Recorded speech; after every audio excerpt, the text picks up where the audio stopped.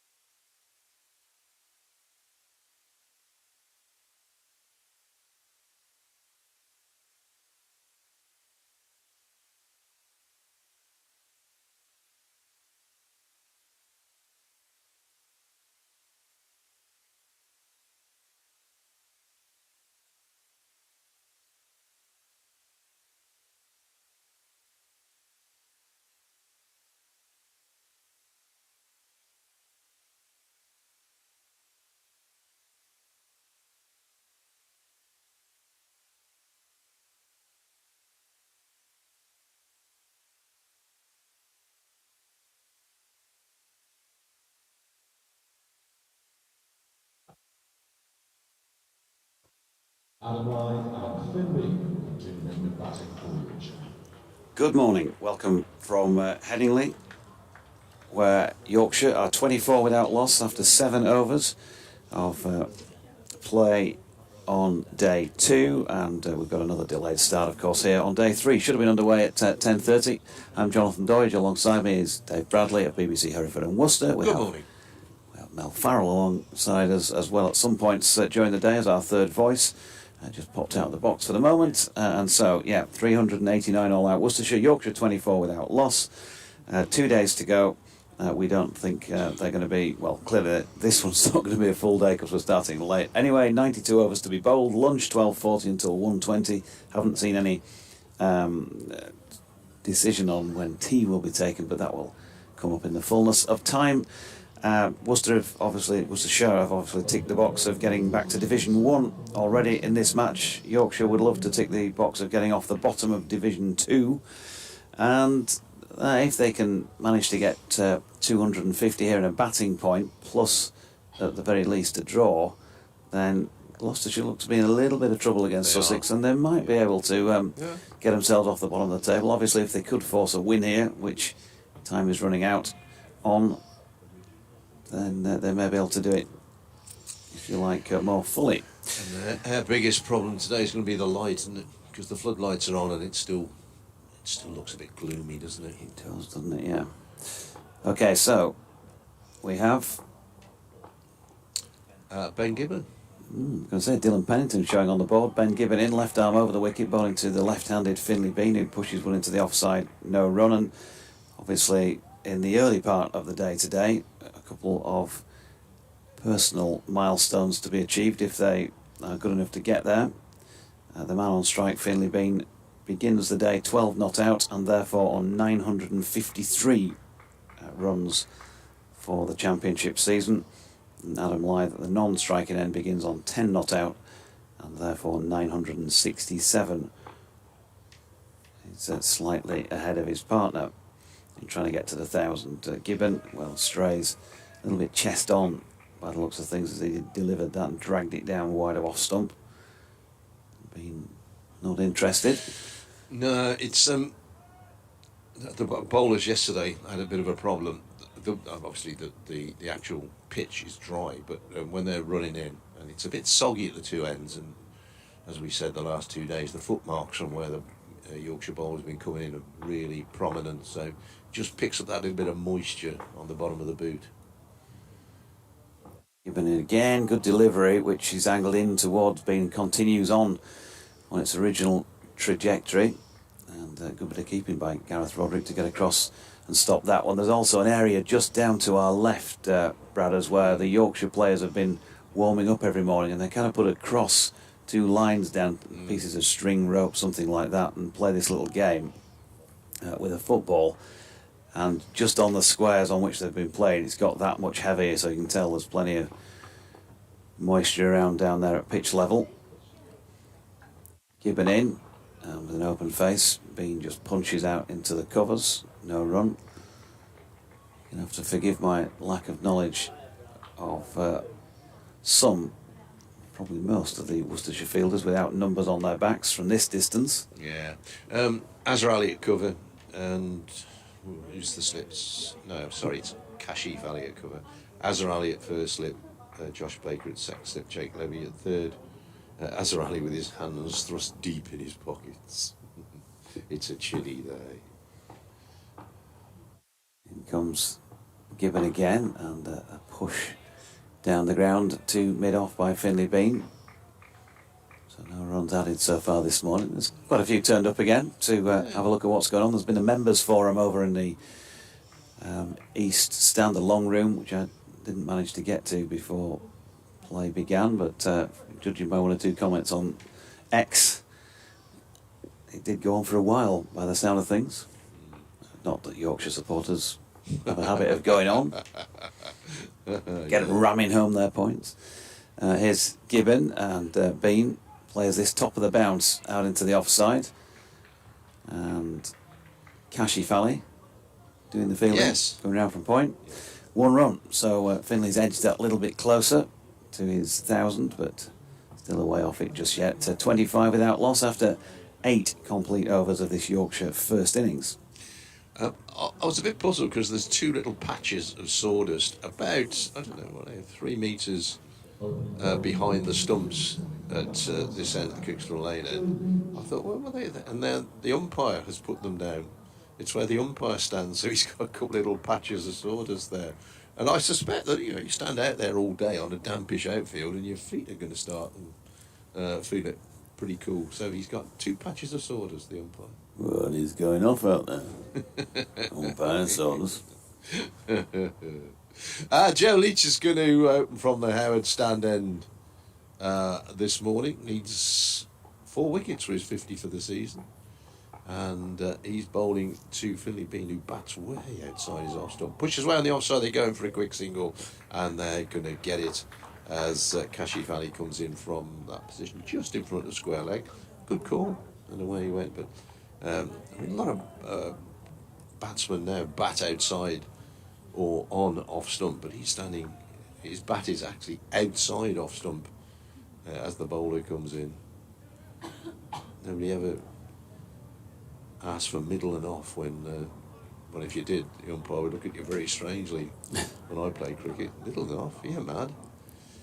26 without loss, Yorkshire. Here's Leach, comes in and bowls, and this is played down the pitch, probably not exactly where he was playing it, Adam Lloyd, but plenty of bat on it, and rather than it looks his bat was pushing towards mid-off, and he emphasises that by repeating the stroke. And it trickles down to skipper D'Oliveira at mid-on.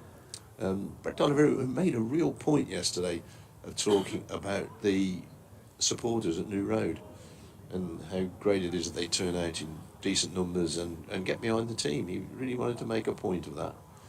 Here's Leach in, opens the face of the bat, runs it down to backward point where Kashif Ali is the fielder, goes down on his knees and comes up with a couple of nice muddy marks on his whites. It really is a, what's the word, a damp scene, I suppose, would be a good word to describe it without looking for a big word. It's damp this morning. Just we've got 3 slips, point, shortish extra cover, mid-off, mid-on, mid-wicket, fine leg, and it's mid-on D'Oliveira who's called into action, goes down, thrusts the long barrier down, in that he goes down on one knee. Away in the distance, the rooftops, certainly into the city of Leeds this morning, are looking a bit, they're a bit misty. They're not clear, and even further away they're looking very indistinct. Leach rumbles in again, and this time was that a chance? There's a shout of catch. It goes to third slip Libby, who goes down to his left. I'm not sure that carried. We might get a replay.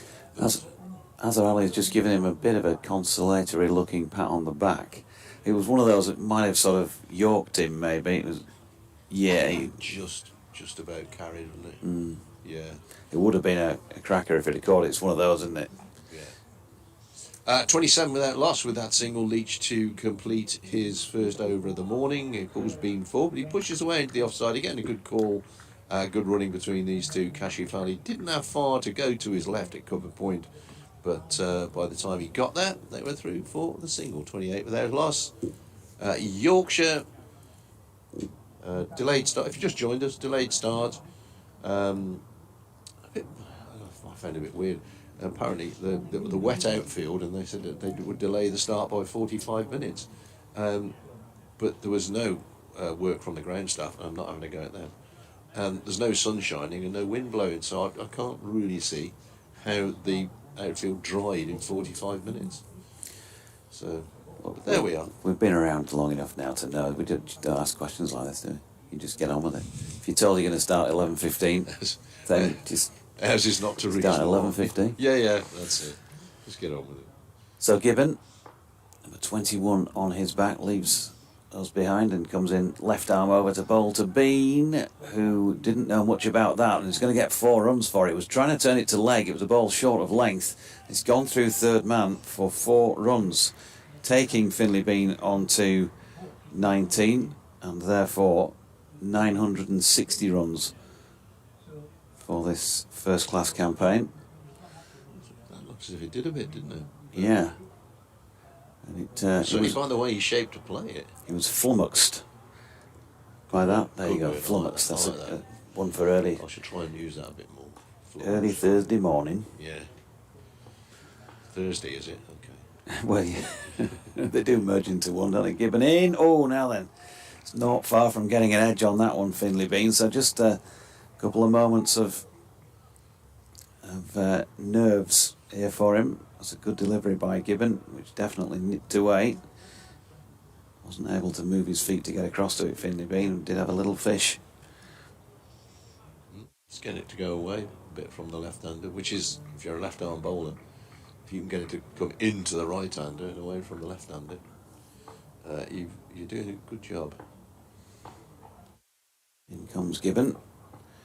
And a little punch off the back foot, square to Kashi Valley by Bean, no run. Speaking of fish, outside off stump, Matthew Fisher yesterday bumped into him down in the lift, asking how he was, because of course he's been playing more often this season, but has now missed the last 3 championship games, and he said he was very close to playing in this match, but I guess when you got to this stage of the season, there is nothing really to play for. What is the point in risking further? He's hoping for an England Lions tour during the winter. As Bean from the crease punches back down the pitch to the bowler. What was his injury? Just a little side strain, apparently. The thing is, if you've got a muscle strain and you go out on a day like today, I think every Worcestershire player, apart from the bowlers, has got a sweater on. It's, if ever you're going to strain a muscle or pull a muscle, it's a day like today. There's no warmth in the atmosphere. I'm not sure what the temperature is today, but it ain't very high. Gibbon is in. Oof, dear me, that's a tight leave by Finley Bean, who's his judgment's been brought into question here. He's receiving a little bit of an examination from Ben Gibbon. There's been a leading edge for 4 down to third man that he was trying to play through the onside. He's been beaten by one that's nipped away, and yeah, it's a very good judgment of either line or length. They felt like it went over the top of off stump. It did. Yeah, there was a lot of oohs and ahs from the fielders. Not that that's unusual. Here's Gibbon again, final ball of the over, wide of off stump this time. The easiest leave of the over, so another one complete. That's 3 this morning. Yorkshire have moved on from 24 without loss to 32 without loss. Lythe on 11, adding 1 to his overnight score, and Bean adding 7 to become 19 not out. Good over that from Ben Gibbon. As we say, tested the batsman 2 or 3 times. So the left arm, which gets a bit of swing, and you'd imagine it's going to swing a little bit this morning. It's a new-ish ball. Only overs we had with this one. This is only the 11th being bowled by Joe Leach, so you'd imagine there'd be a little bit of movement in it. Leach to bowl from the Howard stand end. And it's Adam Lythe who awaits this delivery, turns it away on the onside, straight to mid-wicket where Gibbon is the fielder. I'll have to do a couple of balls of this one. I'll have to go and talk to other people who need to know what's going on.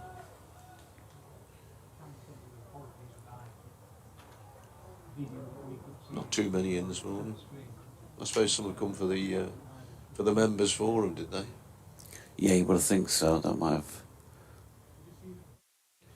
have. Leach in bowls. Leach has got him.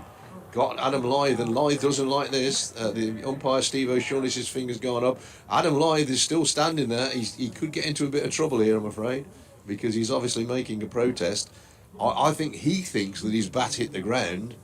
There was a huge appeal from the Worcestershire fielders. I'm not sure if Joe Leach went up, but Adam Lythe is walking off, and well, putting it plainly, he's not very happy. Leach does actually go up, put his finger up. Steve O'Shaughnessy's finger comes up. Well, if he didn't hit it, it went a long way after it pitched. But, he's destroyed. He's destroyed.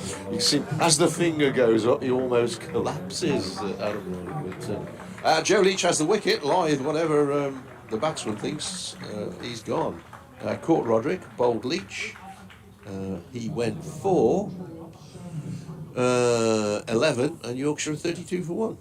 And I'll go and do something else. Yeah, Adam Lyth then won't get to his 1,000 in this innings, and maybe, who knows what with what time we've got left in the game, might not get the opportunity to get there before the season is over. He's certainly not happy at all with the decision.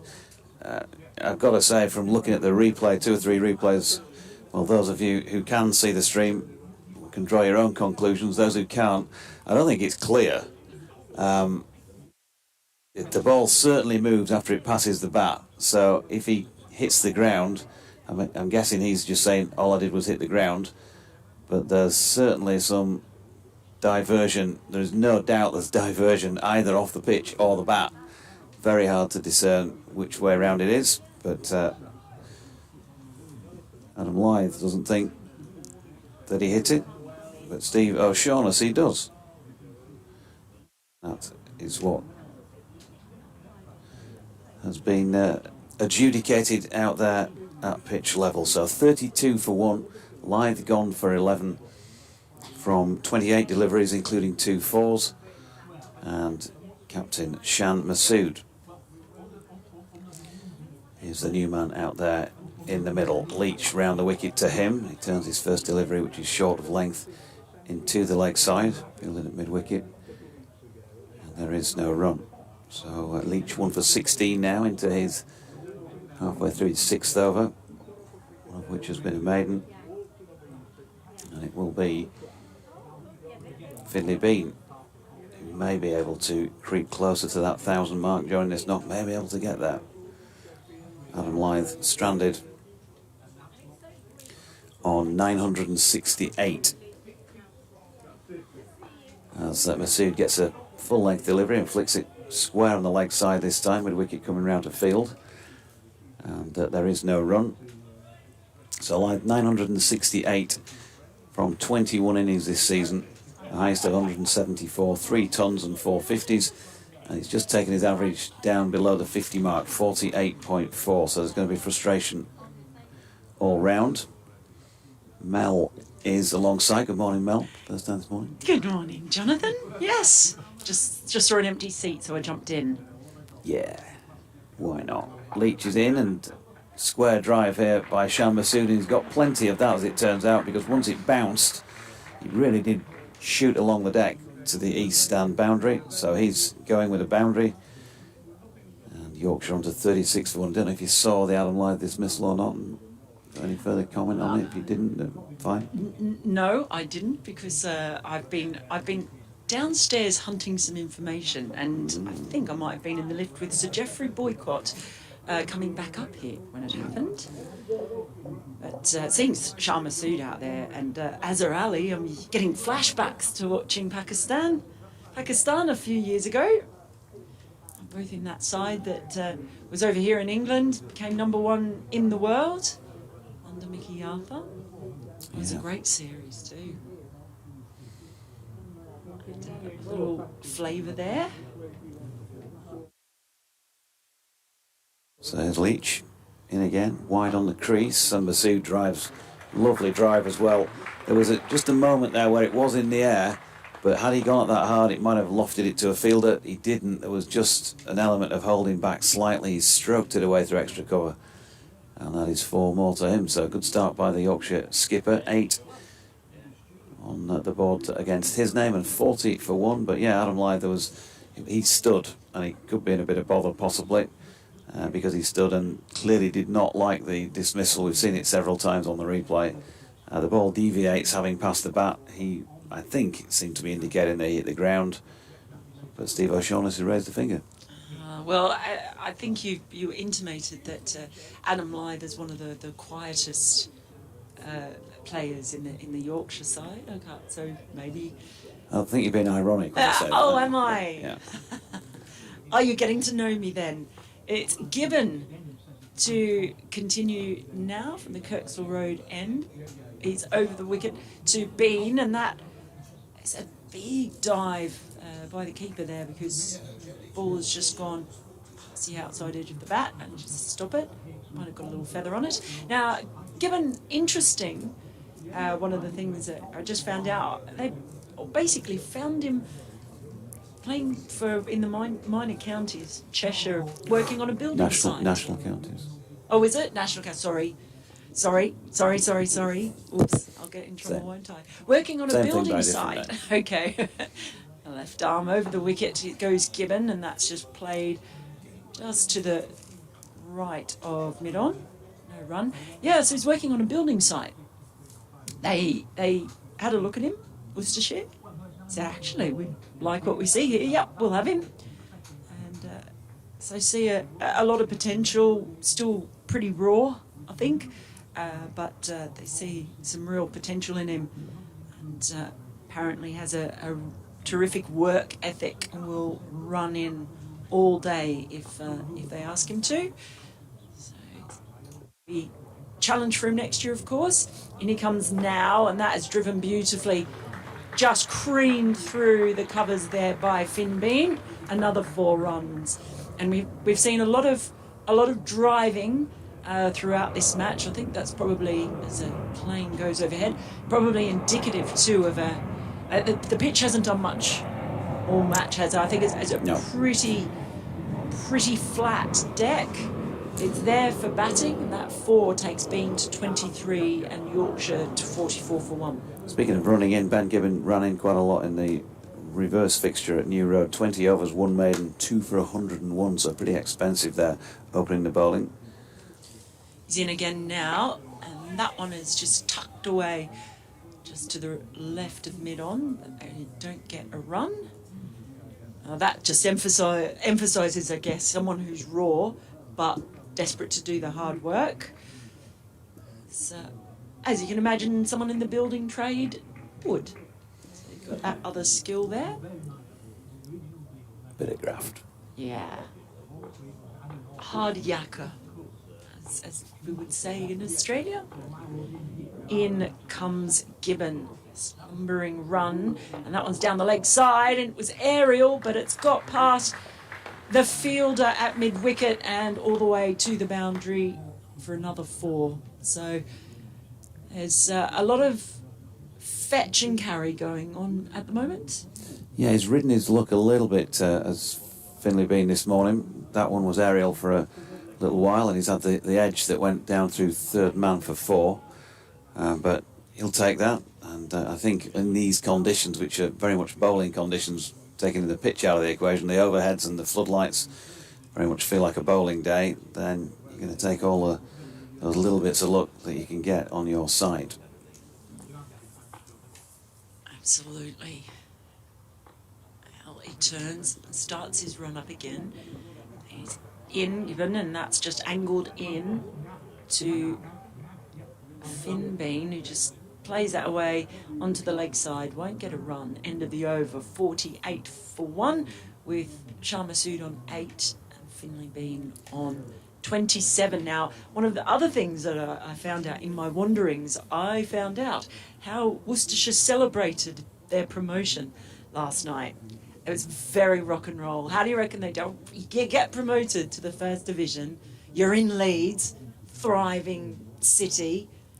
How do you reckon you celebrate? A walk around Roundhead Park before it got dark. A cup of tea. No. And an early night. No, they went electric shuffleboarding. Oh, as you do, yeah. What? Here's Leach bowling to Massoud, who flicks it through mid-wicket. And he's certainly timing it well. Shan Massoud is going to pick up another 3 here, so raced along to 11 since he went out there. The score now passes 50, 51 for 1, so they've added 19 in precisely 2 overs since the wicket was taken. I had to have it explained to me what shuffleboarding was, because I've never encountered shuffleboarding. And? Do you know what it is? No, Oh. I'm clueless on that front. I'm clueless on most fronts, to be fair. Well, it was sort of described to me as it's a little bit like curling, but on, I guess, like a little table. Oh, yes, I've seen that in action, yes. Here's Leach bowling to Bean, who punches it up to mid-on, no run. Yeah, is that what it's called? Shuffleboarding, yeah. Yes, it's a bit like curling, but Yeah. it's very much a touch thing where Right. you've got to sort of, you've got the So puck. you barely sort of move the puck and it seems to go forever down. Yeah. Yeah. And if you think you go like that, it's just going to go bang into the far end, a little nudge, and it's too firm, isn't it? Yeah, so you can just imagine here, Joe Leach with a delicate touch as he nudges the shuffleboard puck. Yeah, Joe Leach in. Delicate touch there by Finley Bean, though, to mid-on. No run. So yes, very rock and roll. Actually, someone said to me that's probably the most Worcestershire thing ever. Yeah. we can check with Bradders on that. But that's a nice thing, isn't it? Nice way to spend an evening. Around the country in the last couple of weeks, the leagues will have been coming to their conclusions, and teams will have been winning, and lads, let's go for a massive night out on the shuffleboard. Yeah.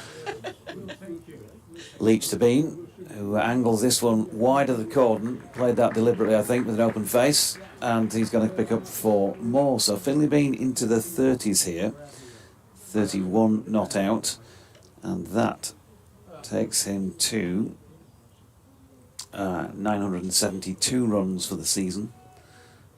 Closing in. He is edging his way closer. Oh, he played that shot really well too. Just a nice little guide. Comes Leach again, and Bean full length delivery, turned once more up to mid-on. No run. Ringfield, as you might imagine, still attacking here with 3 slips in place. There's a long leg, doing a few stretches. It's much more about coats and hats today, isn't it? There's a bit of hats on, not for sun protection, but for warmth. Keep the heating on the head. It's very cold out there, and I really didn't come dressed for it. Leach in again, and Bean punches into the covers. Good diving stop to complete that over. 13 now gone in this Yorkshire first innings. They're 334 runs behind at 55 for 1. One thing I've often talked about on commentaries, Mel, is when you look around the ground, sort of humanity is a social, generally speaking, we're social animals, aren't we? And yet you'll see somebody on their own and they'll go and sit in a corner. Why do they choose 4 rows down and 3 rows across? Because I don't think they're allocated seats. Who chooses to sit? And then there's a couple of people want to have a chat, so they're having a chinwag together, and there's one guy sitting one seat in from the aisle, 3 rows down. If you're listening, give us a wave. Nothing. Yeah, Oh, nothing. it might be 30 seconds time, because of course he'll be listening behind time, won't he? We'll keep an eye on him. There's one gentleman at Edgbaston who sits in the Hollies stand in Bay 25, the same seat every time, only in championship matches. Even when it's raining, until it's called off, he will still be sitting there. We sort of became a bit fascinated by him because people send me pictures of the Hollies stand with him sitting there as Gibbon runs in over the wicket, the left armour. That's just played out to mid-wicket, won't get a run. So, some people always like to be in the same seat because they kind of There get he is. used to the view. Yep, there we are, zoning in on it. And they get used to the view they want the knowledge of, well, from here it looked like, and whatever happens out there in the middle, they've got the same view of every delivery. And other people, I mean, I don't know about you, are you a walker around the ground when you're at a cricket match? Are you like a fixed position? Well, I'm always in the press box. I haven't sat out, really. Isn't that terrible? In comes Gibbon. Oh, that's a wide one down the leg side. But Wild. if you just went to a local club game back home or something like that, if you were at a club ground, would you be one for a wander, or would you be one for sitting on the same bench every Saturday? It's just going to be terrible, but I only go to cricket when I'm working. Well, no, I don't. Quite often I'll manufacture a reason to go to a game. But quite often, again, I'll be in a press box. I'll go for a wander around the ground, but it's terrible, isn't Yes, and in comes Gibbon. That's off the inside edge of the bat, and it's gone straight to mid on, and they won't get a run. There's a diving stop there by D'Oliveira. That is terrible, isn't it? But in my defence, I spend a lot of days of the year at cricket, and I do go when I don't have to go. But yeah, I'm pampered. There is a bit of pacing up and down that goes on in the press box anyway at times. Isn't there? Oh. But what a Yes. revelation, folks, on the BBC this morning. Melinda Farrell says she doesn't go to cricket when she's not in the press box. Well, You've got to be fully immersed in it. You've got to eat, sleep and drink cricket. well, I've got something else in my defence. I do, actually. In comes Gibbon. Oh, well, there's a little bit of away movement, but that's driven just straight into the covers by Masood, no run. But I love the Oval. And the reason that I love covering cricket at the Oval is that they have an overflow that's outside. So it's just near where the sight screen is, the opposite end of the pavilion, the JM Fin stand. And you actually are sitting outside next to, you've got the punters right next to you. And I love that because I do feel like I'm just sitting at the ground as a punter. So, you know, I'm still a woman of the people. In comes Gibbon over the wicket, just full and driven firmly down to mid-off. No run there. So, yeah, it's just one of those things. I do spend a lot of days of the year at cricket. Remember, I don't do winter. This time next week, I will be sitting in Ahmedabad watching England and New Zealand play. So it's not going to stop from me. There's no wintering well. There's just no winter. That's not a bad thing, though, is it? It could be worse. It's terrible, isn't it? Yes, I'm very lucky, and I know that. Okay, in comes Gibbon. He's just angled that one in again, and it's driven again to mid-off. So another dot ball. He's recovered a bit, Gibbon, after going for a couple of boundaries in his last over. You know, no winter means just putting off those rheumatics and arthritics for an extra couple of years, isn't it? Oh, God, I In a hope few so. years' time. Gee whiz. Don't do that to me. No, it's... Oh, now then. interesting, right? They're looking at the ball.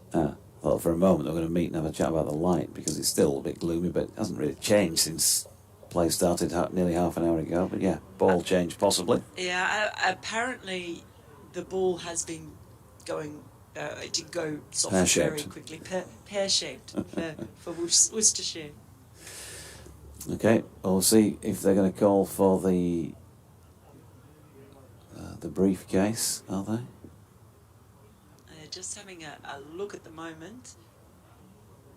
Holding it up. Just checking to see. Yes, there's a jog on to go and get a new ball by the looks of it. Meanwhile, by the way, folks, again, that does matter to Yorkshire in the sense that they're trying to get off the bottom of the table. Sussex, Gloucestershire, they're in play at Hove. Sussex leading by 323 runs with only 3 down in their second innings. So Gloucestershire are going to have a heck of a job to save that game if the weather forecast is okay. I'm not sure what the local sitch is down there. No play before lunch in the match between Durham and Leicestershire. The latter 96 for 6. So of course they began this week with very, very slim hopes of eclipsing Worcestershire and getting up into Division 1. All those hopes have ebbed away. They're chasing 457 for 8. That's just a first innings score posted by Durham. Northampton, the hosts, 369 all out. Essex actually in a bit of trouble at 165 for 6. So having been relegated, Northamptonshire have played a good bit of cricket the last week or two. Lancashire 327 all out. Kent 414 for 6. So they, at this moment in time, got the slight upper hand in that match and could therefore save their first division status. Trying to find a Middlesex score. There we are. Middlesex 366 all out. Nottinghamshire 153 for 2. And so that's going to be slide rule stuff. The way things are going between Middlesex and Kent could come down to bonus points, that sort of thing. Interesting. It's always fascinating. I do love this. I confess I'm always a bit bamboozled by everything that's going on when it comes to the end of the championship. Here we are, new ball for Gibbon. It's in, and well, that one's done a little bit more already. It's ended up just squirting out to the offside, but Masood does get a run, but there was all suddenly a bit of excitement with that ball. But Shan Masood is running between the wickets. He's what can only be described as interesting. I think we've seen that in the matches he's played for Yorkshire this season. He gets it right a lot of the time, but there's often a fair element of risk involved, and there have been a couple of incidents. There was one particularly bad one with George Hill at Chesterfield a couple of months back, and Finley Bean, who's obviously dead set and desperate to get to that 1,000 runs to tick that box. I guess for a moment when Shan called him for the single there, he probably thought, what? And then just legged it as fast as he could. So 58 for 1. Joe Leach has the ball back in his hand, and Masood is on strike on 12. Yorkshire going at 4.14 and over here. Leach is in.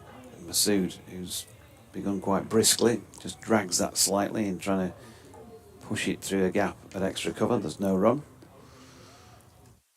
Run a ball, or he was run a ball, 12 off 13. It has looked pretty sprightly. I mean, I do think conditions here are particularly conducive to batting. So Kashif was saying his best pitch he's ever batted on. So made that 93, was it? Terrific innings. Leach to Masood, who flicks that to mid-wicket. No run. Yeah, I'm going to have words with the groundsman, excuse me, Richard Robinson, at some point during this winter, and see what I can do with the pitches here, because they're just too good. And he did say, actually, at the start of the season, he's a Yorkshireman, and he'd love to see the county do well, and he'd kind of prepare pitches that he was asked to prepare, I think. I'm not sure one or two of these would have been asked for, because they've been like roads, and certainly the bowlers wouldn't be asking for him anyway. But been doing a grand job in his first year as head groundsman. He and the team, all hands on deck. A lot this year with the weather as it's been. A dot ball there as Masood pushes into the offside, and of course he got big raps, as you guys from down under say, for the pitch that he prepared for the Test match, which was it was a great match, wasn't it? Well, it was a great match. I was actually going to ask you, is this pitch that they're playing on, is this the same one from the Test? It looks it's very right in the middle. It will be either this one or the one just immediately to the right of it, yeah, because of the white screen behind it. So we know it's going to be roughly one or the other. I can't remember. Might be the one to the right, actually. That looks like it might be the most central one, to be fair. But yeah, it was. That Test match here was outstanding. And I'm lucky enough that I was here in 2019 as well. And I mean, it's funny, that final day, the Sunday in 2019, is the best day I've ever experienced at a cricket match. And yet, actually, the Test this year was probably overall a better Test. It was just, that was the most incredible day. There's a dot ball there, and Leach is in again to Masood, who pushes to mid-on. And there is no run. Yeah, I was because of doing this job, I was here for the first day of both those Test matches.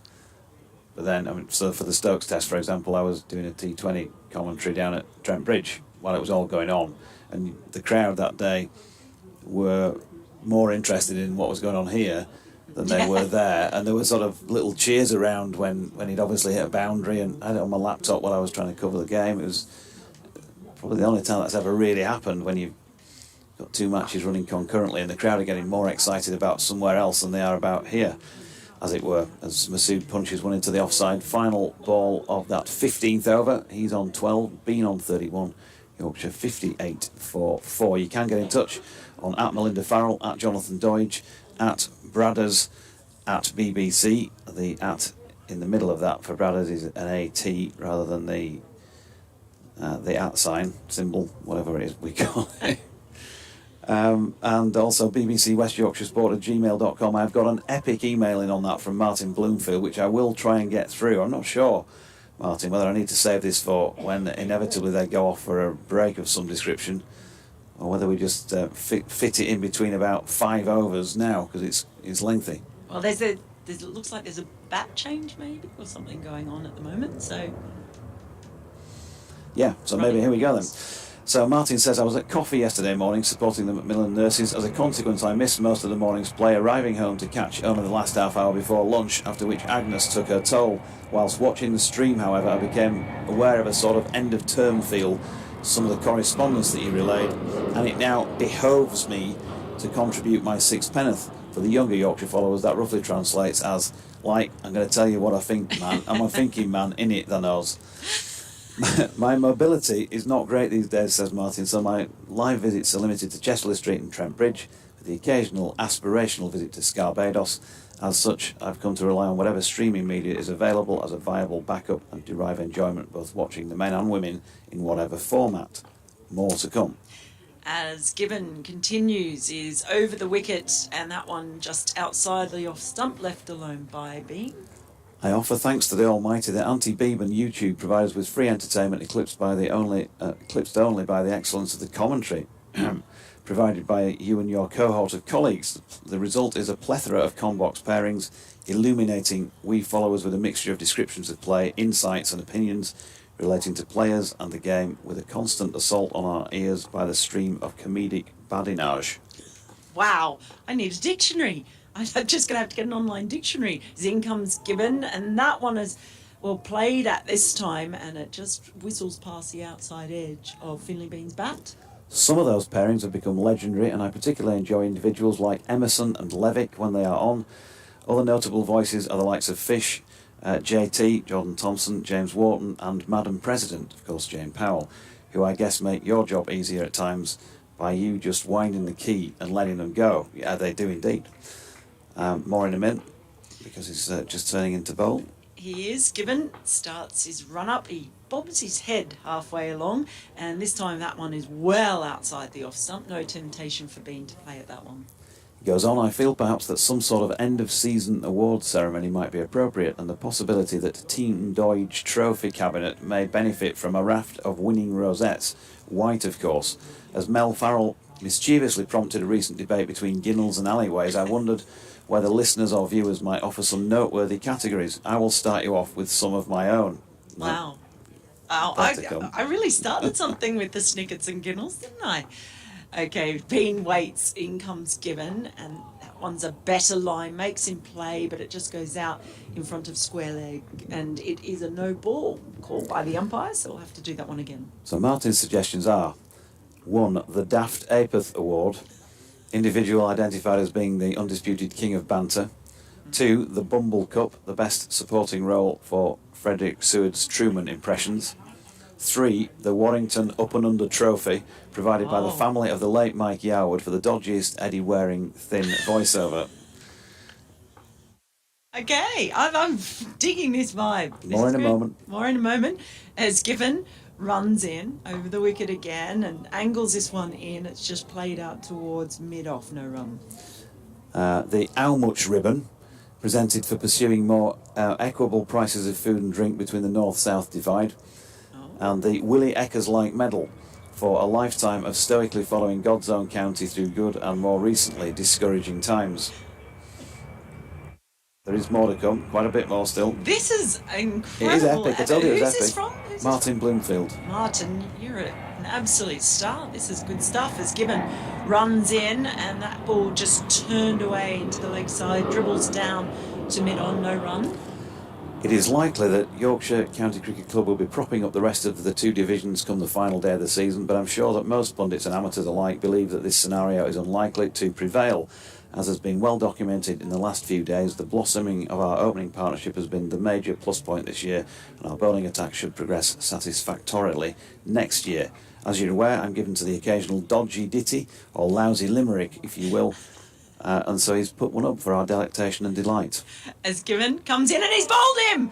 The stumps go flying, he's pegged back, the off stump, and that is a second wicket to fall for Yorkshire. Bean just played a miss, did him beautifully, did Gibbon. He's worked hard, he's been a bit expensive at times, but he has made the breakthrough for Worcestershire. 60 for 2. Finley Bean departs for 31, seeing his stumps pegged back. So that's good bowling from Gibbon. Nothing you like more to see if you're a fan of fast bowling than seeing a stump ripped out of the ground like that. But not if you are Finley Bean. I don't think he got an inside edge on it. I think he's just beaten him through the gate, hasn't it? Looked and looked on the replays, but don't think he got a tickle on it. It's one of those sort of deliveries that felt like he might have just have done and cannoned it onto his stumps, but I think it's just nipped back on him and gone through the gate. So 31 off 53. Was that actually middle stump that it?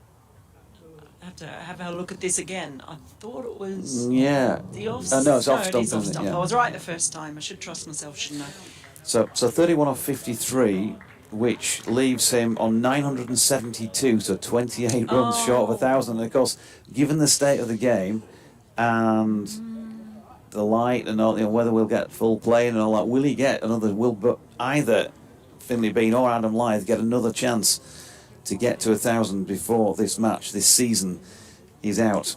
We shall see. James Wharton, the new man, in, and that was the final ball of Gibbons over, 1 for 18 off 5 for him. So, Mel, before we get on the minutes over, here's the dodgy ditty, here's the lousy limerick from Martin. It's a trait that I learned from my dad, who would joke when things just got too bad. So I learned how to scan, I salute the old man, and I've done it since nobbed a lad.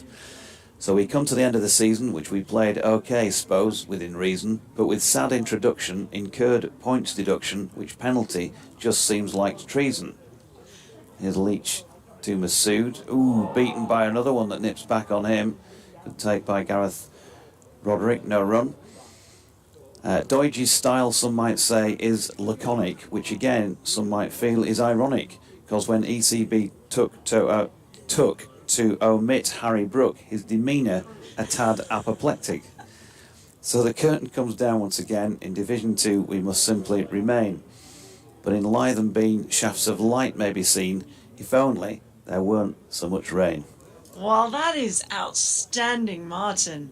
Wow. Leach to Masood, who's flicking square on the leg side, and will get 2 for this one to take him on to 14, and he scored a 60 for 2. He finishes by saying, roll on April 2024, by which time England may well have won the World Cup with the likes of Bairstow, Milan, Root, Brook et al. It's a bit incongruous that being at the foot of the lower division, we find ourselves providing the first 4 batters in the senior squad. All the best, see you next year, Martin. That is an epic. Thanks for all your correspondence in 2023. Make no apologies for reading the full Monty out there, because you took a lot of time and effort to put in some great entertainment as well as good points, as Masood punches one back to Leach and there's no run. I'd like to meet Martin. Anyone who puts in so much effort to something like that, I reckon would be pretty entertaining, and a very good poet as well. Yeah. Terrific effort. Thank you for that, Martin. Man of words. Dean in Donny says thanks for all the commentaries this season. Thanks for all fellow commentators and all those working hard in the background. Better get this in now in case of rain. Who's working hard in the background? I don't know anybody. We don't have anybody. This is not Test Match Special. You come in on a morning, you dial up with your own kit, and you make do. As Leach is in and Masood punches up to mid-off, and there's no run. In fact, last year when Yorkshire got to the to finals day for the T20, it was really weird, because I was trying to set up, and we were trying to get 3 of us on the microphone. David Townsend, myself, and Matthew Fisher, who wasn't playing, was going to commentate with us for the day, but because there's only 3 mic connections, couldn't get the 3 of us on and have some sound effects. And somebody walked in the back of the box and said, anything I can do for you? And I was sort of scratching my head saying, like what? Get us a coffee?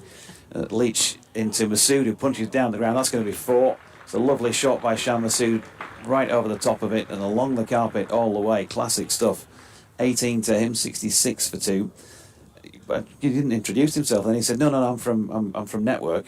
We're here doing the match for Test Match Special. Is there anything I can help you with?" So I said, "Well, yeah, if you've got a kit that's got 4 mic connections on it, fantastic." And he said, "Oh yeah, no problem."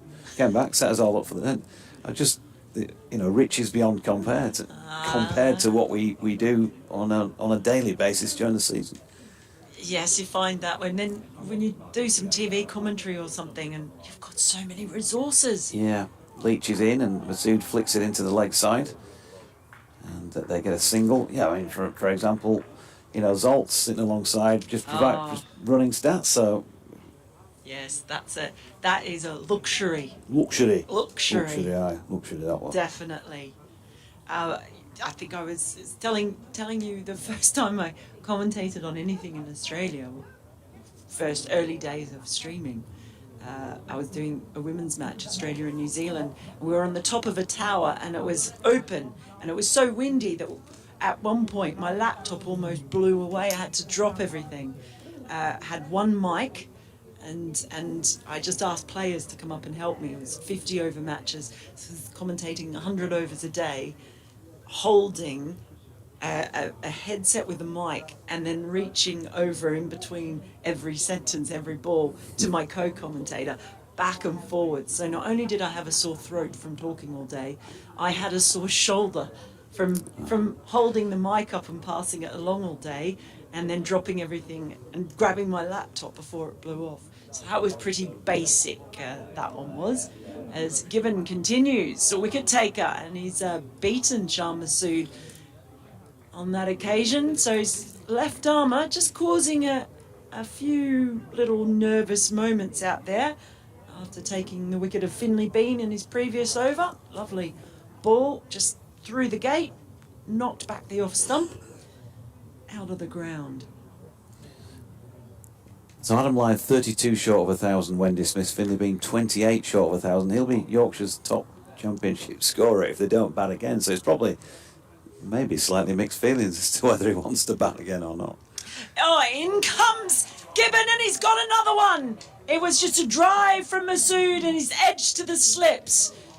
So Gibbon, the left armour, is causing all sorts of headaches for Yorkshire this morning. They lose their third wicket, 67 for 3, and it's that of Shah Massoud, who departs for 19. Who's looking really good, but boy, has Gibbon made an impact with his spell. Yeah, Josh Baker, the man at second slip, taking the catch. And he did drive pretty firmly at that, didn't he? He wasn't going to hang around today for some reason. Shah Massoud, he was out there, was positive from the gun, 3 fours. But 67 for 3. They're wanting to get to that minimum 250 for a batting point. And we're hoping for a draw. And there's obviously, it's not a done deal in terms of anything result-wise here at this moment in time. A long time to go, but he was out there for a good time, not a long time, wasn't he, Shah Massoud?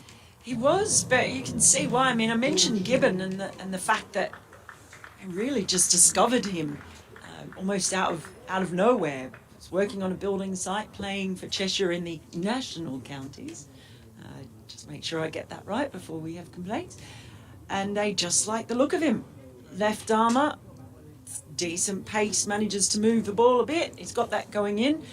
And to pick up the scalp of someone with the experience of Shah Massoud, you can see why Worcestershire are quite excited about him. Always good to see a left armour. Well, we all love left armours, don't we? You're going to abandon I'll me? Nip out. Abandon. Luckily, even though you're abandoning me, it's lovely to know that Bradders is coming in. As we see, George Hill is a new batter at the crease for Yorkshire, having lost their third wicket, that of Shah Massoud. And Gibbon, well, he's still got 4 balls left in his over. He's 2 for 18 at the moment. It's been great work from him this morning. He's in over the wicket to the right-handed Hill, so we've got left arm to right arm, and he just angles that one across, and it's left alone by Hill, straight through to Roderick.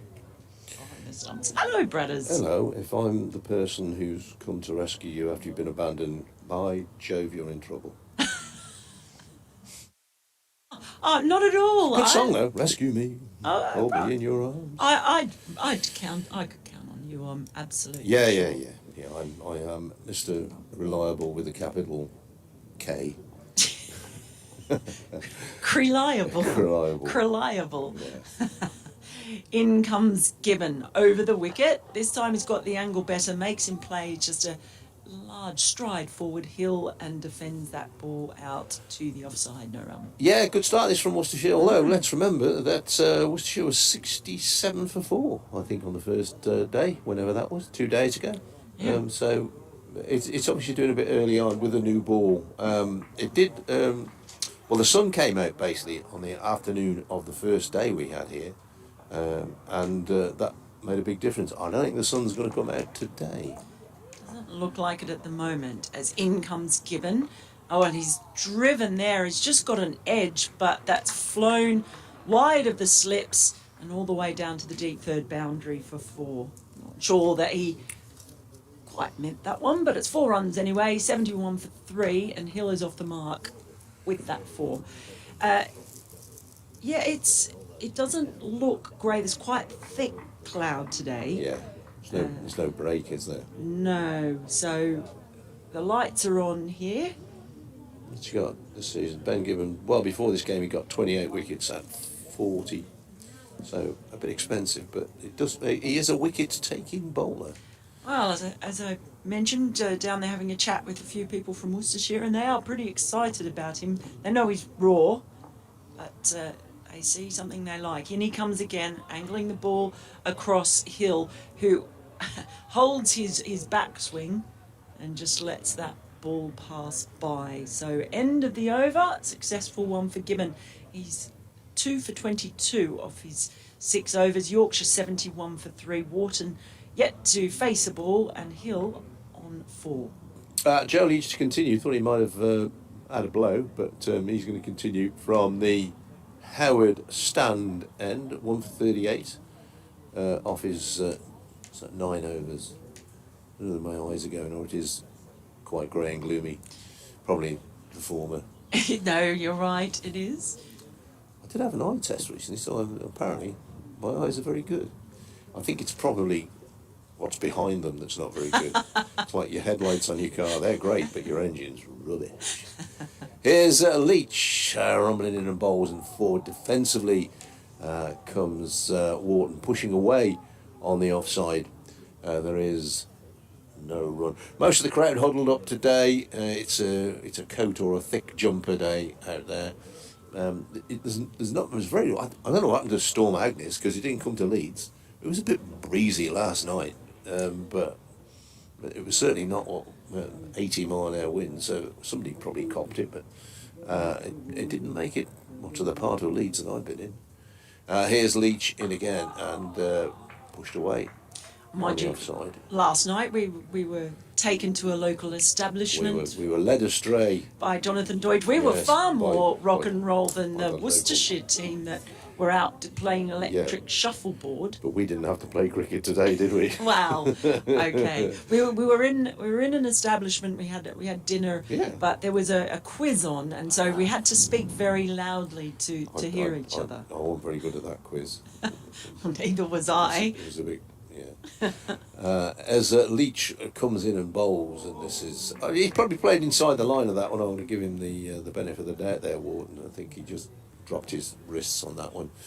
The music round, there was nothing by Beatles, the Stones, or anybody like that. So I just didn't partake in that. It wasn't really all bad. There weren't enough cricket questions either. It was a bit like watching University Challenge, which millions of people watch but have no idea what's going on. Like they don't know what the questions are, never mind the answers.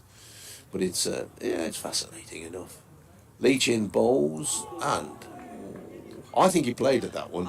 You're not going to get the benefit of my doubt, Mr. Wharton, on this occasion. I think you had a little dibbly dabbly at that one. But well bowled. He's got quite a challenging line. He's making him play, or at least think about it. Yeah, he's on 47 wickets now, Joe Leach. He'd love to get to 50, but as with Lyth and Bean, can they get their 1,000 runs? It just depends how much time we have left in this game, or what the teams decide the game will be tomorrow. Leach is in bowls again, and no, he definitely had to go with that one. There's not even a bit of debate on that one. Definitely played.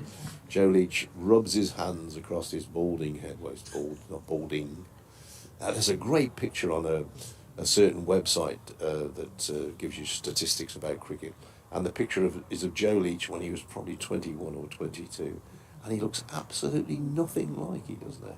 If you put him in a lineup and said, "Okay, pick," there's 8 pictures. Which one? You would not know which one was Joe Leach. That's the one. You got it there. Here's Leach in again. This one is wide of the off stump, and the batsman allows it to go through into the gloves of the wicketkeeper. Good over that by Joe Leach. He has bowled 10 overs and taken 1 for 38. Yorkshire 71 for 3. If you've not been with us, Lyth caught Roderick, bowled Leach for 11. Bean bowled Gibbon for 31. Masood caught Baker, bowled Gibbon for 19. The wickets that have fallen, and Gibbon continuing. Yeah, he's been terrific today. Those 2 wickets. He's There's a fun to watch. the stream of the game is showing the huddled crowd. Rugged up, They definitely are, rugged up. yeah. I do have a thin hoodie, but the only I should have brought my hoodie, the only sort of one that I've really got, and I had to buy it when I was at New Road. At this, when I first came over here, is Gibbon. He's in left arm over the wicket, and that is driven straight back past the bowler. Lovely on drive from Hill.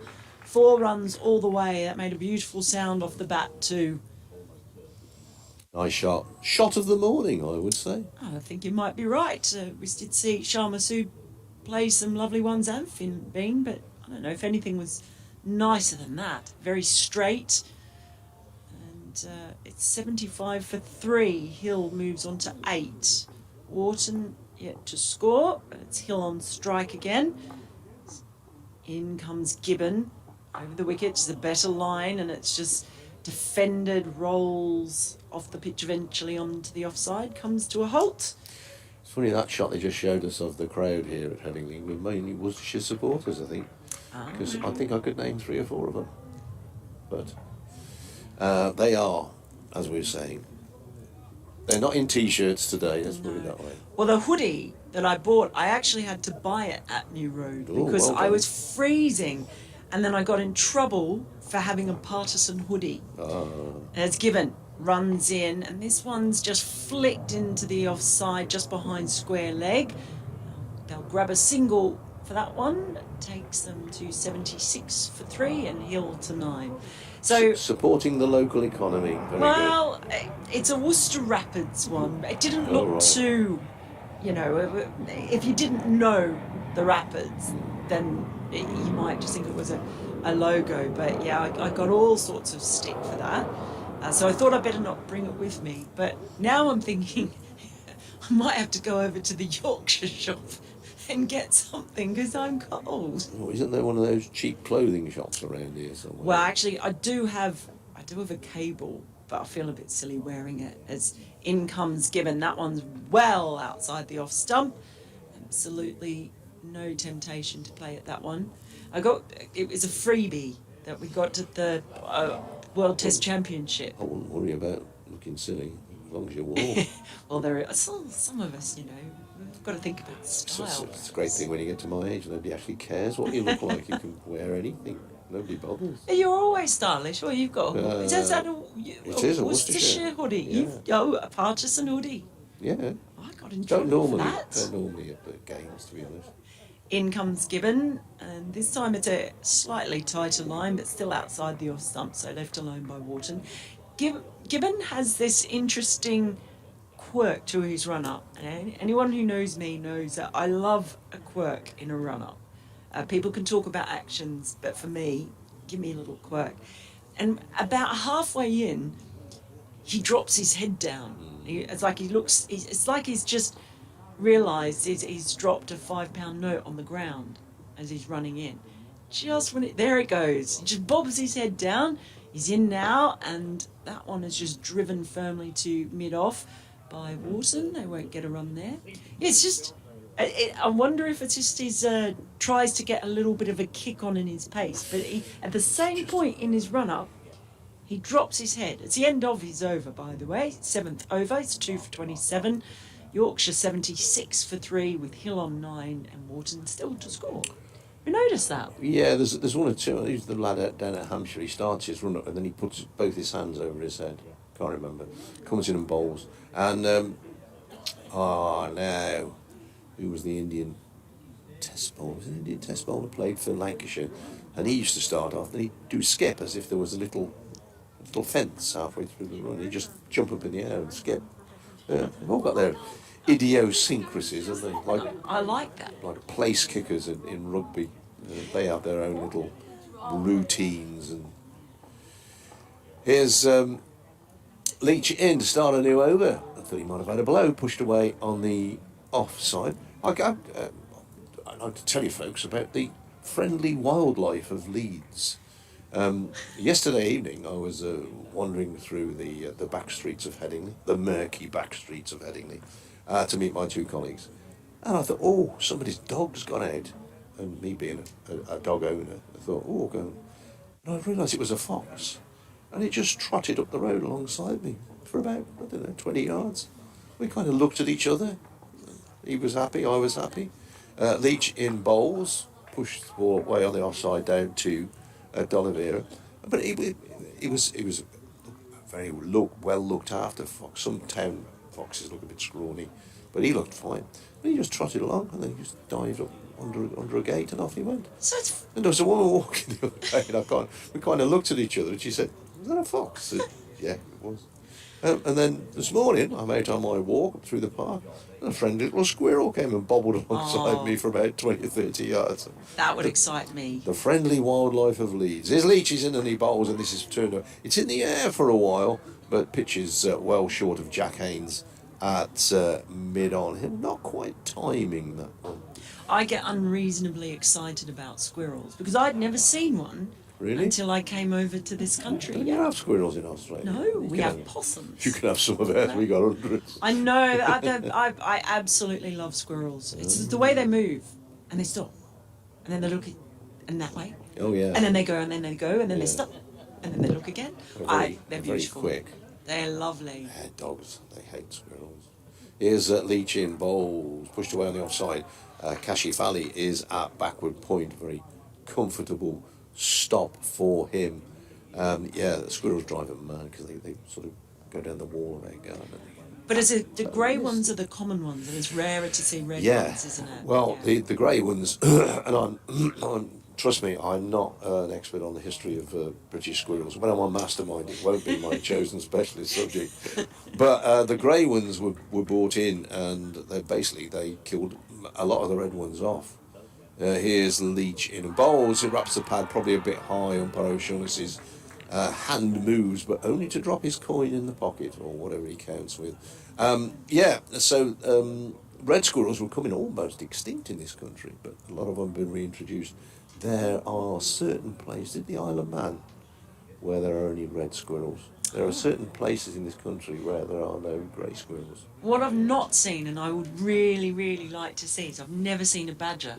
All right. Never. Yeah. And Need to be that's. out and about. They're sort of nocturnal most of the time. I'd love to see a badger. Here's the next ball, which is away in the air for quite a while. Played that a long way from his body, but down to the boundary at third man. 4-4. Hill has 13, Wharton yet to get off the mark, and Yorkshire are 84-3, and we are going to see the first bowling change of the morning. Dylan Pennington coming on from the Kirkstall Lane end.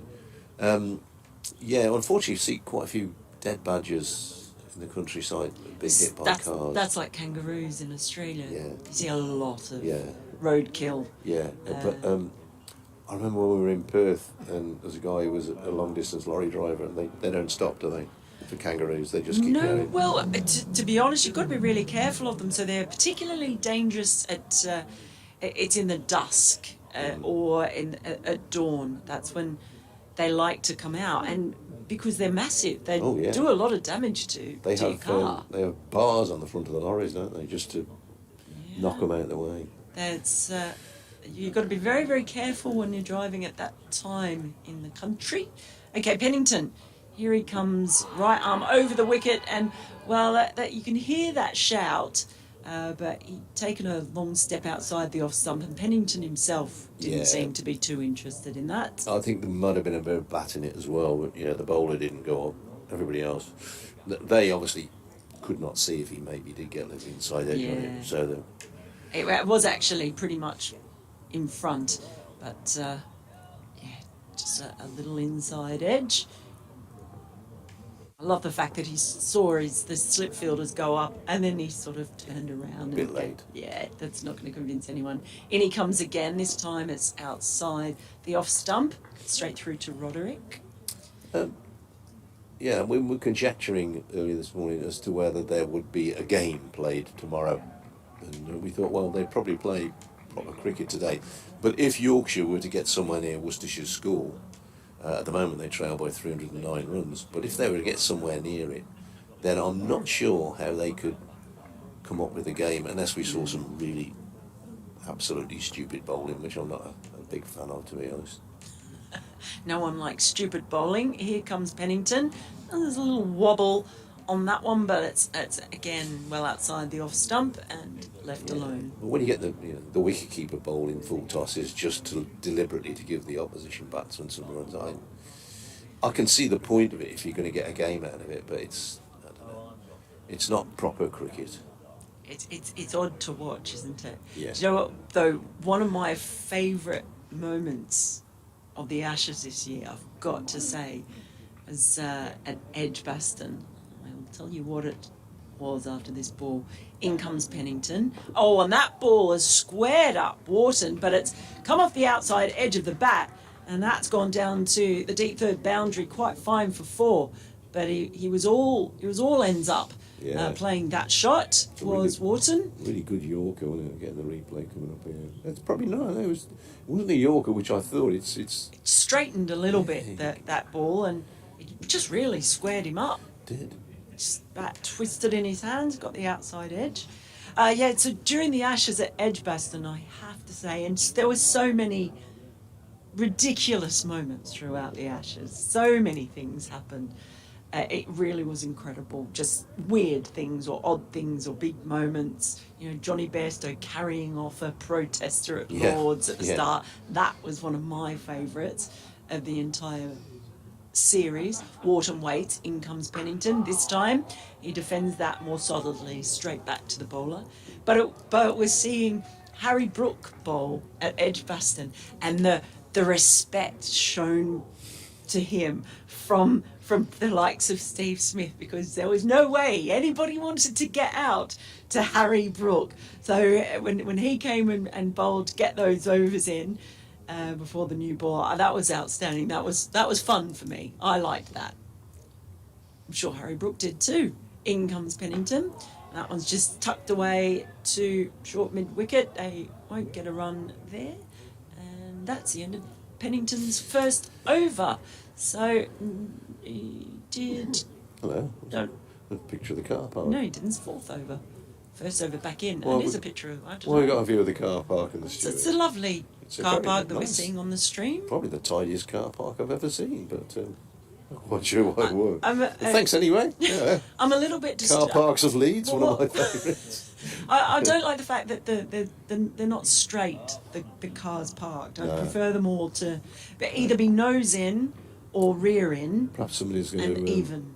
because there are some very strange calendars that are produced, aren't there? There's a guy who produced the roundabouts of Redditch and weird things like that. So maybe the car parks of Leeds. Ben Allison's going to have a bowl.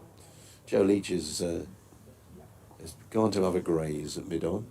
So Allison from Howard stand end races in and bowls, and initially off the back foot, but coming forward and playing the ball out on the offside.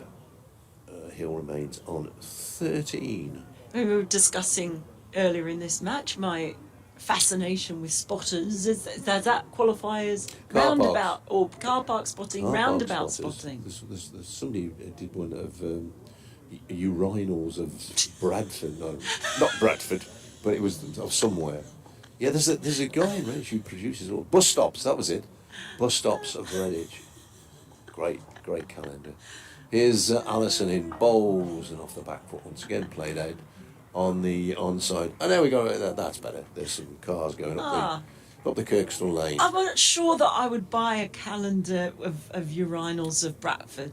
I don't think it was Bradford, but it was something like that.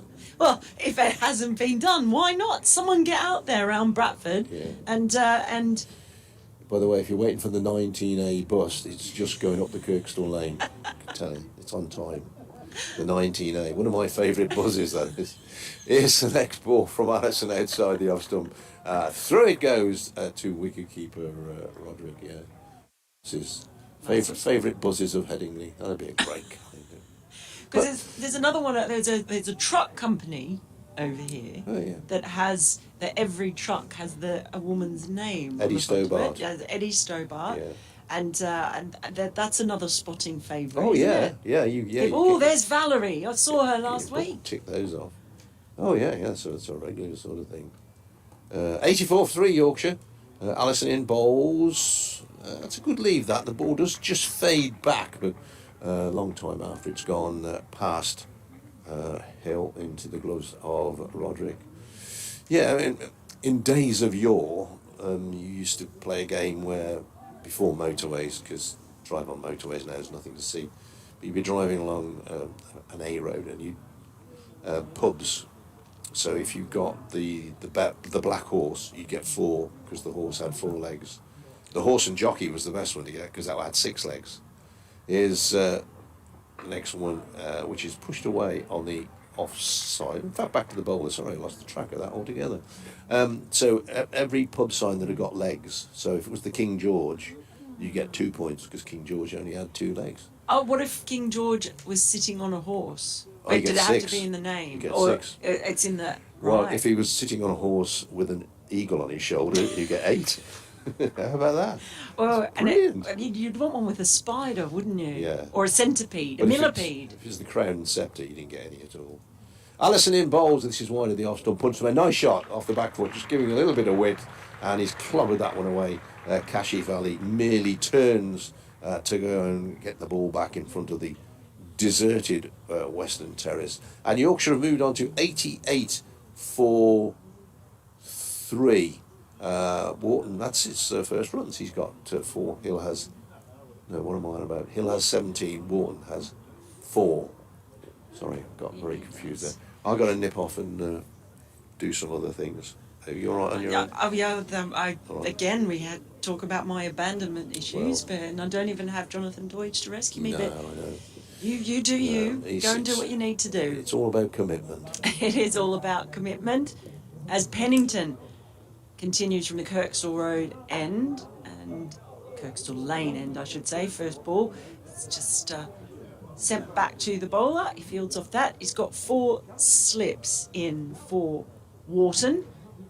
He's also got fielded just back, slightly backward of point. Mid off, mid on, mid wicket. And there is a fielder down at long leg rather than fine leg. It's the only fielder out, I think. Can't see anyone else. No. It's a bit of a slip stay. Certainly at this stage. In comes Pennington, and that one is just straight down the leg side, and he's clipped that one down through mid-wicket. 4 runs for Wharton. He's on 8 now, and all of his runs have come off boundaries. He's hit 2 4s.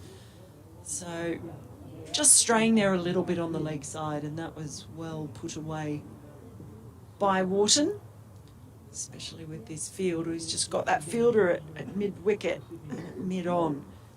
And he just placed it between those two perfectly. Pennington starts his run-up. He's in over the wicket, and that's come on to Wharton very quickly, but he's jammed his bat down and just sent that one rolling back towards the bowler.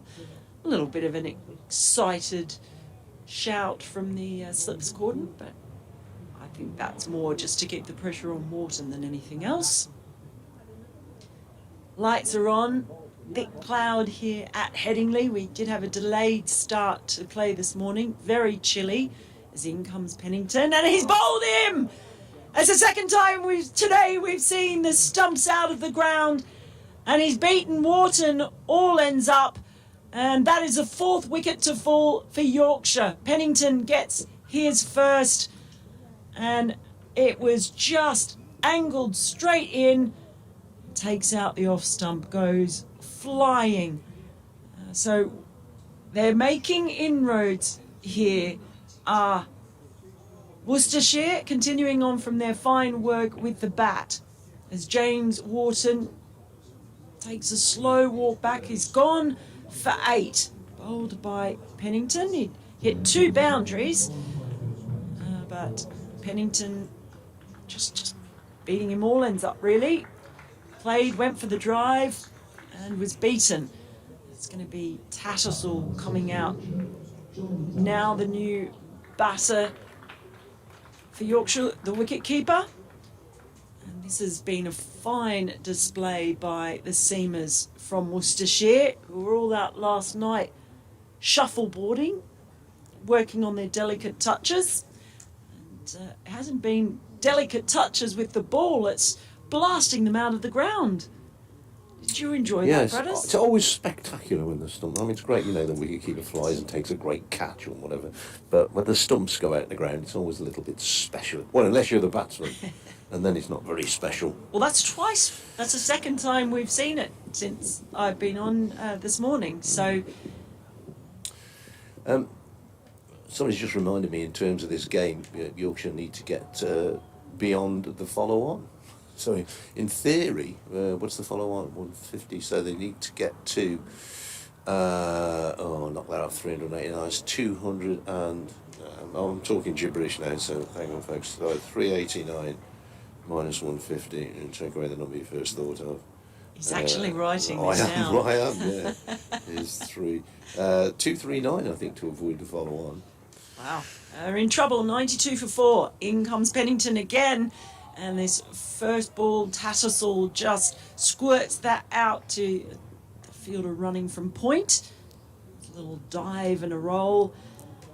See, on the first day, man, Worcestershire were in trouble, weren't they? 60 odd for 4. But then the sun came out. And as I said earlier, I can't see the sun coming out today. Although there's a little brighter patch away in the distance, but nah, it looks pretty green. Well, it's one of those ones where there's the high cloud and then there's the cloud below it, if you take me. In comes Pennington, it's full and just dug out to mid-off by Tattersall. Dot ball again, and that is the last ball of Pennington's over, and he has got a wicket for it. That was terrific bowling to dismiss Wharton, tore the stumps out of the ground. Yorkshire 92 for 4, with Hill on 17 and Tattersall yet to score. He's faced 2 balls, and Pennington 1 for 19 off his 5 overs. Some of the players do say that if the lights are on, it starts. There's no one home? Yeah. It starts. In fact, we've got a picture of the lights just as I said that. The ball does start to hoop around a bit, and I know at Hove they reckon once the lights come on, it starts swinging all over the place. Here's Ben Allison. He's bowling up the slope, although my very good friend Jonathan Deutsch says it is merely a slope and not a hill, and it's pushed away on the offside. No run occurs on this occasion. Is Jonathan Deutsch. Do you remember him? Ah! Yes. Yes, I do remember him. He's coming in. Is he coming to relieve me, or what time's lunch? It is at 12:40. Yeah, you're right. It is soon. Next ball is eased away down towards fine leg for a single. One more to the total. Yeah, I'm ready for lunch as well today. I've got the. I think I'm hungry. I don't know because it doesn't happen too often. But, You don't get hungry often, well, no. or you don't have lunch often. No, it's because I eat too much, so I don't get hungry often. But I think it might be a hunger pain. 93 for 4 here with that single Yorkshire. Lunch today at 12:40. We're not quite sure when tea is, but we'll find out a bit later. There's Allison in and bowls. That's a good ball. Once again, drawing the batsman into the shot, and Tattersall just half forward flies past the outside edge of his bat. You know how I've got my thing about run-ups. Now there's something about Allison that concerns me. He looks as though his leg's about to collapse just as he gets to the crease. I feel like when I'm watching him, he's just going to slip and fall at the last minute, and he doesn't do it. So yeah, these are the little things that I get obsessed I about. never noticed that. He's leaping in now, and ball pushed back down the pitch. I think So, his right leg. Yeah, his landing foot goes out a bit. It goes out to the side. Yeah. That's what I think. For me, the first time I sort of watched him bowl, it was like his leg goes wide right near the umpire, and it looks like it's going to slip and slide out from under him. So Yeah. I do get. I know it's ridiculous. I do get sort of, I don't know, fascinated by Yeah, little things like that. Every run-up is different. Some are boring. Alison in bowls, that's well wide of the off stump. Batsman has lots of time just to watch it go by. There's a mini patch of brightness away in the distance. Somebody about 5 or 6 miles away just might get a little ray of sunshine. But I think that's very optimistic. yeah, it's greying up again. Beyond that, we're supposed to get 92 overs in today, which will probably take us. That's also optimistic. 6 o'clock or past, yeah. We love optimism. But probably if these skies stay the same by 6 o'clock, it'll be a bit dull. Here's Allison in again, off an edge, just short of Baker at second slip, and he manages to get a hand on it, and he's wringing his right hand, which will be nicely warmed up for him. I'm going to leave you, by the way. Oh, okay. All right, mate. Whatever you're doing, have a lovely time. The total is 93 for 4. Hill has 18. Tattersall yet to get off the mark. This morning, live caught Roderick bowled Leach 11.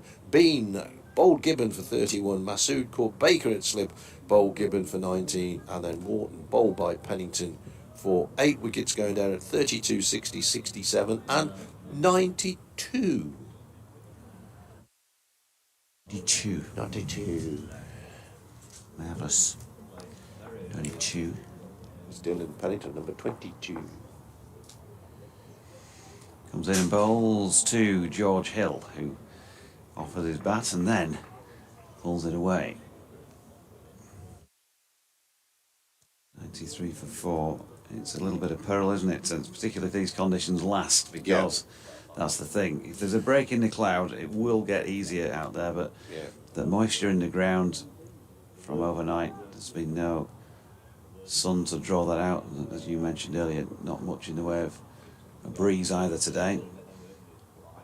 Floodlights on, it's always a little bit like this, even though the deck is a good deck, as we've said numerous times during the match.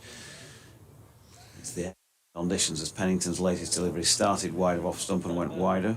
Yeah, and as we were saying, Worcestershire 4 wickets down for 67 in the first day, but the sun came out, and it ain't going to do that today. The sun ain't going to shine anymore. The sun ain't going to shine. The Righteous Brothers, Bill Medley and another bloke. Who was the other one in the Righteous Brothers? I had to know that, didn't I? Stupid me. Pennington in again, picks up there to drive, and George Hill just drags it to the on-side of straight to mid-on. No run. I just want to see it through to lunge. He's played a couple of rather nice shots. That straight drive was a beauty. Yeah, his cut for 4 was pretty good as well. Right over the top of it, timed it well. Bobby Hatfield was the other one of the... See, if that had been a question last night, name one of the Righteous Brothers, I'd have got that right.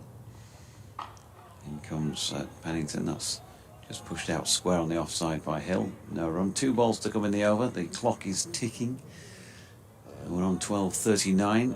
There might be a bit of skillful Alan Titchmarsh going on in the moment. Bit of gardening.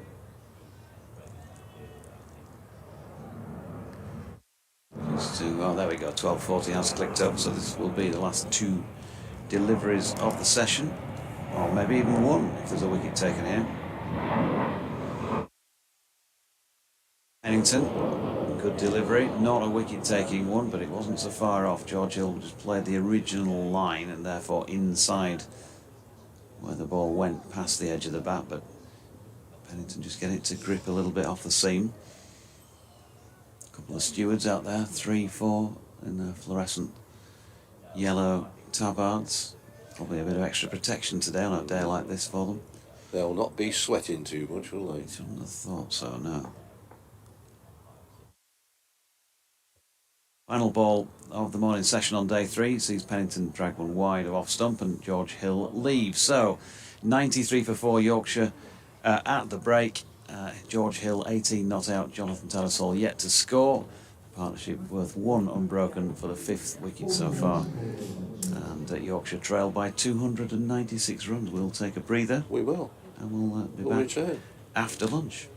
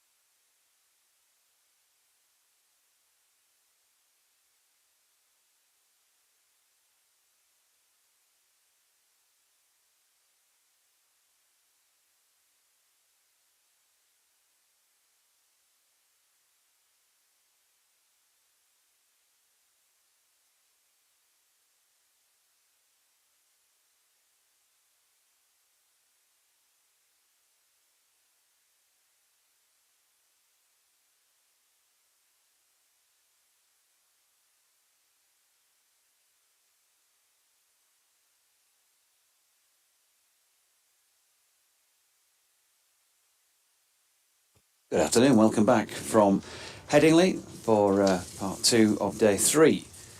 93 for 4 Yorkshire, George Hill 18 not out, Jonathan Tattersall on naught. Mel Farrell alongside myself, Jonathan Doidge. We've also got Dave Bradley out the back of the box ready to do an update for BBC Hereford and Worcester. And we have Ben Allison to open the afternoon session with Mel. Oh, and in comes Alison. And that one's well wide of the off stump, left alone. I was actually just thinking Ben Allison, another one of those who has a first name as a last name, but a more traditional female last name. So it's, I like that. I like players like Ben Mike, who isn't playing in this game. But, Ben Allison. He can make it into the 11. Do you do that on purpose in Australia? Do you just kind of flip people's names so that, would it be Pennington Dillon, for example, if it was Sydney born? Oh, I don't think so. In comes Allison again. That's left alone outside the off stump by Tattersall. No run. No. There was a time with the England women's team where it felt like if you said their last name first, then it sounded like they could be a West Indies player. So Lauren Winfield Lauren. You can imagine a West Indies player called Winfield Lauren, couldn't you? So and there were a whole series of them that you thought, God, if you just switch those around.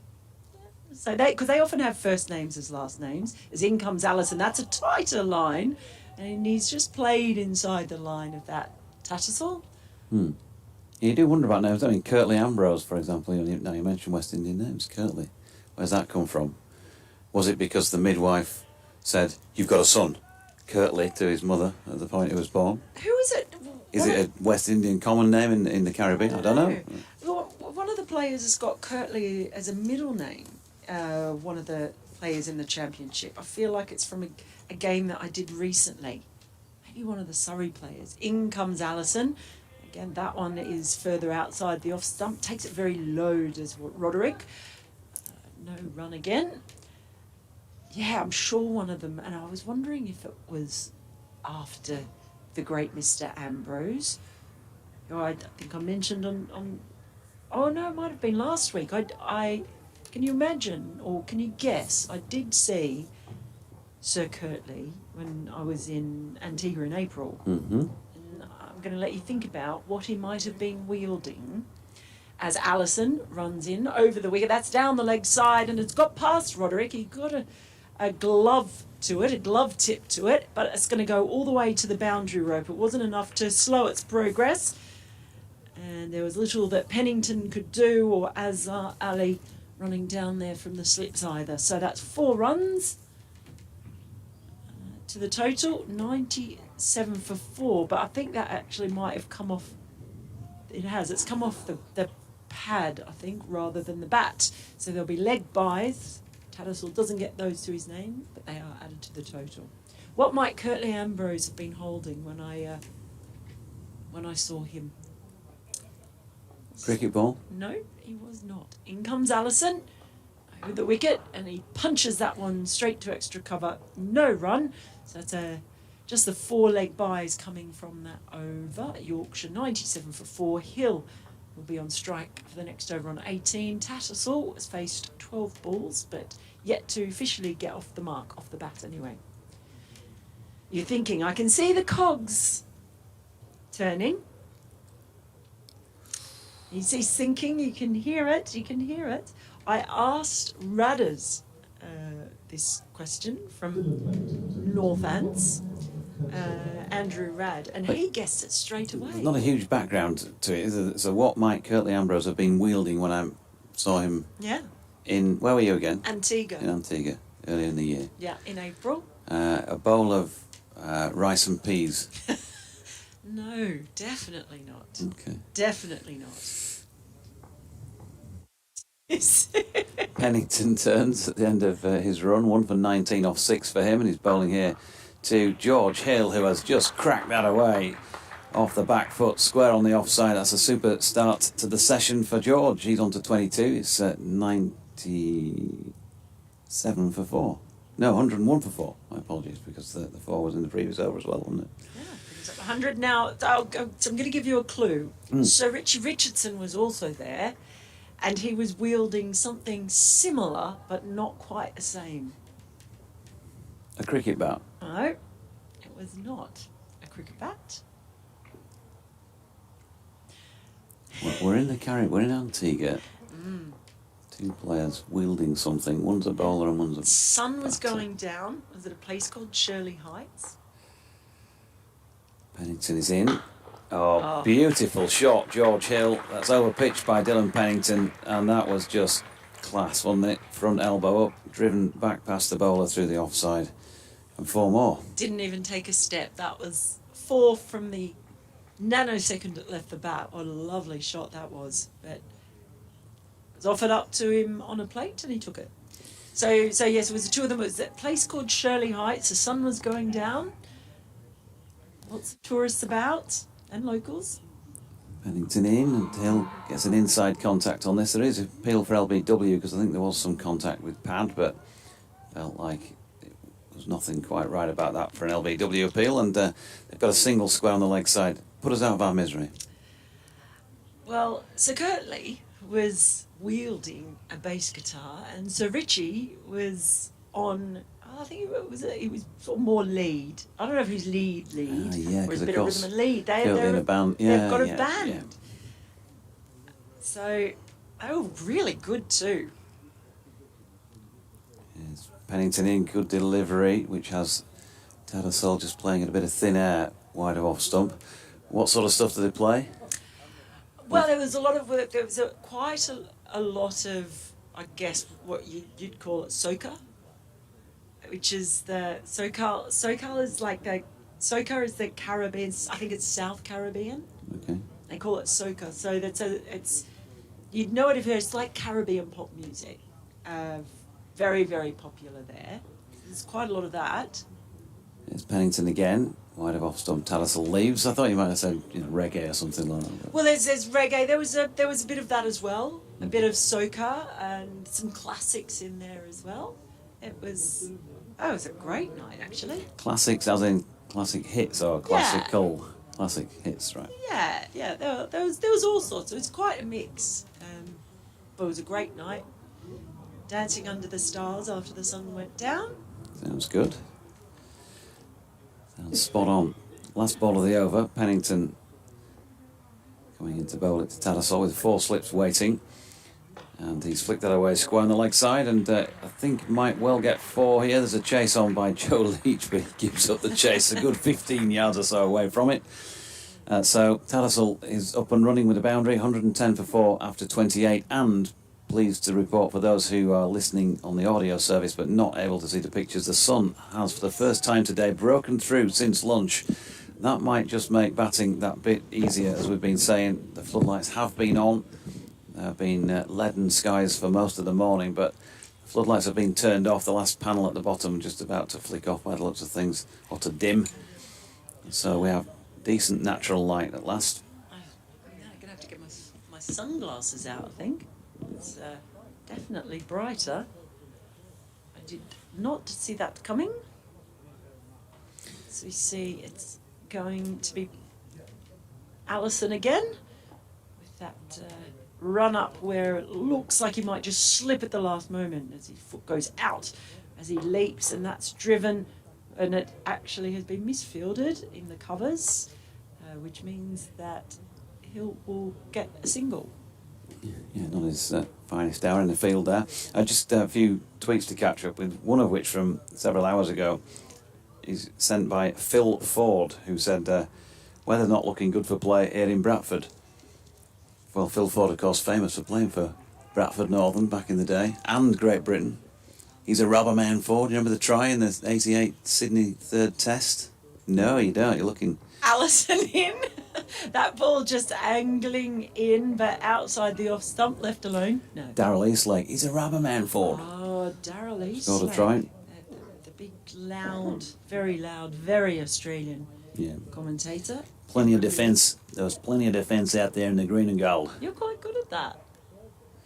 It was a famous match where Henderson Gill scored a try and Darryl Eastlake got really carried away and said, he does a bit of a boogie, because he kind of rolling his hips around with his finger in the air. Okay, I'm going to pull you up on something there, though, as Allison comes running in, and that one's just clipped away through mid-wicket, past the fielder, and that's going to go all the way for 4. Nice timing on that, just a little flick of the wrists across the line, and 4 runs takes Yorkshire to 114 for 4. Hill on 31, Tattersall on 4. Now, I'm absolutely positive that Darryl Eastlake, being very Australian, would not have said boogie. He did, promise you. Boogie, You'll not find boogie. No, but he would not have said boogie. He would have said boogie, surely. Well, next time you're off air, I'm just gonna have it, just yes. YouTube it. You'll just look for the highlights for that match. Is that- July 1988, Sydney Football Stadium, Great Britain 26, Australia 12. I remember the score. In comes Allison. That one's just pushed out towards mid-wicket by Hill, no run. Because he called Martin Afire, who'd been called as such by Ray French on the BBC commentaries over here. He called him Martin Offia. Ah, He was the first sort of person who did that. And I think that was really the correct pronunciation. oh, was it? Yeah, but it sort of fitted But in nicely with all the chariots. Yeah, Yeah, so it would ruin the nickname, I guess. But I did not know that. Okay, Tattersall on strike. In comes Allison. Oh, a little bit of shape away there. And he's had a waft at that Tattersall. It's gone through to the keeper, though. Definite waft. Yeah, so we watch it on the replay, and he's well away from it, and so much so that he's slightly off balance, Johnny Tattersall, and has to pull his back foot through to keep his feet after the ball's gone. But there was definitely some shape away. You don't often see Johnny play like that. Well, you'll have to think about it. It's like when English people come over, though, and call it Coogee Beach. It's Coogee, definitely. In comes Allison, fenced away, and that is going to go down towards the deep third boundary and all the way for 4. He played that really well, just played it late, played it safe all along the ground, and that takes Yorkshire to 119 for 4. Hill on 28 and Tattersall on to 12. Good afternoon to you, Ref Ian, who was hoping earlier on that Adam Lyth would reach 1,000. I'm not sure why he wasn't hoping that Finley Bean would reach 1,000 as well, but only Ian will know that. But tongue-in-cheek, Ian, by the way, before you messaged me in. For more cricket before the end of the season after such a washout of a year. Yorkshire lad, Dylan Pennington prepares to bowl. Come back to your tweet in a mo. 119 for 4. Pennington from the Kirkstall lane, and George Hill has uppercut one really wide off, and would also have been over had it been in the direction of the cordon, and we'll pick up 4 runs down to the Howard stand.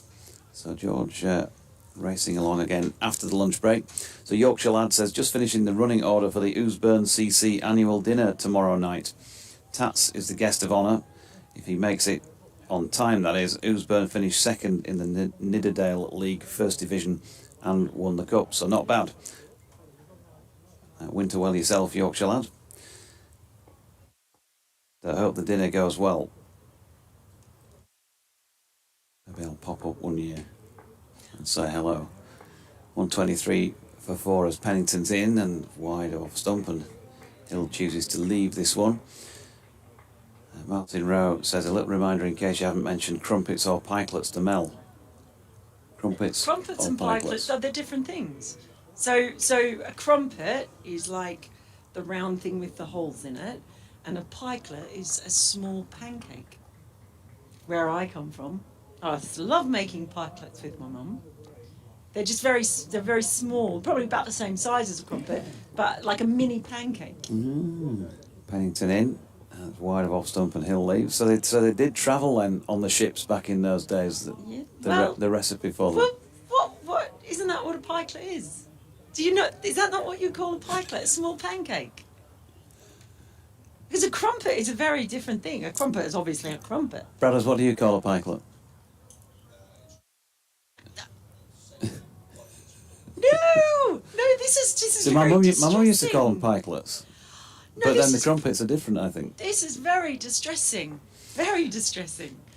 Pennington bowling here to Hill, who gets in a little bit of a tangle, but he's safely negotiated that delivery. No, a crumpet is. We all know a crumpet's the same thing everywhere, right? It's like the round with all the holes in it. I'd have said so, yeah. Yeah. Although you can now buy square crumpets. You can buy square crumpets, and I do quite like those. I had that with one of the kids a few years ago. They're very nice. Very excited when I produced square crumpets out of the toaster, and then suddenly, after a few days, I don't like square crumpets anymore. I only want round ones. What do you have on your crumpet? Go figure. Pennington is in, it's wide of off stump, and Hill pulls his bat out of the way. No run. What do you have on your crumpet? Well, that's many and varied, I've got to say. Sometimes there might be a bit of cheese and Branston, sometimes it could be something Cheese sweet. and Branston? Yeah, it could be honey. Could be Marmite. Okay, that's it, because I do like Vegemite on a crumpet, I must say. But Could be jam. Well, honey's the kind of, yeah, very nice with cottage cheese, honey, and sliced Cottage banana. cheese. And a sprinkle of Oh yeah, cinnamon. sometimes peanut butter and sliced banana's good on it. Here's Pennington to Hill, who's playing inside the line with some degree of a deliberate nature about it. 123 for 4 after 30. Are you coming in, or do you want to have an extra extended? You've done your thing, right? Okay, so we're going to have a swap in the seat. So me out. I I'm reckon gone. so. You're I'm ousted. gone, and there's I've just seen, right, there's English pikelets that look like crumpets, and there's another recipe there for pikelets, and you can see they're little pancakes. Yeah. Eh? Yeah, learning all sorts.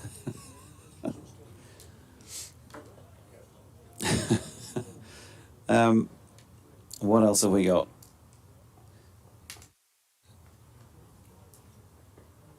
We've got Alison bowling. Played defensively by Tattersall. Back down the pitch. What are you worrying about, mate? What's worrying you? I'm just reading some correspondence Right, okay. to Good air. Alison from the Howard Stand, and the son that was with us has temporarily deserted us as he's in bowls and played to mid on.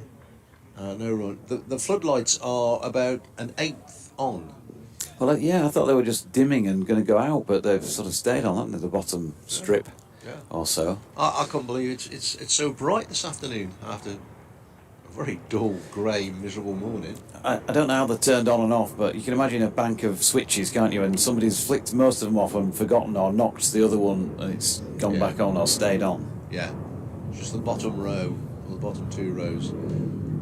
Alison in bowls and played out to mid-off where D'Oliveira's just slightly squared up on this occasion. 1, 2, 3, 4, 4 are scorers get very, very. If the wicket fell now, the scorers would be apoplectic. 1, 2, 3, 4, 5. They go mad on those things. But it's 1, 2, 3, 4, 4. See what that'd be when they go to the annual scorers dinner. Oh, you won't believe there'd be it. a lecture on that, wouldn't there? Oh, yeah. There's a thing, Alison in bowls. He would have been very disappointed if he got out playing that shot, Tattersall, because he had a real wahoo with that one outside the off stump.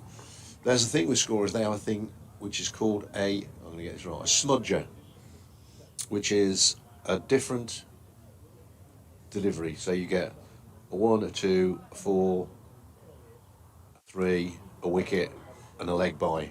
So there's 6 different methods, or maybe a dot of scoring or not in the over.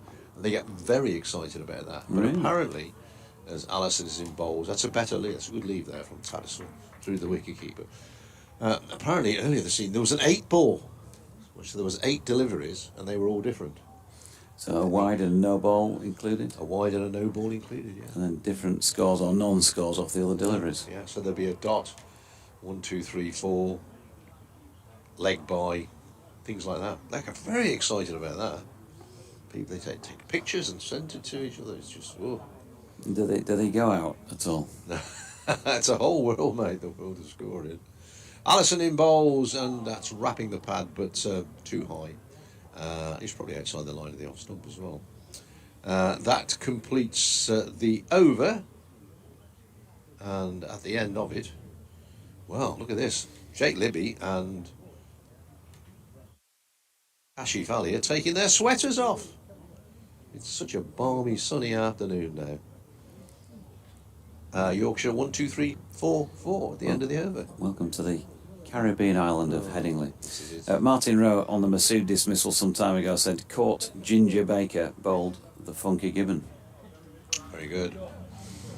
I also asked the office to put up an interview that I'd done with Dom Bess last night after play. It does talk a little bit about his 3 wickets, so in that sense it's slightly out of date, but it's well worth a listen. I'll point you in that direction, folks, as Pennington is in and driven by Hill up to mid-off, no run, but just to listen to what Dom's reflections on his season are. It's been an up and down season for him, hasn't it? No doubt. A couple of spells away on loan, left out of the team on a green seamer at Leicestershire last week, back in again for this match with his 3 for in the first innings.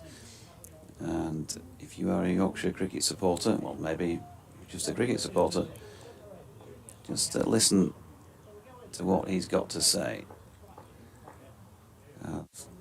Pennington comes in and George Hill plays a rare false shot at this one, just tries to punch it through the offside and climbs a bit on him. Very flat-footed though, wasn't he? Yeah. Whiffed the bat at it. I asked Dom about the competition for places next year, with Dan Moriarty having signed for 3 years and Dom has a further year in his contract. So, see what he has to say about all of that.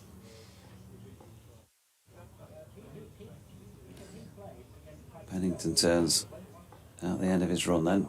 4 balls remaining in this over, and it's short, pulled by Hill. He's not got anything like all of that, and he's got a bit lucky here as George, because he's chipped it.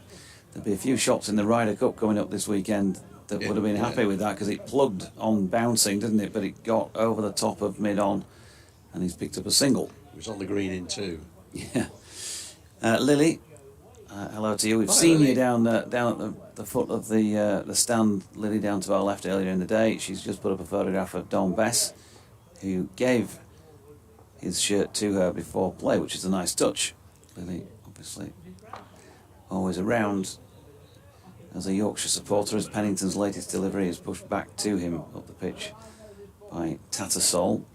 Martin Rowe says that the Walker brothers sang "The Sun Ain't Gonna Shine Anymore," not the Righteous Brothers. Oh, very good. Yes, quite true. And were they brothers, the Walker brothers? Because the Righteous brothers obviously weren't. Thompson twins, you see, they weren't. Andrew Clark says the general view after the meeting is that people are impressed with Harry Chatley, I suppose that is, and less so with the agitators. That was from this morning's forum by the looks of things. Pennington's delivery is wide of off stump. Presumably those who don't want Harry as chairman. Agitators in Yorkshire. I would imagine. Those weren't brothers. Well, they're not. They said they were Walker brothers as a show business touch. That's according to Mr. Wikipedia, who is never wrong. Not off. Show business. Yeah, marvellous. not off. Pop-a-doodle-doo. Pennington is in. It's down the leg side and Tattersall misses out. No run. In fact, Yorkshire have issued a press release. And it's on the website as well, that the members have voted in favour of electing Harry Chatley to the board. It's a part of this morning's meeting. I'm not going to read the entire thing to you because there's a lot of it there, but that's the headline. Yes, members' meetings, sometimes interesting. Actually, they happen quite often at Worcestershire. And the last one, they got the groundsman to speak. And he didn't actually speak for long because he's not a good speaker. Then he took questions, and he was really interested. The things I learned about hybrid pitches and why they don't play 4-day games on hybrid pitches. And really, really interesting. There was a lot for me to learn, but I did learn a lot. Allison in, playing forward defensively, so pushes out on the offside. He's got 33, Allison has 12. Congrats, by the way, to Surrey as well. Confirmed as county champions for 2024, given the fact that Essex did not get to 250 and therefore a batting point that they needed to string that that fate, I suppose it was going to be out Yeah. a little longer. I think they're what's the word I'm looking for? Anyway, here's Allison in bowls, and this time beats the outside edge. Definitely played at that one. Did George Hill through the wicketkeeper. They were at one time the most disliked team in county cricket, I think, sorry, but I'm not sure they are now. Certainly from a Worcestershire point of view. Now, speaking of Nottinghamshire, they were 238 for 3 I didn't say that. at Trembridge against Middlesex. Say that and at made all. 366. You may say that, but I couldn't possibly comment. I think Surrey under Alex Stew have improved their persona, shall we say. There's Allison in and bowls, played back down the pitch. Essex, meanwhile, at 11 for 4, following on. Are they? So they actually may get beaten by relegated Northants in the final match of the season. 147 behind, and still obviously a long time to go in the match. Meanwhile, in the other match relevant to this one, I guess, Gloucestershire, well, they're really in a lot of trouble here to try and save the game against Sussex, who are 372 for 4, leading by 379 in their second innings. Allison in bowls, turned away on the onside. Joe Leach jogs across to pick up. In the meantime, they pick up a single, 125 for 4. It's really funny how well, funny, but interesting how these games work out, and you sort of build pictures up in your mind about who might go up and down and who's going to finish bottom and relegation and all the rest of it.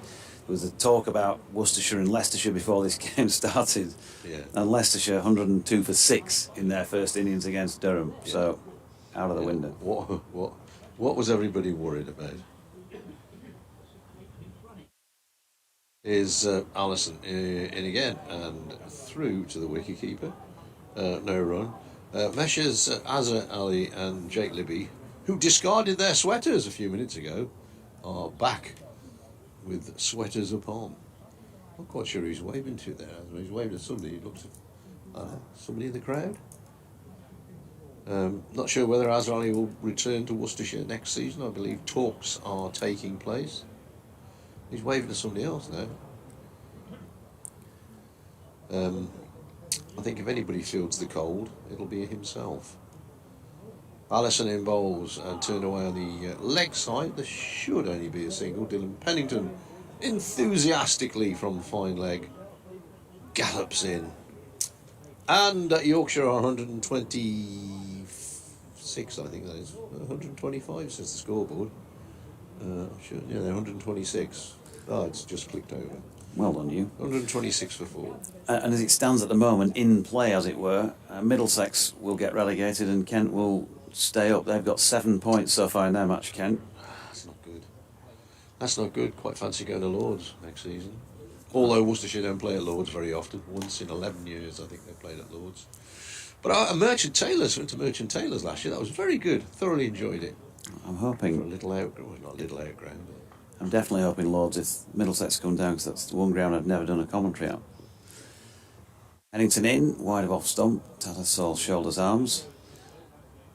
Uxbridge. Southall. Was it Southall? Yeah. I can't remember much about the game, but I do remember I turned up and Kevin Hand, Middlesex correspondent. This was the first morning. Morning, Kev. It'll be a draw. And it was. It was the most boring game of cricket I've ever seen, I think. 4 days of complete nothing. Well, we had some of those at the start of last season, didn't we? The first 6 matches were a real drain on optimism, as Pennington's latest delivery is chopped into the deck by Tattersall. Kashi Valley fielding at point. No run. So as it stands at the moment, it looks as though Middlesex are going to have to win to send Kent down, because there's 5 points behind them. If Kent draw, they'll go 111.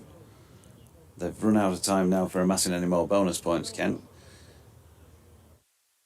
So Middlesex would therefore need winning points to get back in front of them. Well, a fair few problems, don't they, Middlesex, apart from being relegated, which is a problem. Yeah, Pennington is into Tattersall, who pushes out to mid-off, and there's no run. I think more than any time this season, you can see the bowlers' footmarks on the pitch. Yeah, very dark. They are very dark due to the dampness on their boots after they've run in. But normally, you might be able to see a little bit of rough, but their footmarks probably won't come into it because it won't break up enough. Like a little bit of rough from time to time. That's why I sometimes commentate with you. Bubble. Well, I know it evens out over a season. Pennington leaves the Kirkstall Lane end behind and bowls to Tattersall, who drops out into the offside to passing air traffic. Kashi Valley again doing the fielding. So Johnny Tattersall 13. The partnership is worth 34 now for this 5th wicket so far. George Hill is on the same score, 34. Going into the 34th over of this Yorkshire first innings. They're trailing by 263. So first target is to tick the box of avoiding the follow-on, although I'm guessing a couple of batters might not mind if they do, because that means they'll get in again. They would, yeah. if it was enforced, I assume it would be. Pennington is in, he's wide of off stump, and Tattersall shoulders arms. 239, wasn't it? Follow on, yeah. I would think if there's any possibility of getting towards, a bit of a run chase tomorrow, then you'd like to think that, given there's nothing now at stake, that both sides would have a go at setting something up tomorrow, and we could have a nice fun final day of the campaign. Yeah, it depends what happens in the rest of today, I think. Whether see where we're at in a couple of hours. Pennington is in, back of a length. Tattersall drops into the offside. No run. Sun just starting to fade behind some grey above, which is not good news for the batters, at least out there. Yeah, we've allegedly got 65 overs remaining today. Wind quite strong at the moment as well. I can see tree just to the right of the scoreboard. The red-tipped tree branches really are blowing around. Is that an Acer tree? Probably. He said as if he knew something about. It's only because somebody once told me that the red ones were Acers. Or it's a very tall red robin tree, and they do grow quite tall. Not that I know much about trees. Is it arborists? Is it who know about trees? Is the next ball, which is wrapping the pad going down the leg side. Half a shout from the slips bowler, doesn't bother to join. Is it arborists or apiarists are bees, aren't they? Arborists know about trees. All tree fellas. Yeah, something like that. The crowd, despite the sun coming out, there aren't many taking their coats off. And it's there's a very watery little light in the sky, but it's gradually disappearing.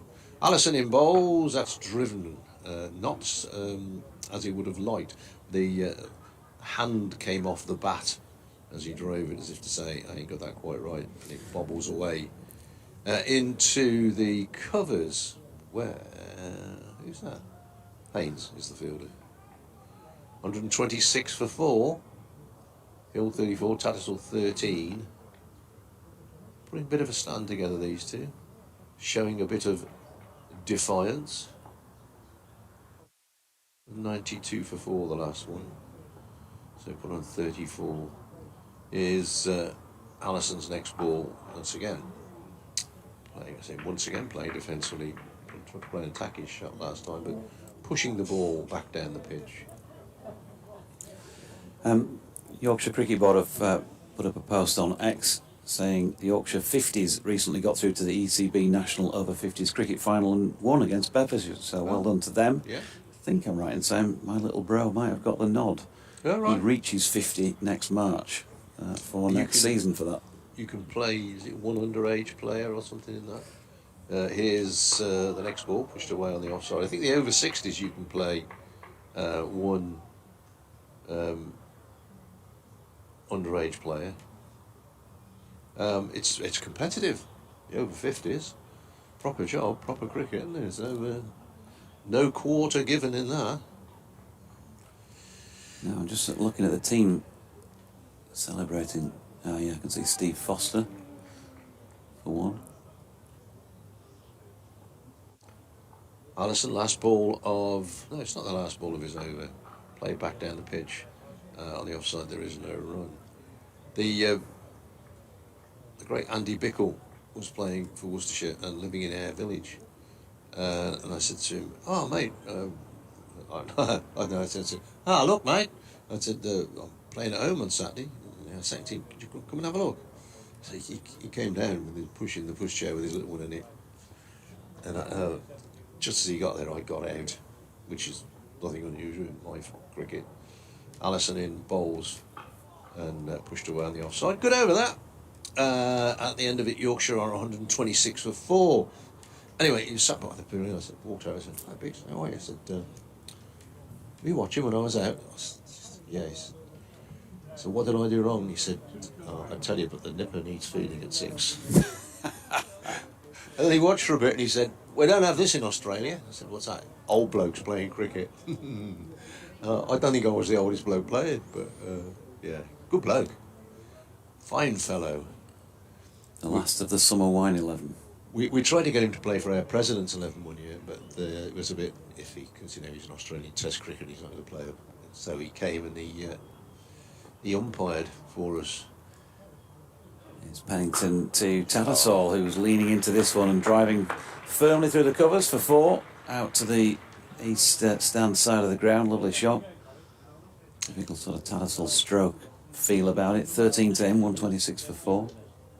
Yeah, so we had a team picture of our President's team, and he was on the end in his civvies, everybody else in kit. So I got a copy of the picture and I sent it to all my very good friends in Perth in Western Australia. I said, "Martley Cricket Club, Worcestershire Village, President's 11, Andy Bickle, 12th man." For which I got a good deal of abuse coming back.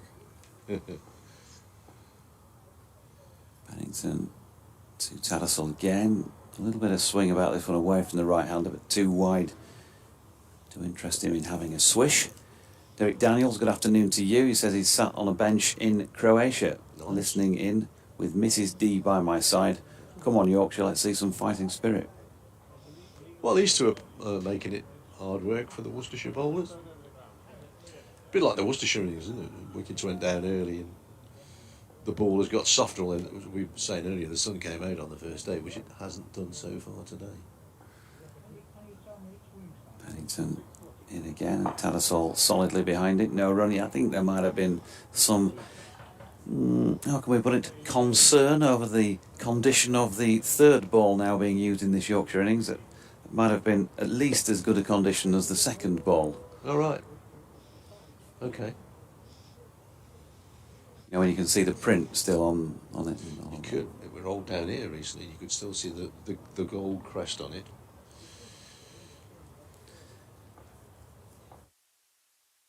Pennington coming in again to bowl to Tattersall, who flicks nicely off the hip, and he's got that away so fine that Joe Leach, It's a bit slow taking it off. he might not be the most enthusiastic of chasers down there. We've seen him sort of offer himself with a few strides at a couple now. He's not really got anywhere near in the end. There's a bit of treacle running there. His legs are going, but he wasn't. I've bowled enough overs this season. Yeah. We'll let it go, that one. 134 for 4. Tattersall now on to 21, and the partnership all of a sudden worth 42. It's gone a bit chillier out there. I'll tell you how I know that. Here's Pennington in again, wide of Tattersall's off stump. No run. There's a young lady who's our camera operator right down in front of us who divested herself of her coat earlier, but it's back on now. You can see it's there's such a word as chillying up. Anyway, there is now, or phrase, as chillying up. I will wander off. It's a bit parky, is Parky. The local expression. Parky or perky. Parky.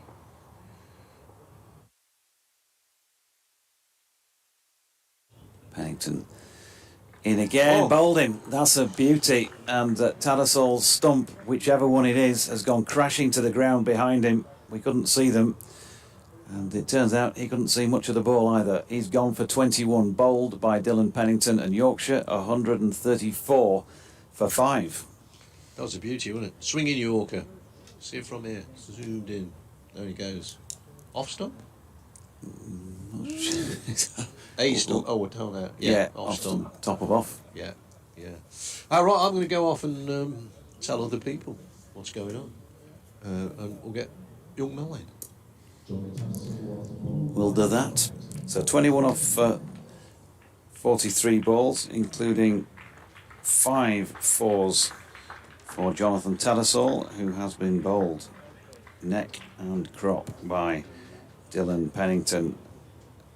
A delivery that had a bit of pace about it, and certainly had a fair degree of skill. Matthew Revis, therefore, comes to the crease at bang on 2 p.m. and trying to get Yorkshire out of a hole here, because jokingly suggesting that a couple of Yorkshire batters, Mel, welcome back, would quite like to follow on, in the sense that they'll get another chance to get to their thousands, but realistically, team-wise, of course, nobody wants to do that. And it would make getting a draw out of this game that bit more difficult. Yes, it will undoubtedly please Alan Richardson, though, the Worcestershire coach, of course, former bowler as well. I think he'll like what he's seen today, because we've seen the stumps flying on a few occasions now. And that is something definitely a former seam bowler would like to see from his new charges. Has been, I think we've had 3 bowled today. Yep. Yeah. Been 3 clean bowled. fairly brisk 48 run partnership, 10 overs for that last partnership. In comes, who we got on now, is it? Allison. I should know from that big step that he takes, but that's just played into the square leg area, and they will take a run. 34 for 5. Yes, it is Allison. You can message into Mel, by the way, on @MelindaFarrell, if you want to help her out with any player identification out there. That's Look, I actually was talking to Alan Richardson, and I said to him, I wish you lot had numbers on your cables, and he was mortified.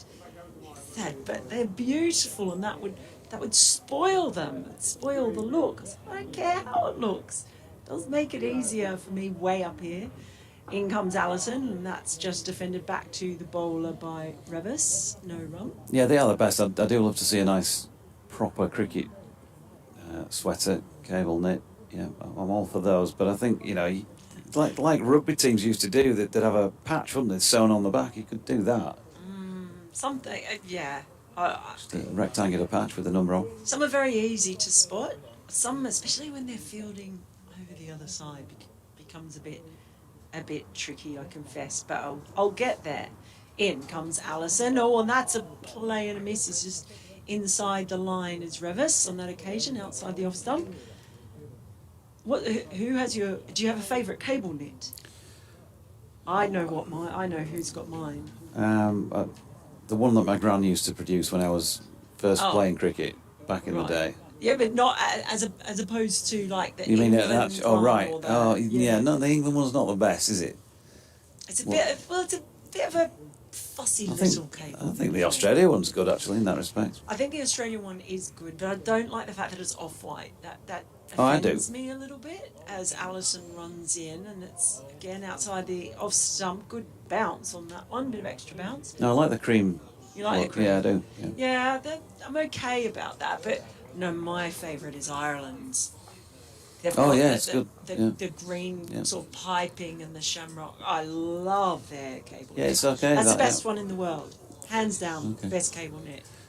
I just like traditional cream cable knit with the lovely, whichever your country's or club's colours are on it, Maroon and gold, green and gold, blue and white, whatever it might be. Oh, maybe I will bring mine in tomorrow. In comes Allison. That's down the leg side, and that has beaten Roderick and all the way. You can hear the thump of the ball there as it hit the advertising hoardings. So it didn't take very long to get down there. They're going to fetch that ball. 4 runs, 139 for 5. Did he get any bat? No, he didn't get any bat on that. No. 4 buys, I think, was the signal. 4 buys, yes.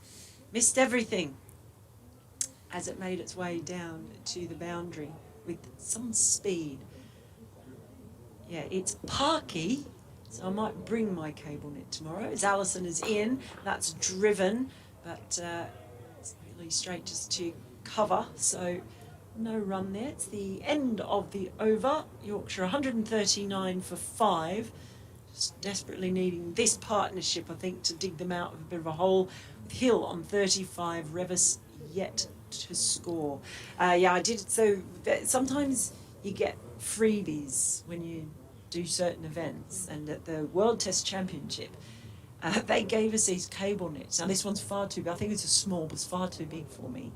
I think they're all men's sizes. But yeah, I do have a World Test Championship cable net, which actually feels a little bit embarrassing, doesn't it? I'm not supposed to wear partisan things, No. but this is not like...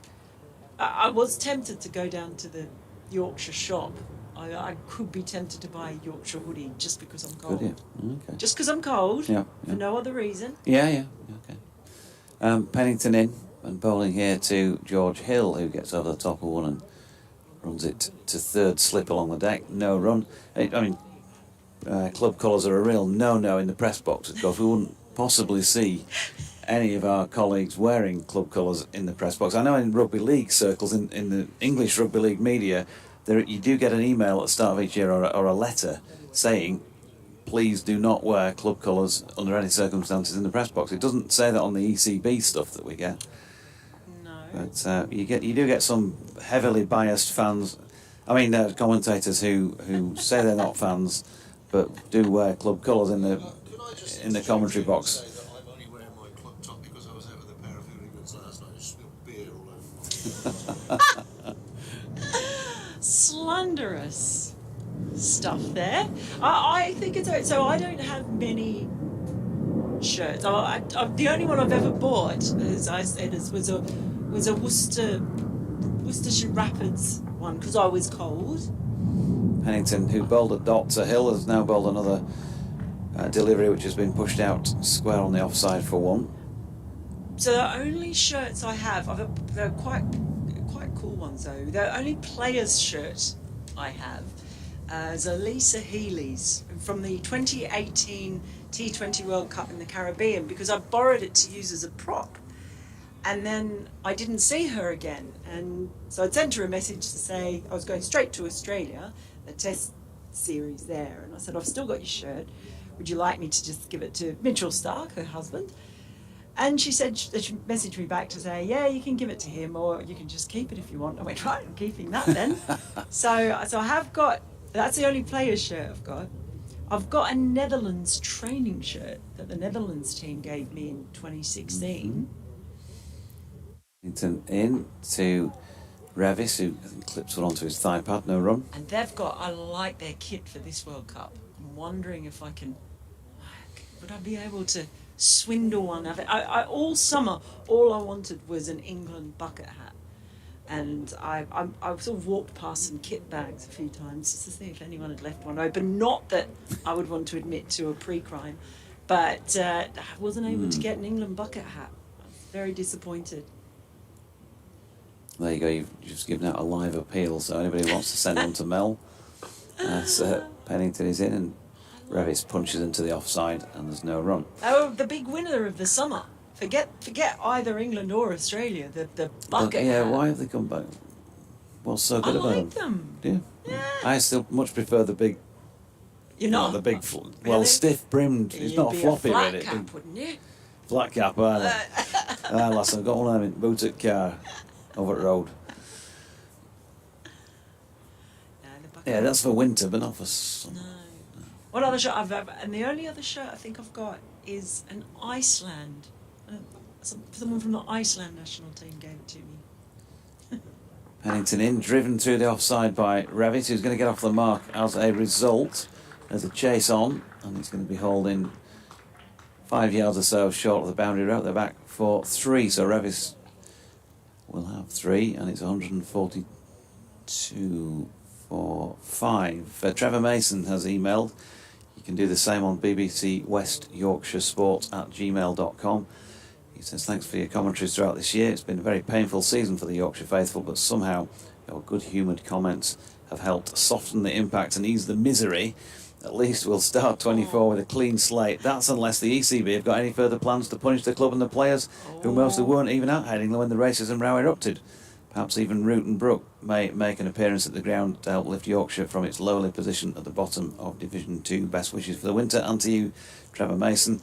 The ECB and further plans to punish the club, not sure about that, but there are some suspended issues, are there not? In comes Allison, and that ball's just angling in, shaping in a little bit too, I think, to Revis, but he leaves that one. Suspended fine anyway, so, but plans to punish them in future. They've had an There's been enough emergency of that. general meeting today here, I believe, Yorkshire. So there's been all sorts of people wandering around downstairs and on this side. It's been certainly an eventful time with ownership of all coming up as well, possible ownership, chairs, all sorts of things. In comes Allison. Oh, that's I'm not going to give him that, Revis. I think that was a play and a miss. He's certainly inside the line of it. Allison just probing here. He hasn't taken a wicket, Allison, but he's in his 9th over, none for 17. And he's bowled very well, been a good foil for Pennington. He's been more expensive at the other end, but he has taken a couple of wickets.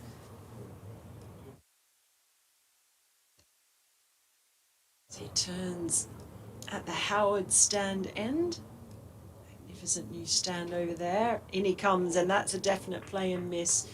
Just outside the line of stump. He's getting decent bounce too. He's Revis. Oh, he's Allison rather, to Revis.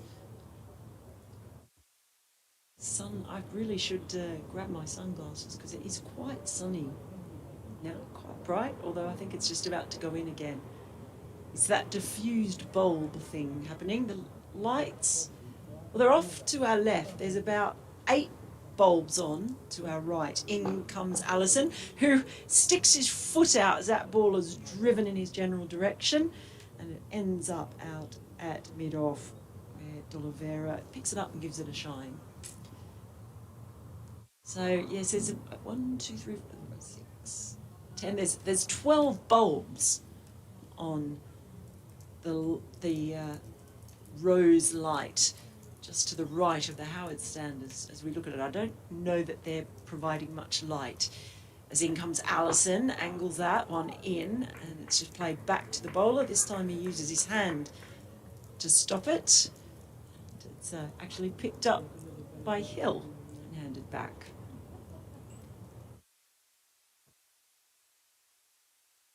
There's a little word there between Leach and Allison. Leach, the other one doing the shining out there. Allison runs in over the wicket. It's full, and it's dug out. And I think, has that taken a little Chunk of the bat. Mm. Well, did see that. There was a game last week where the over finishes 143 for 5, where a chunk came out of the bat, hit the stumps, and thought he was hit wicket, but in the end it was a no ball. It was very strange, but on that occasion, there's a big chunk. It's just come off the corner of the bat. The whole corner of the bat has come off.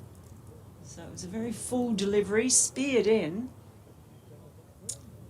and now we know what that chat was with Joe Leach at the end between Oliveira, him and Allison, because he's going to have a bowl from the Kirkstall Lane end as we see a couple of bats being run out, a couple of choices there, but that was a really huge chunk that came off the bat.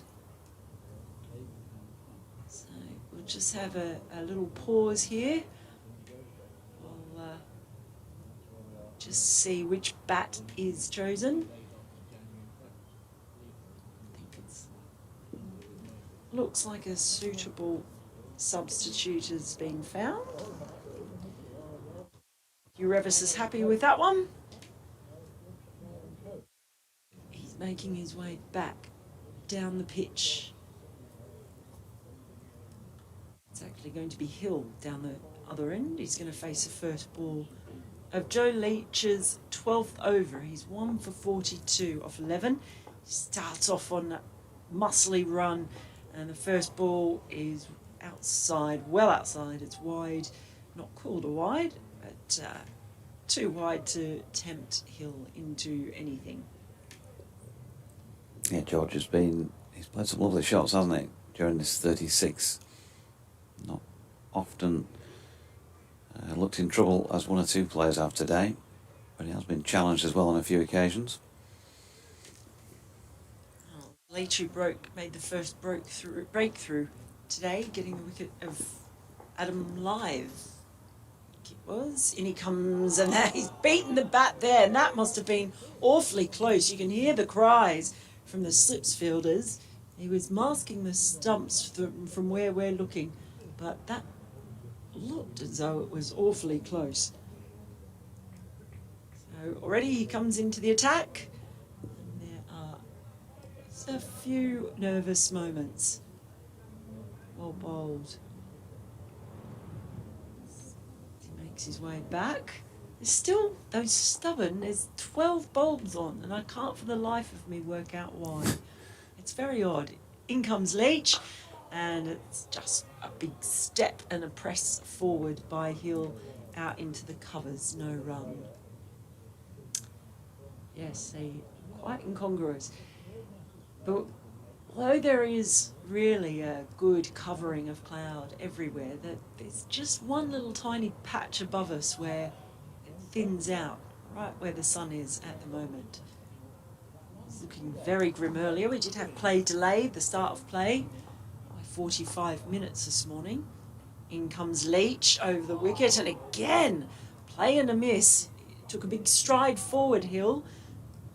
But, outside edge is beaten. Just a hint of or straightening on the seam from Leach.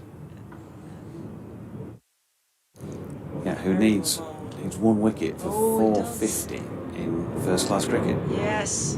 So that's a big moment. There might be a flyover from more of these planes if he does get that, in celebration of Joe Leach's 450th, if it comes. He's running in now over the wicket, and that one's just clipped. Just a straightened wicket by Hill. There's no run there. Just for not doing this over, but You're just very getting lots of preoccupied messages with from the something, office. Well, yeah, with regard to various things. Oh, no, you get on. I'm having fun here with our listeners.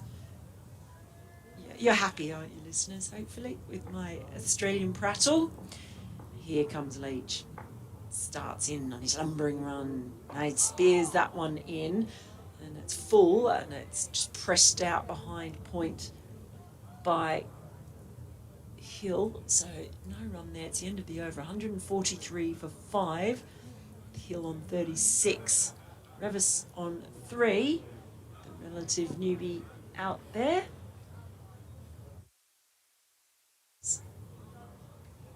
We look at just Joe Leach's figures. So he's 1 for 42 off 12. A reminder, he just needs that one wicket for 450. We've seen a couple of players, Finn Bean and Adam Live, not quite making their 1,000 runs and reaching for the season and reaching those milestones. Maybe we'll see Joe Leach do it. Allison is in. First delivery is just clipped mid-wicket. No run there. But at least it looks, if I look out to my right, seeing as I've now become such a local in a short space of time, which is where the weather has been coming from, just looks like more of this similar kind of thickish grey cloud that doesn't look threatening, doesn't look particularly bright. It's supposed to get 92 overs in today. We shall see. Allison in, over the wicket to Revis, and this time he beats the fielder at mid-wicket, just a little bit straighter. There is a chase on, and it's good work by a fielder down in the deep. There's a bit of relay work going on, so it does save a boundary there.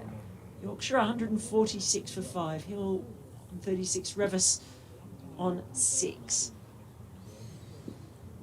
Yeah, 58 overs remaining today. That's optimistic, I called it. Yeah. Is it just silly? Is it optimistic or is it I would silly? never say anything you say is silly. Oh, I'm not saying it was just the umpires.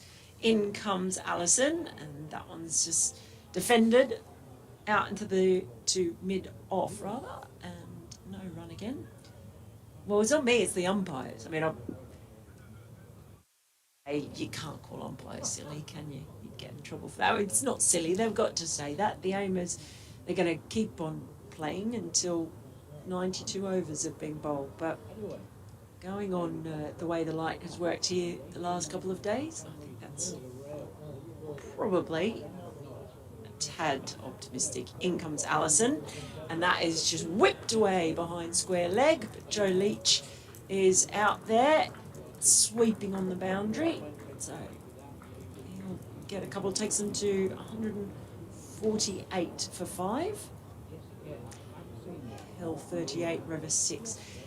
It's certainly better weather than it was yesterday, but I suppose while the weather, the rain that came might have hurt this game, it actually helped me out. Jonathan, Allison is in, and that one left by Hill. As long as you were okay, that's fine. Yeah, I took off. I did my first hour, and then I'd had a message to say that my visa for India has been approved, and I'm supposed to fly Monday morning first thing. So after leaving you here, after commentating for an hour, I got a taxi into the train station, got a train down to Birmingham, taxi out to the visa office. They didn't think they had it at first. I was nearly in tears, but then they found it. Here comes Alison. You. Oh, I don't know if you would. No, it's you. No, it's fine. I was just going to say, that's the end of the over, by the way. I was just going to say that, I mean, I need to speak to your agent because you must have a very good one if you can afford taxis and trains in the middle of a cricket match as well. I can't. That's the problem. I think Bradders and I are doing something seriously wrong. Well, do you know what? So I did. So I got it in the end, and then I got straight back onto a train and came back up here. So it was a 7-hour round trip to pick it up. But the reason I did that is it would have cost me an awful lot more money if I'd had to push my flight back and change my flight next week, and accommodation as well that I've booked. So it wasn't cheap.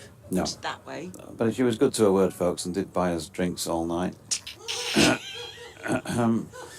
In the head of steam up the road. Here's Joe Leach then, bowling to Matthew Revis, who shoulders arms to a ball wide of off stump, no run. I think I bought you 2 drinks. Hey, don't turn around and look shocked. I bought both of you a drink. Well, that's 2 drinks, yeah. And I think I bought you another one later. No, I don't think so. Wow. And do you know what? I was also trying to tell people, dispel this stereotype about Yorkshiremen. Here's Leach. Ooh, that one just kicks a little bit off the pitch, and Matthew Revis has to play it with softish hands into the offside to prevent giving a catch. I'm sure I bought you another one after Brenner's left. No, I don't think so. And well, you left before midnight. You were gone before 10. Yeah. We stayed for 1 after that. That was all. School night. 150 for 5. I can hear some guilt in that voice as Revis drives through the covers, and there is 4 more to his name. That's a lovely shot from Matthew Revis. Joe Leach just offering him too much width. So 154 for 5. Partnership now worth 20. Tell you what, I'm not happy about this. I've been done in here. Been accused of being miserly. Wow. And also wasteful as well. I think, as everything. they'd say around here, if cap fits. Get a bucket hat. Here's Leach into Revis off the back foot this time. He's opening the face and pushing it to Kashif Ali. Out of point, no run. No, it's a big relief though, because at least now it's a horrible feeling when someone else has your passport. I don't like not having my passport in my possession. I mean, I have two, obviously, but I like having them both in my possession. Leach turns. Comes bustling in from the Kirkstall Lane end. Punched down the ground by Ravis. He's got it just to the onside of straight. There's a chase on. D'Oliveira, I think, is your man, and he's kept them to 3 in the end. So Ravis on to 13, 157 for 5 now. 2 left in the 42nd over. Real sort of end of term feel about this, but it's nice to see that people have turned up to watch the last couple of days of the campaign. George Hill now on strike, he's on 38, and he's just punching one into the covers. No run. End of term, of course. I think tomorrow, it's last day, of course, folks. We'll have extended playtime. Bring yourselves your favourite book or game. Shuffleboard. Shuffleboard, yeah, you could bring that in if you like, folks. We'll probably have a concert in the afternoon where you can get up and tell a joke if you like, or sing a song, something like that. And I, Stedford. You're getting a bit serious. We've already had poetry. We'll sing on Ilkley Moor Bar Tat as Leach is in, and that's dropped into the offside by Hill to point, and there is no run. What would you do in Ilkley Moor Bar Tat? Oh, by the way, just a heads up that in about 4 or 5 minutes you'll get some feed, because Radio Leeds will be coming to me for an update. What was it like back in Oswin last day of term? Last day of the school year? The school year? Yeah. Well, see, it's summer, isn't it? It's just before Christmas. So it's very exciting because it's summer and yeah, it's our long holidays because it's Christmas, so you have your big, 8 weeks or whatever it is. So it's very different to here. 8 weeks, yeah. Well, maybe it's 6. Oh, I don't know. Something like that. But it's the December and January, just before Christmas till or last week of January. It's a very, very different feel, I think, because it's, I don't know, you're getting off school and it's Christmas and it's summer and you go swimming and bike riding and all that sort of thing. And chuck another shrimp on the barbie? No, we don't call them shrimp. It's definitely not something we do. Josh Baker is into the attack, and that ball is just slapped away all the way to the deep extra covered boundary for 4. Lovely shot, but it sat up nicely for him, shall we say. Yeah, real loosener, wasn't it? And he got his front leg out of the way. There we go, opened up his body, and in fact in the end he's reaching for it and played it sort of almost one-handed, Matthew Ravis, but still 4. On strike again as Baker is in, left arm round the wicket. This time it's a better ball and he just pushes it out into the covers, no run. So 8 weeks holiday. It's not something like that. In the summer, Baker in to full ball and just rolled back down to the bowler. So it's a great time. I have lots of wonderful memories. School holidays, on the orchard, cherry season. In comes Baker. Flatter ball, it's wider and it's missed by Revis as he tries to slap that one away through point. Doesn't make contact. So yes, for an orchardist daughter like myself, it's the cherry season. In comes Baker, and that one's just left alone. An orchardist daughter? An orchardist daughter. Yeah, I grew up on an orchard. Since I was telling Churchy this last week, so I forget I didn't tell you. I told Churchy when I was at Surrey. Yes, I grew up on an orchard. In comes Baker, and well, there was some feet of flames, incredibly fancy footwork there from Revis, and in the end, he came down the pitch and. It was some lovely stepping. I don't know. It was almost what you call a grapevine if you're into, if you've ever done any classes at a gym, and just pushed it out to the offside. There was no run anyway. So I've done those classes at the gym. So you were an orchardess's daughter. An orchardist. Orchardist. My dad was an orchardist. Orchardist, right? Okay, an orchardist's daughter. Yes. So therefore, you would have been the apple of your teacher's eye. Oh. Yes, yeah. Let me go. So, I mean, I was Brad, as I was telling yesterday, because I was talking about varieties of apples and pears, and we were discussing, yes, different apples. Here's Leach, meanwhile, in search of that 450th first-class wicket. Not with this delivery, though, which has been missed by Kashi Valley. It's not the best piece of fielding, and in fact, it's going to cost the bowler 4 runs. He's going to be a bit miffed about that, because it should have been a dot. And he managed to let it escape him. I think what you can say is, well played, George Hill, because there's one thing he did do there, and those who can see the replay can see this right now. He's just, he middled that into the deck. He didn't seem to put much power No, he behind just it timed at it in, all. just out on the face, Yeah. into the deck, and it just kicked on a bit. And yeah, Kashi, not the sort of video he'll want to see replay, because it was a bit of a video nasty, really, from a fielding perspective. Here's Leach, and Hill this time finds Kashi with a pick-up at point. Maybe a bit of ironic applause from one or two of the supporters. 165 for 5. Well, he is a player, obviously, Kashifali. He batted beautifully in the first innings. In this match, highest first-class score, I think, was at 93. I have it in front Yes. of me. Yep. Yes, 93. Just missed out on his century. But I think there's a feeling he's still a bit raw, untapped talent in a way in the red ball game. Leach in again, that's a beauty. George Hill playing just inside it. Here we go with an update for BBC Radio Leeds.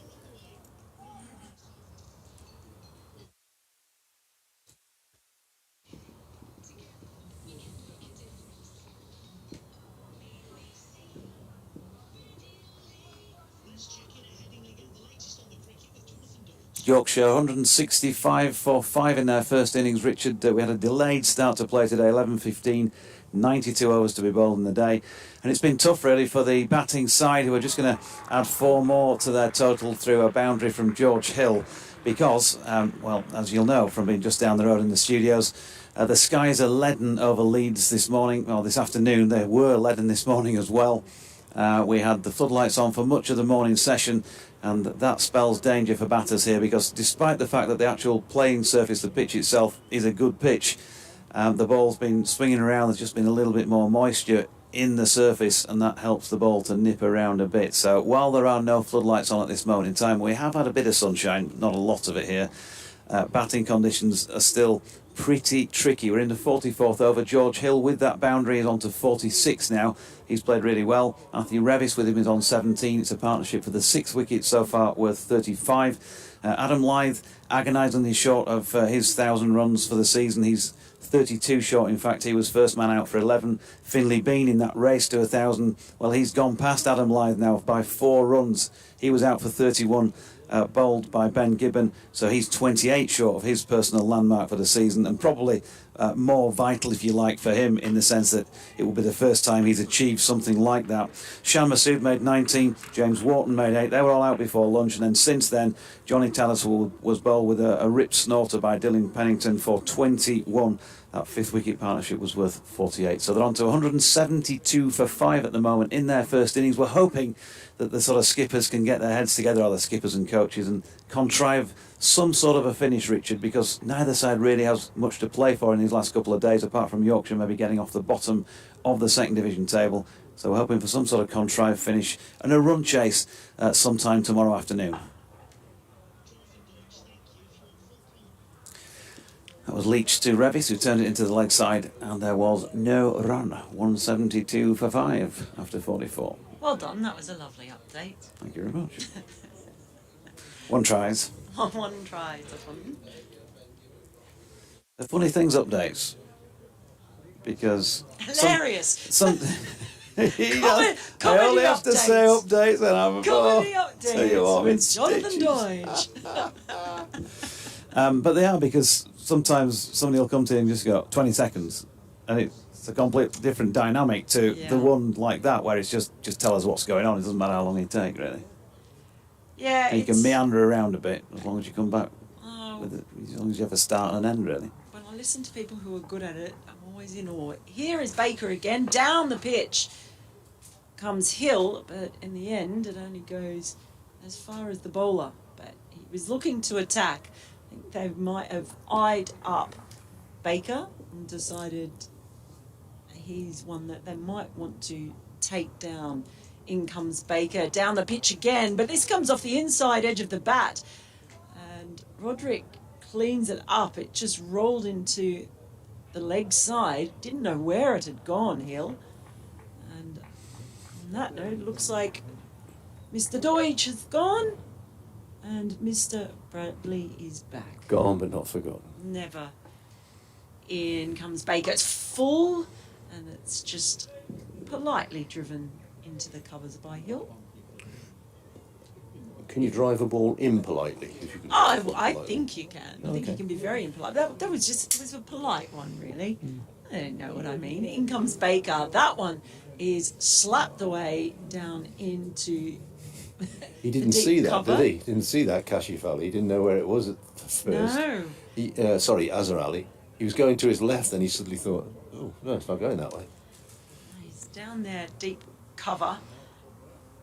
Did get a single there, 173 for 5. So it's Revis on strike, and he just plays this one very late and soft from Baker. It goes down towards short third. Fielder running around from backward point does the clean-up. So he gets through this overs pretty quickly. Fifth delivery comes down. Might have been a little bit of turn there, but it's slapped down to mid-off by Revis. They won't get a run. Actually, that's the last ball of his over. Scoreboard's one behind. 173 for 5 with Hill on 48 and Revis on 17. It's going to be Joe Leach to continue. Maybe he's been saving his 450th wicket for the moment that you're back on commentary, Bradders. Oh, I did just get a message out. Yeah. Well Just looking on the score, Worcestershire's over 8 is level. It won't make any difference anyway, because Leicestershire are not going to win at Durham, so it won't make any difference to the promotion, but they don't want to get deducted a point for slow over 8. Here's Joe Leach in bowls. That's pretty straight and good shot. It's coming across. That's a great shot from Hill. Just maybe it was drifted onto leg stump, but he's come across, whacked it away through mid-wicket, and he goes to 50, 52, very good 50 as well, in somewhat difficult circumstances for Yorkshire. Worcestershire have been whittling away at the wickets. 113 minutes, 77 balls, 10 fours, so a high ratio of fours in his 52. So well batted, George Hill. It's been that kind of game, though, hasn't it? Yeah. The 4 balls are there, and I guess that just shows how good the wicket has been for batting as well, and the fact that if you get the ball there, it's there to be put away. Does Joe Leach have an answer? And he does. The fingers up, and Joe Leach has his 450th first-class wicket. George Hill half forward. I thought it maybe bowled him, but it wrapped the pad, and not a difficult decision for umpire Suresh Namagan. And Joe Leach has 450 first-class wickets for Worcestershire, and trust me, in county cricket these days, you've got to play for a long time and bowl a lot of overs to get 450 wickets. Well bowled, Joe Leach, and Yorkshire 177 for 6. Yeah, I told you. I called it, didn't I? I said he was saving it for you coming on to commentary, Bradders. So I'm very, very happy that you were here. As Hill departs for a very well-made 52. He looked really good. Just scored a boundary. He looks very annoyed with himself. He's just hitting himself on the head with his bat at the moment, admonishing himself as Dom Bess is next out. And again, just every time, set batter, you think they're there, another wicket falls. Well, in the context of this game, 239, I think we worked out, was the follow-on figure. If Yorkshire don't get to that, depending on what Worcestershire's thoughts are, they might enforce the follow-on, which would mean that we wouldn't have a fun run chase or non-fun run chase, whatever your opinions are on it. But we'd have tomorrow. we'd have a tense. We'd have a game. We'd have a game, and it would be tense as the lights are coming back on again. Yeah, it's away to the west from whence the weather is coming. That's a nice alliteration there. From the weather Whence the from weather- the west from whence the weather is The coming. west Is that the west as well? That is the west. It's the west that the weather, from whence the weather From whence the weather is coming. wheedling its way Yeah. towards us here. Silently staring, she sits at the window. She waits at the window. What's that? It's, oh, Crosby, Stills and Nash. She waits at the window and wonders. That's it. Wordlessly watching, she waits at the window and wonders. Great alliteration. Anyway, here's Joe Leach, tail up. Can he get 451 under his belt today? Bowls and forward comes Don Bess and plays to Skipper D'Oliveira at mid-on. Yeah, you work it out if you can take. Joe's taken 60 odd wickets in the season before now, but if you can take 50 wickets in the season for 9 seasons, that's obviously gets you to 450. That's pretty decent. Pretty good bowling. Absolutely. Pretty consistent bowling, really. Well, that's it. It's consistency, isn't it, to be able to do it season in, season out. Best weights. Here's Leach, and this is full length, almost, well, just about Yorker length. I think he digs it out, probably just short of Yorker length, but he's going for this full length delivery, trying to see how much swing there is. That's, I was saying, the lights are back on, and players will tell you that it does make a difference to the behaviour of the cricket ball.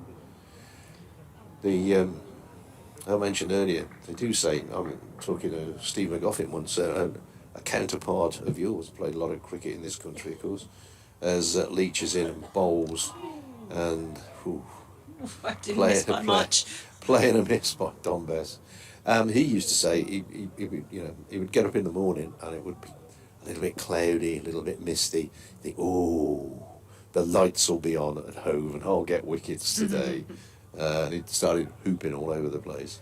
Yorkshire 177 for 6, so in theory, well, in practice really, still need another 62 to avoid possibly being asked to follow on. Leach steams in and bowls another full length delivery. That's well played by Bess, who works it away on the side. D'Oliveira does a little slide to make sure the ball doesn't go past him. Joe Leach has 2 for 46 at the end of 2 for 66 at the end of his 15th over, and 177 for 6. We are teased at 3:30. Yeah, I don't have to work that out then. That'll be 50 minutes, I reckon. Teased at 3:30 today, folks, and we're supposed to be playing on until we bowled the 92 overs of the day. But as we keep saying, we think that's, although remarkably, well, there was 44 overs left in the day. We're all going, we'll get those in, and we did. 44 overs after tea till the day. Sometimes it brightens up as Baker continues over the wicket, full and just laced down towards third, deep third. It's going to go all the way. D'Oliveira's chasing, but no chance of getting there. That was a lovely shot. Just played it late, played it nice and delicately. Very wristy.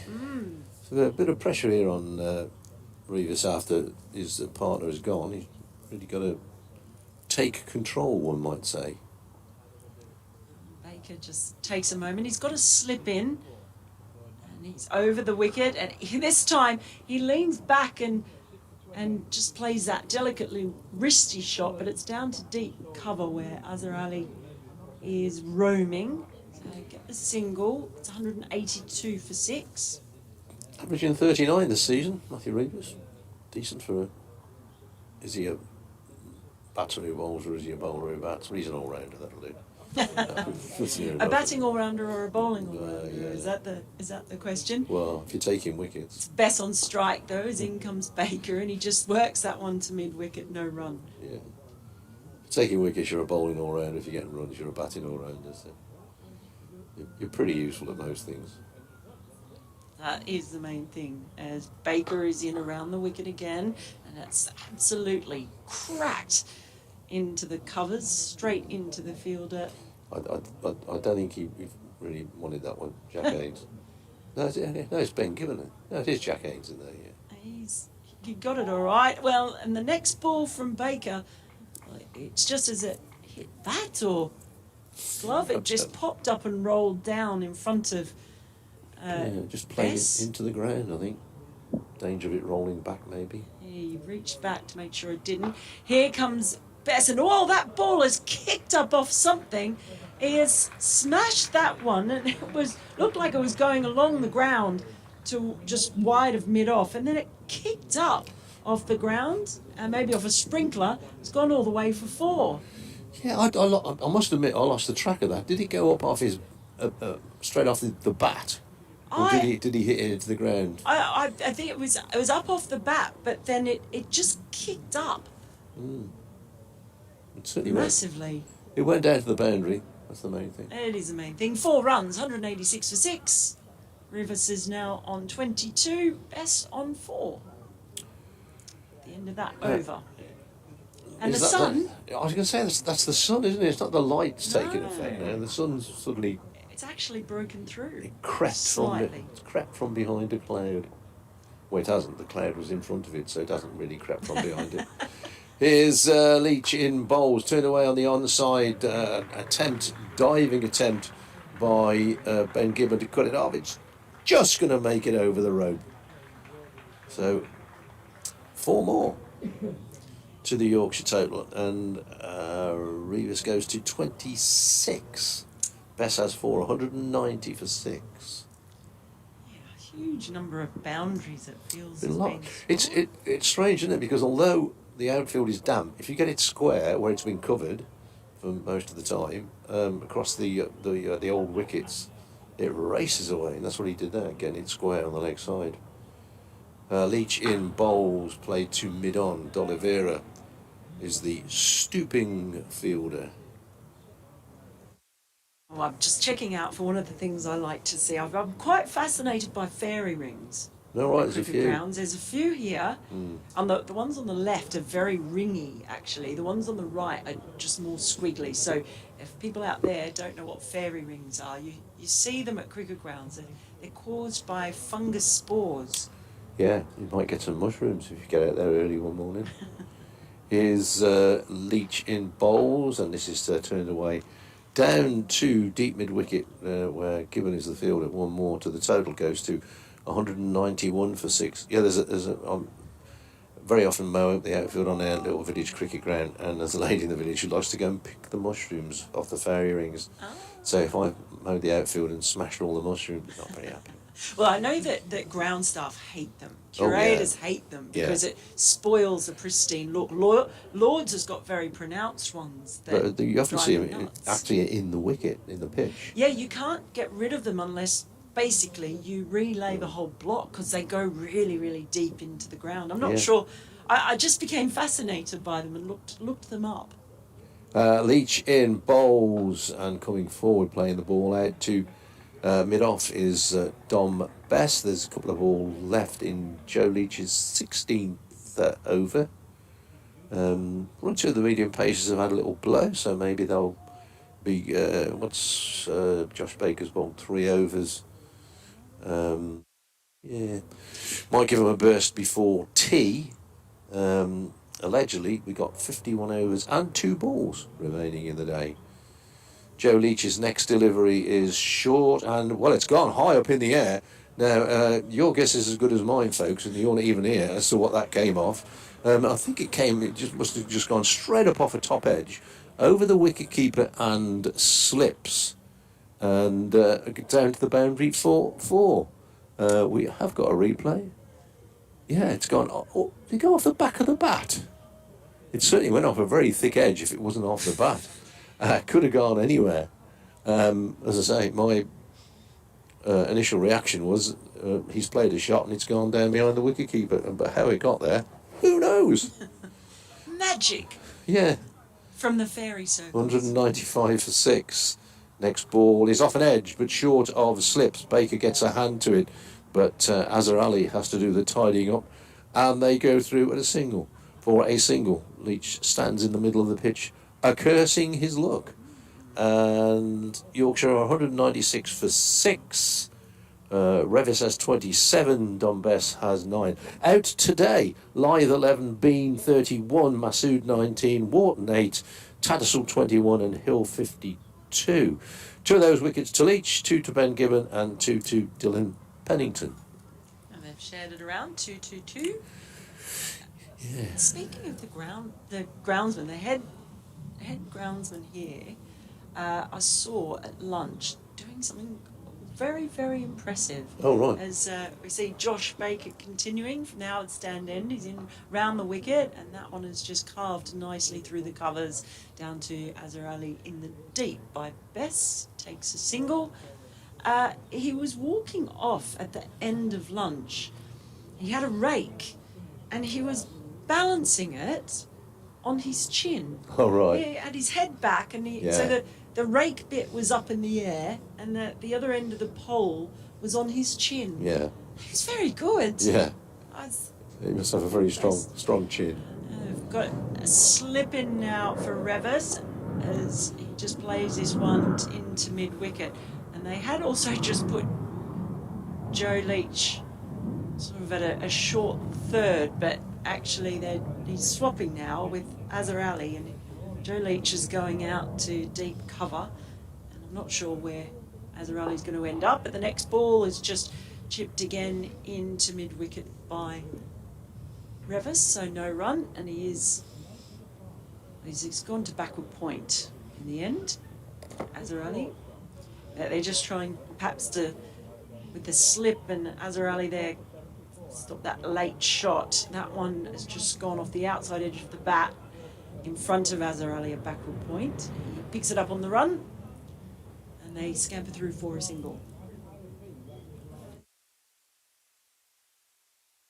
What's the traffic like? Oh, not bad. Oh, the green bus is coming down Kirkstall Lane. Is it the 19th? Ah, it could be the 19A. Baker. He loops that one up. It's taken on the full and paddled fine. It's a lovely shot by Bess, and he's going to be rewarded with a boundary. It was intelligent batting. It just met that one, got to the pitch of that one, and paddled it around the corner. So nicely played. Got his bat out there. Yeah, he got his pad outside off stump, didn't he? So it's a safe old shot, isn't it? But he played it very well. Oh, I've got that. And interestingly, they're sort of putting their fielders on the offside, and basically it's a huge gap on the leg side. There's one at deep backward square leg. It's gone for the paddle again. There's a big shout. Umpire not interested. It just rolls out to square leg. Umpire does signal a leg by. So they took a run. So I suspect again he's got his pad outside the off stump, so takes LBW out of the equation. Yorkshire's last 50 runs have come off 47 balls. Ah. They've gone up to 203 for 6. They have. I just did not clock that. The 200 has come up for Yorkshire in that over. So Bess has rattled along to 14 off 14 balls. 3 fours in that. Comes to a point again about number of boundaries in this game from both sides. Certainly been a lot on offer. Joe Leach to continue after Haynes has had a long look at the ball. Next ball is it's ended up at backward of square on the leg side, inside, very thick inside edge. Batsman Best didn't really know where it had gone, but he was called through by his partner. Yeah, he didn't know where it had gone, and he was a bit late to start off on that run. But one more to the total. So 35 more needed for Yorkshire to avoid the prospect of being asked to follow on. Leach gallops away from us, in bowls. Oh, that's a good ball. Draws the batsman into the shot, and then he just nips away at the last millisecond into the gloves of wicketkeeper Roderick. Only 2 slips in at the moment. Libby Woods' slip has been dispatched to mid-wicket. So 2 slips, cover point just slightly backward of square. Extra cover mid-off, mid-on, mid-wicket, deep square leg, and a fine leg. Deep square leg, Ben Gibbon, who does not have a friend within 100 yards of him. There's nobody to talk to. Here's Leach in again, nice straight ball, and a nice straight bat as well from Reeves coming forward. Pushes the ball away. So he's in front of the Western Terrace, his nearest teammate is Jake Libby, who's probably 50 metres away, maybe 60. And there's nobody at all in that vast banking of seats. And it's strange to me because for me, every time I've been here, the Western Stand is the most boisterous of all. It's heaving during a test match or an international. There ain't nobody there today. Leach-in bowls and played match three. I was going to say, Brett D'Oliveira has misfielded. I'm going to make a note of that because he doesn't. Well, I think he took his eye off the ball slightly. He thought the batsman were going to try and pinch a crafty run as he fielded it mid-on and didn't take it cleanly. And the ball went through his hands and away for 4. That is most unusual. I think I remember he might have dropped a catch this season as well. It's pretty good if you can remember. If you can remember every He drop, did. catch or misfield. But he's It's a one sign. of the finest fielders around. There you are. 208 for 6 Yorkshire. Next ball is short, very short from Joe Leach. And climbs over the batsman's head.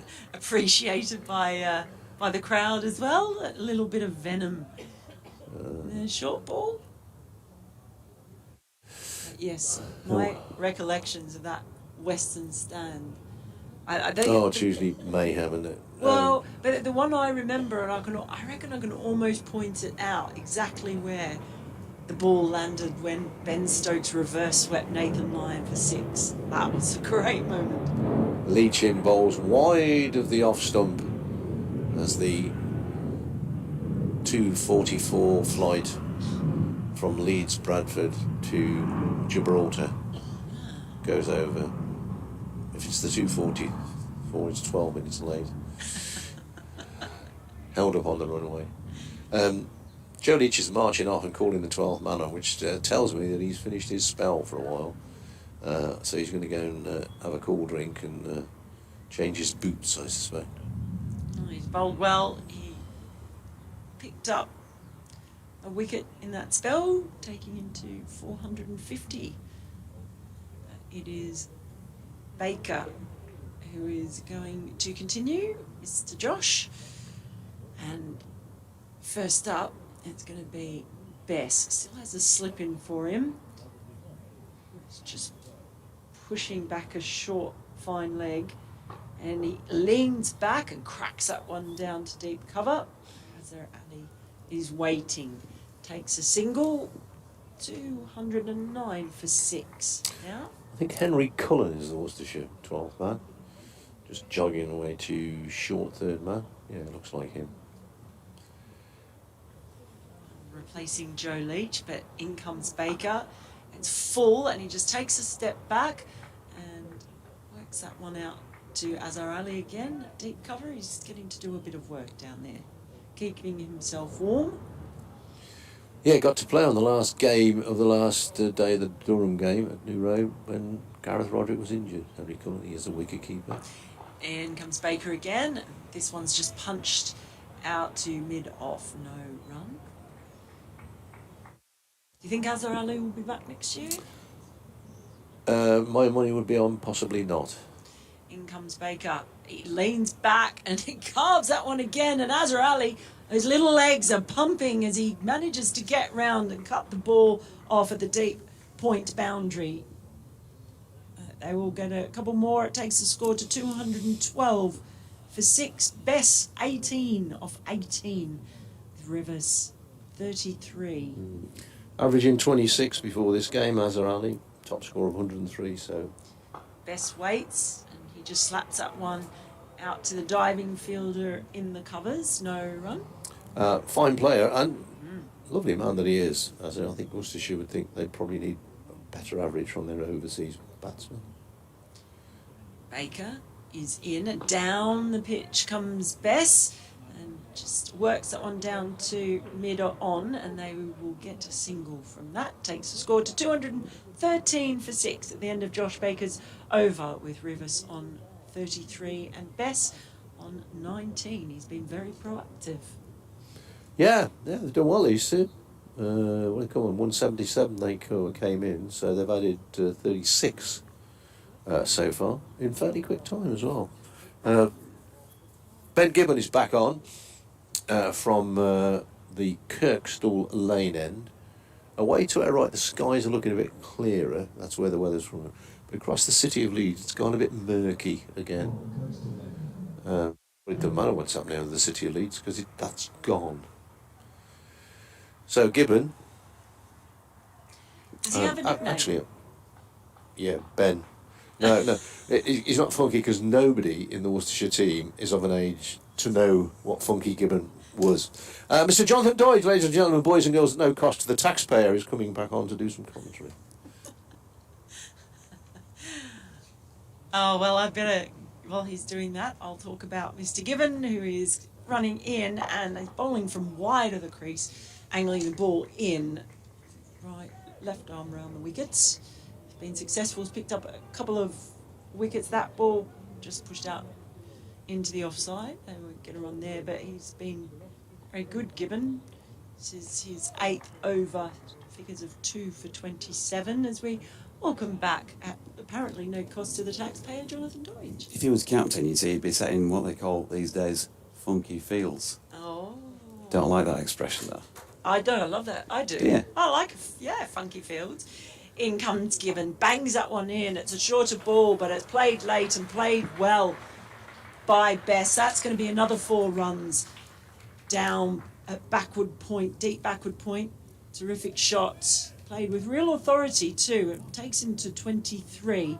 Takes Yorkshire to 217 for 6. He's looking very confident with the bat. Is Bess? Yeah. It's going quickly. Very quickly. Doesn't want to hang around. Perhaps wants to get to this, get the follow on out of the equation, but it was off the back foot deep in his crease. How does Gibbon respond? He's in again, and this time, well, he responds by spearing that one in and beating the swinging bat of Bess, who was trying to carve that one out again. Quite an important follow-on to avoid as well if you are trying to set a game up, I would think. Because once you've done that, then there might be a chat about, well, shall we pull out now and let you have a bat for a bit and then settle something to chase tomorrow? Something like that. I'm neutral. Just neutral about it. I'm excited no matter what. In comes Gibbon. This one time he's just strayed onto the leg side a little bit. It's worked off the hip. And they've got some work to do in the outfield, but they managed to cut off the 4. They will get, did they run 2 or did they get a 3rd in there? They did get 2. So another couple of runs there for Yorkshire. 219 for 6. And just a little contest here with Gibbon trying to get on top of Bess. Bess doing pretty well though to stay on top of Gibbon. Turns at the top of his mark. Runs in, there's that little bob of the head. He's in, left arm round the wicket, and that time he's played over at Bess and it's just rolled off towards second slip. I did ask Dom as part of my interview last night if he is the filthiest player in cricket. Wow. And it's just worth listening to that answer alone. Did you actually final put it question. that way? So you didn't say... Yeah, I said, look, we see you, it's muckiest stripes everywhere, green grass stains, mud everywhere, you're always rolling around on the floor. In comes Gibbon, and that time he's played a tighter line, just straight in at Bess's hip bone, and he comes back out towards mid-off, no run. It would have been quite funny if you actually hadn't given the preamble and just asked him if he was the filthiest player. Yeah, it'd have been... With no context, as Yorkshire finished that over 219 for 6. I did witness Mark Church after a day's play at Surrey last week, the first day's play, when Rory Burns had lost the toss and he'd lost a lot of tosses, and Mark Church said to him, you're a bit of a useless tosser, aren't you? Baker is in. Misses that one. And there is no run.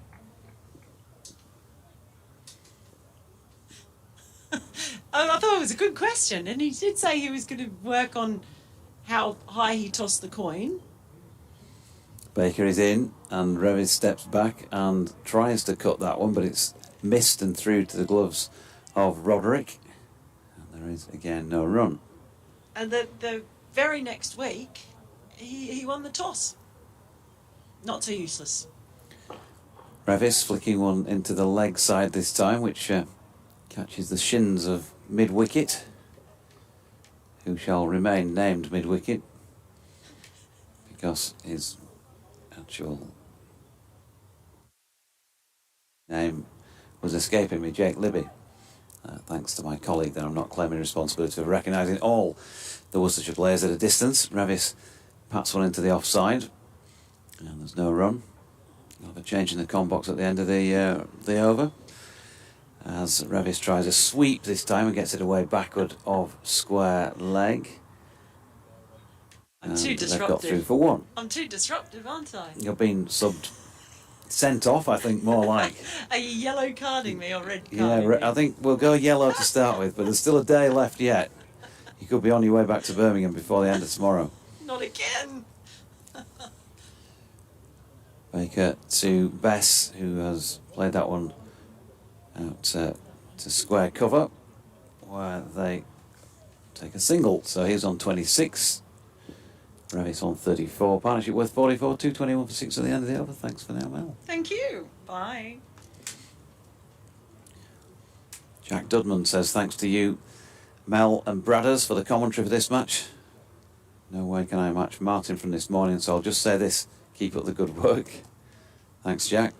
It was an epic email, wasn't it, from Martin, but a tremendous epic email, I think you'd have to say. To John Kirkland, come to your email in a mo, because Bradders is back. I am, for my 499th day of commentating. I should work out how many days we have done, shouldn't we?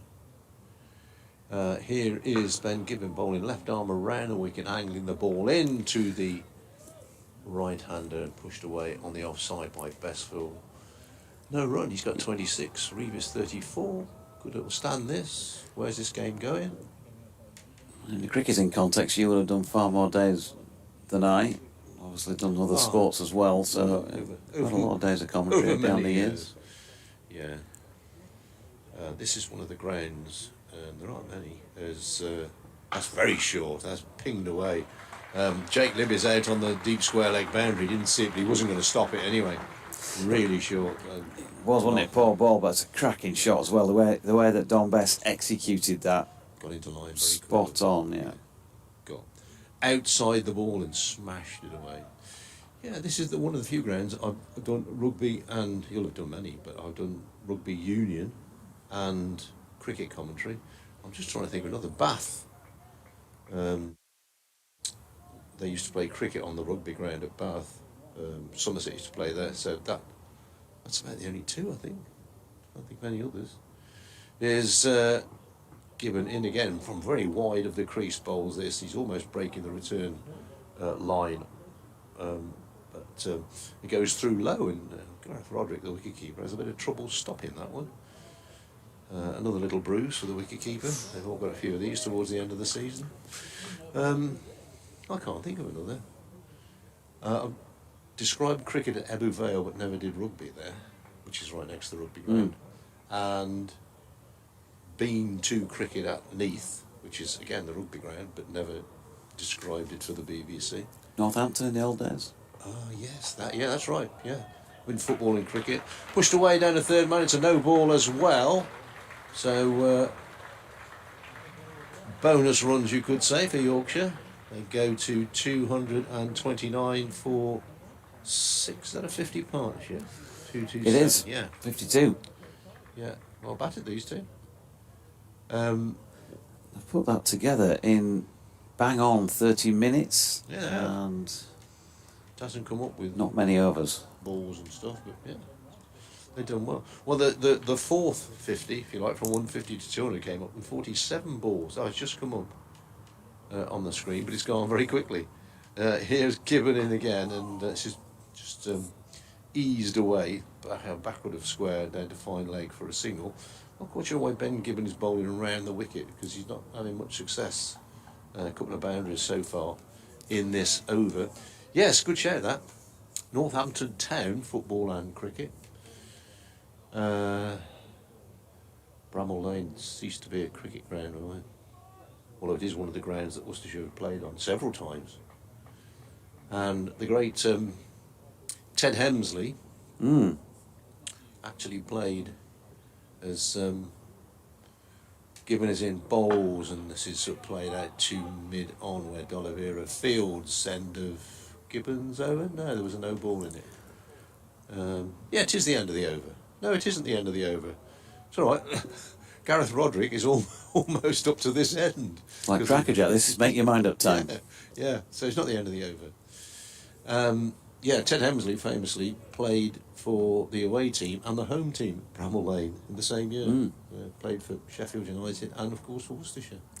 Saw Ted at Scarborough the other week. Yeah, he looks very well, doesn't he? Yeah. Very fit. Here's the next ball, which is full length and played out to D'Oliveira at mid-on. And there is no run. You probably encountered him on the racecourse. Well, that's funnily, I was just going to say, strangely enough, that despite his professional careers as a cricketer and footballer, I don't really remember that.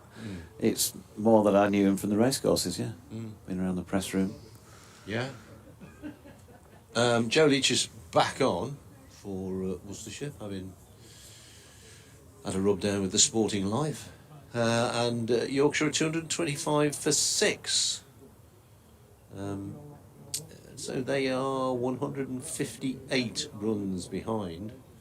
And as you were saying, I don't know, did the captains have a chat at tea time or maybe tomorrow morning? Or? Yeah, tea time or maybe back end of the day or something like that. I'll see what it's like in the morning maybe before they start making decisions.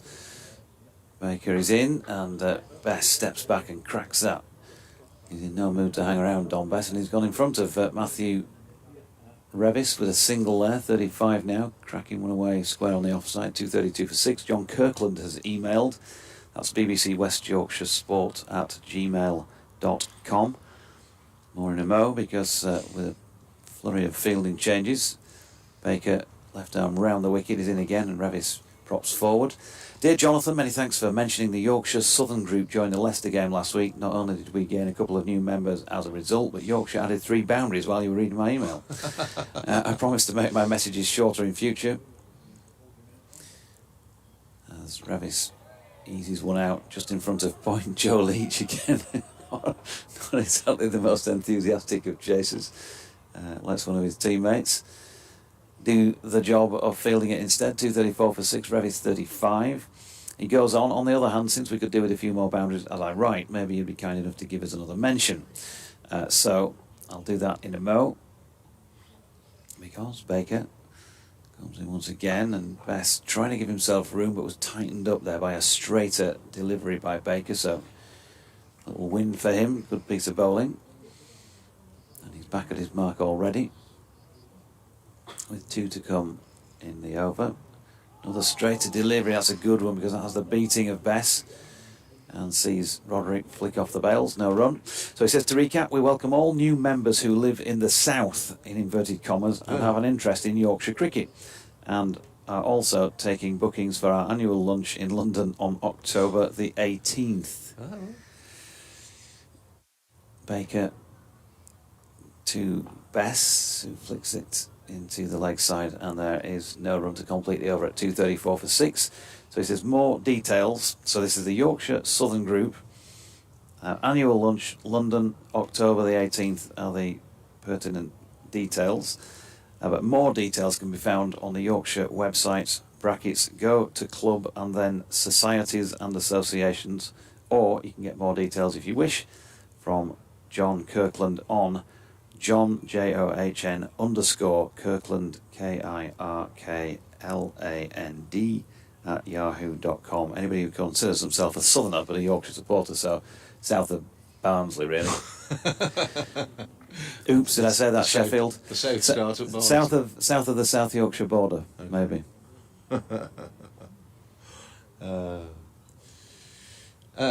Put in Mel isn't here, because I will pass this on to her. This is from Douglas Winterball, as Ben Gibbon is in and bowls, turned away on the leg side. There's a shout of catch, but I don't think it was in the air for too long. In the end, there's a diving stop by, who's that in there? Ben Allison does the fielding.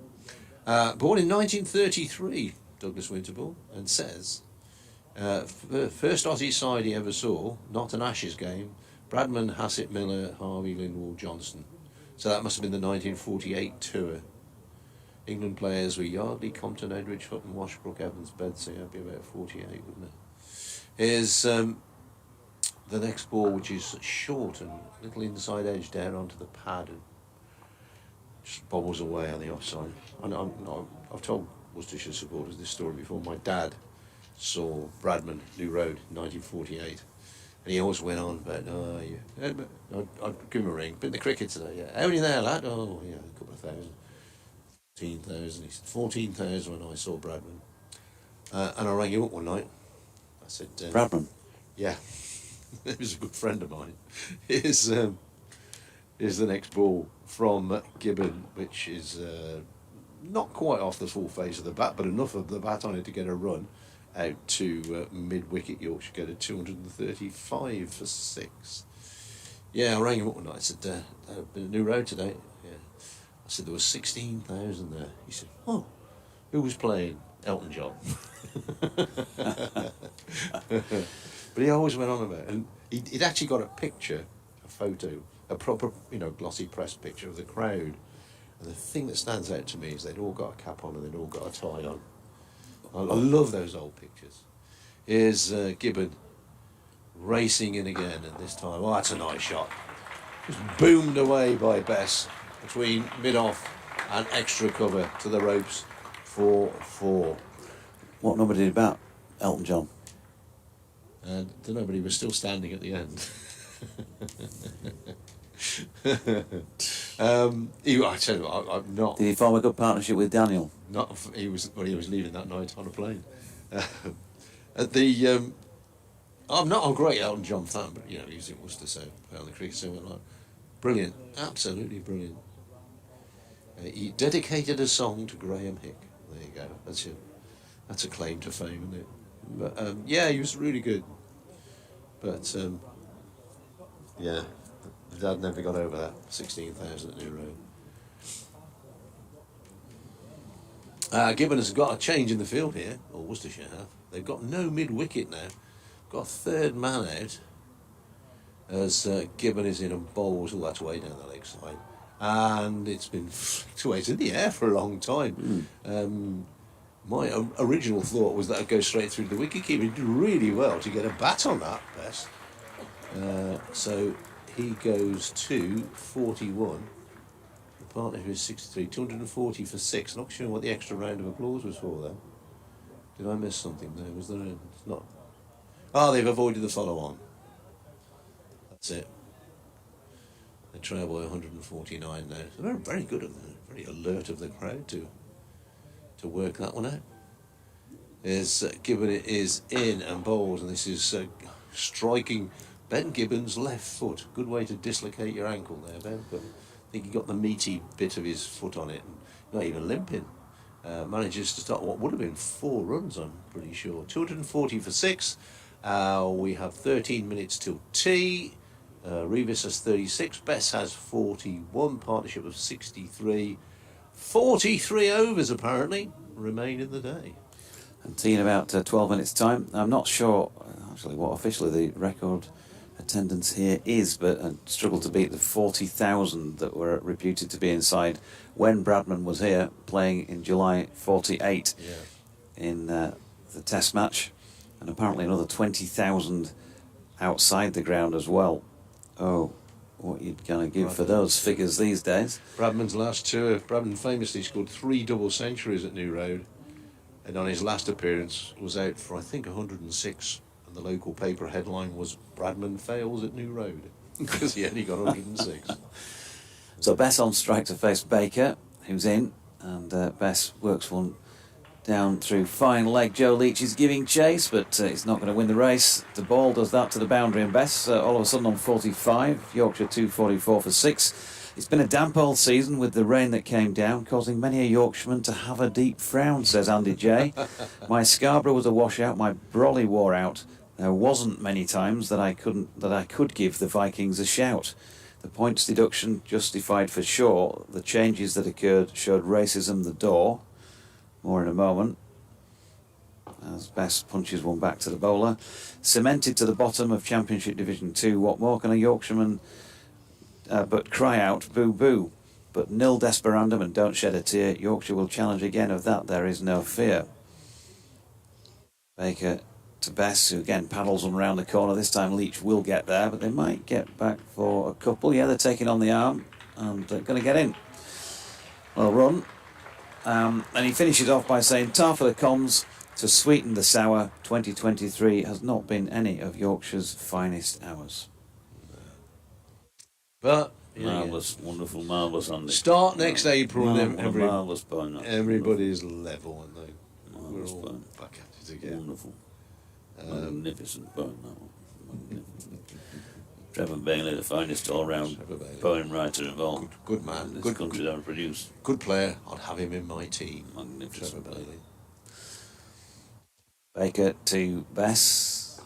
Pushes back towards the bowler. Fielded in the offside. No run. He always, whenever there was I particularly remember the TMS when Beefy was playing and when Fred was on and Trevor Bailey was on commentary.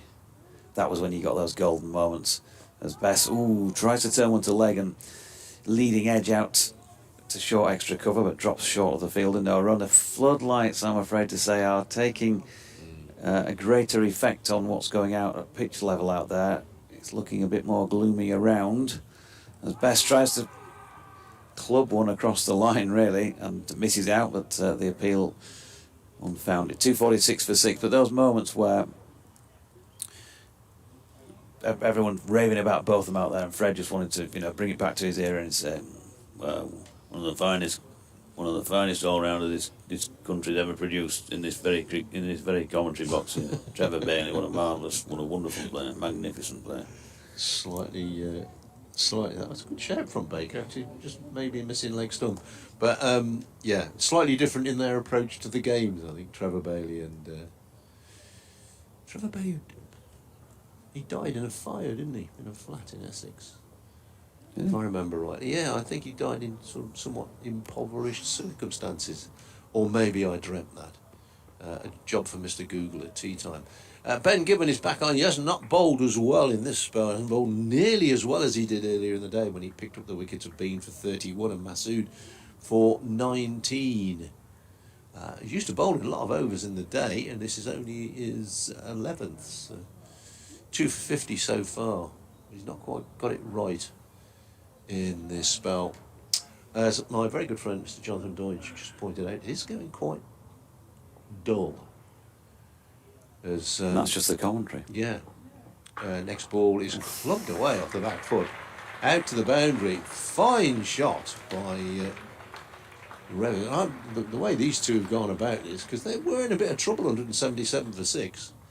They have now put on 73. And they have a batting point. They have a batting point. So if they get a draw... I think that means that they will... not finish bottom. Because they have more wins than Gloucestershire. Yeah. Well, they should get another batting point. If these two stay together, they get another batting point comfortably. Let me just check that out. Yeah, Gloucestershire got no wins, so yeah, they will. Here's the next ball, which is driven again. Another super shot.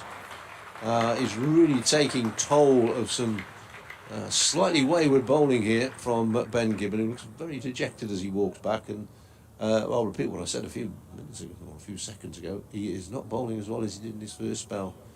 Not quite sure why, and I bet he's not quite sure why. But that's a lovely shot. You've got to put those balls away, and he certainly did that. 254 for 6. Yorkshire. Gibbon, has he got an answer to all of this? He's in and he bowls, and it's short, and he's pulled away down through backward square for 4. And Ben Gibbon has rather lost it a bit, I'm afraid, in this spell.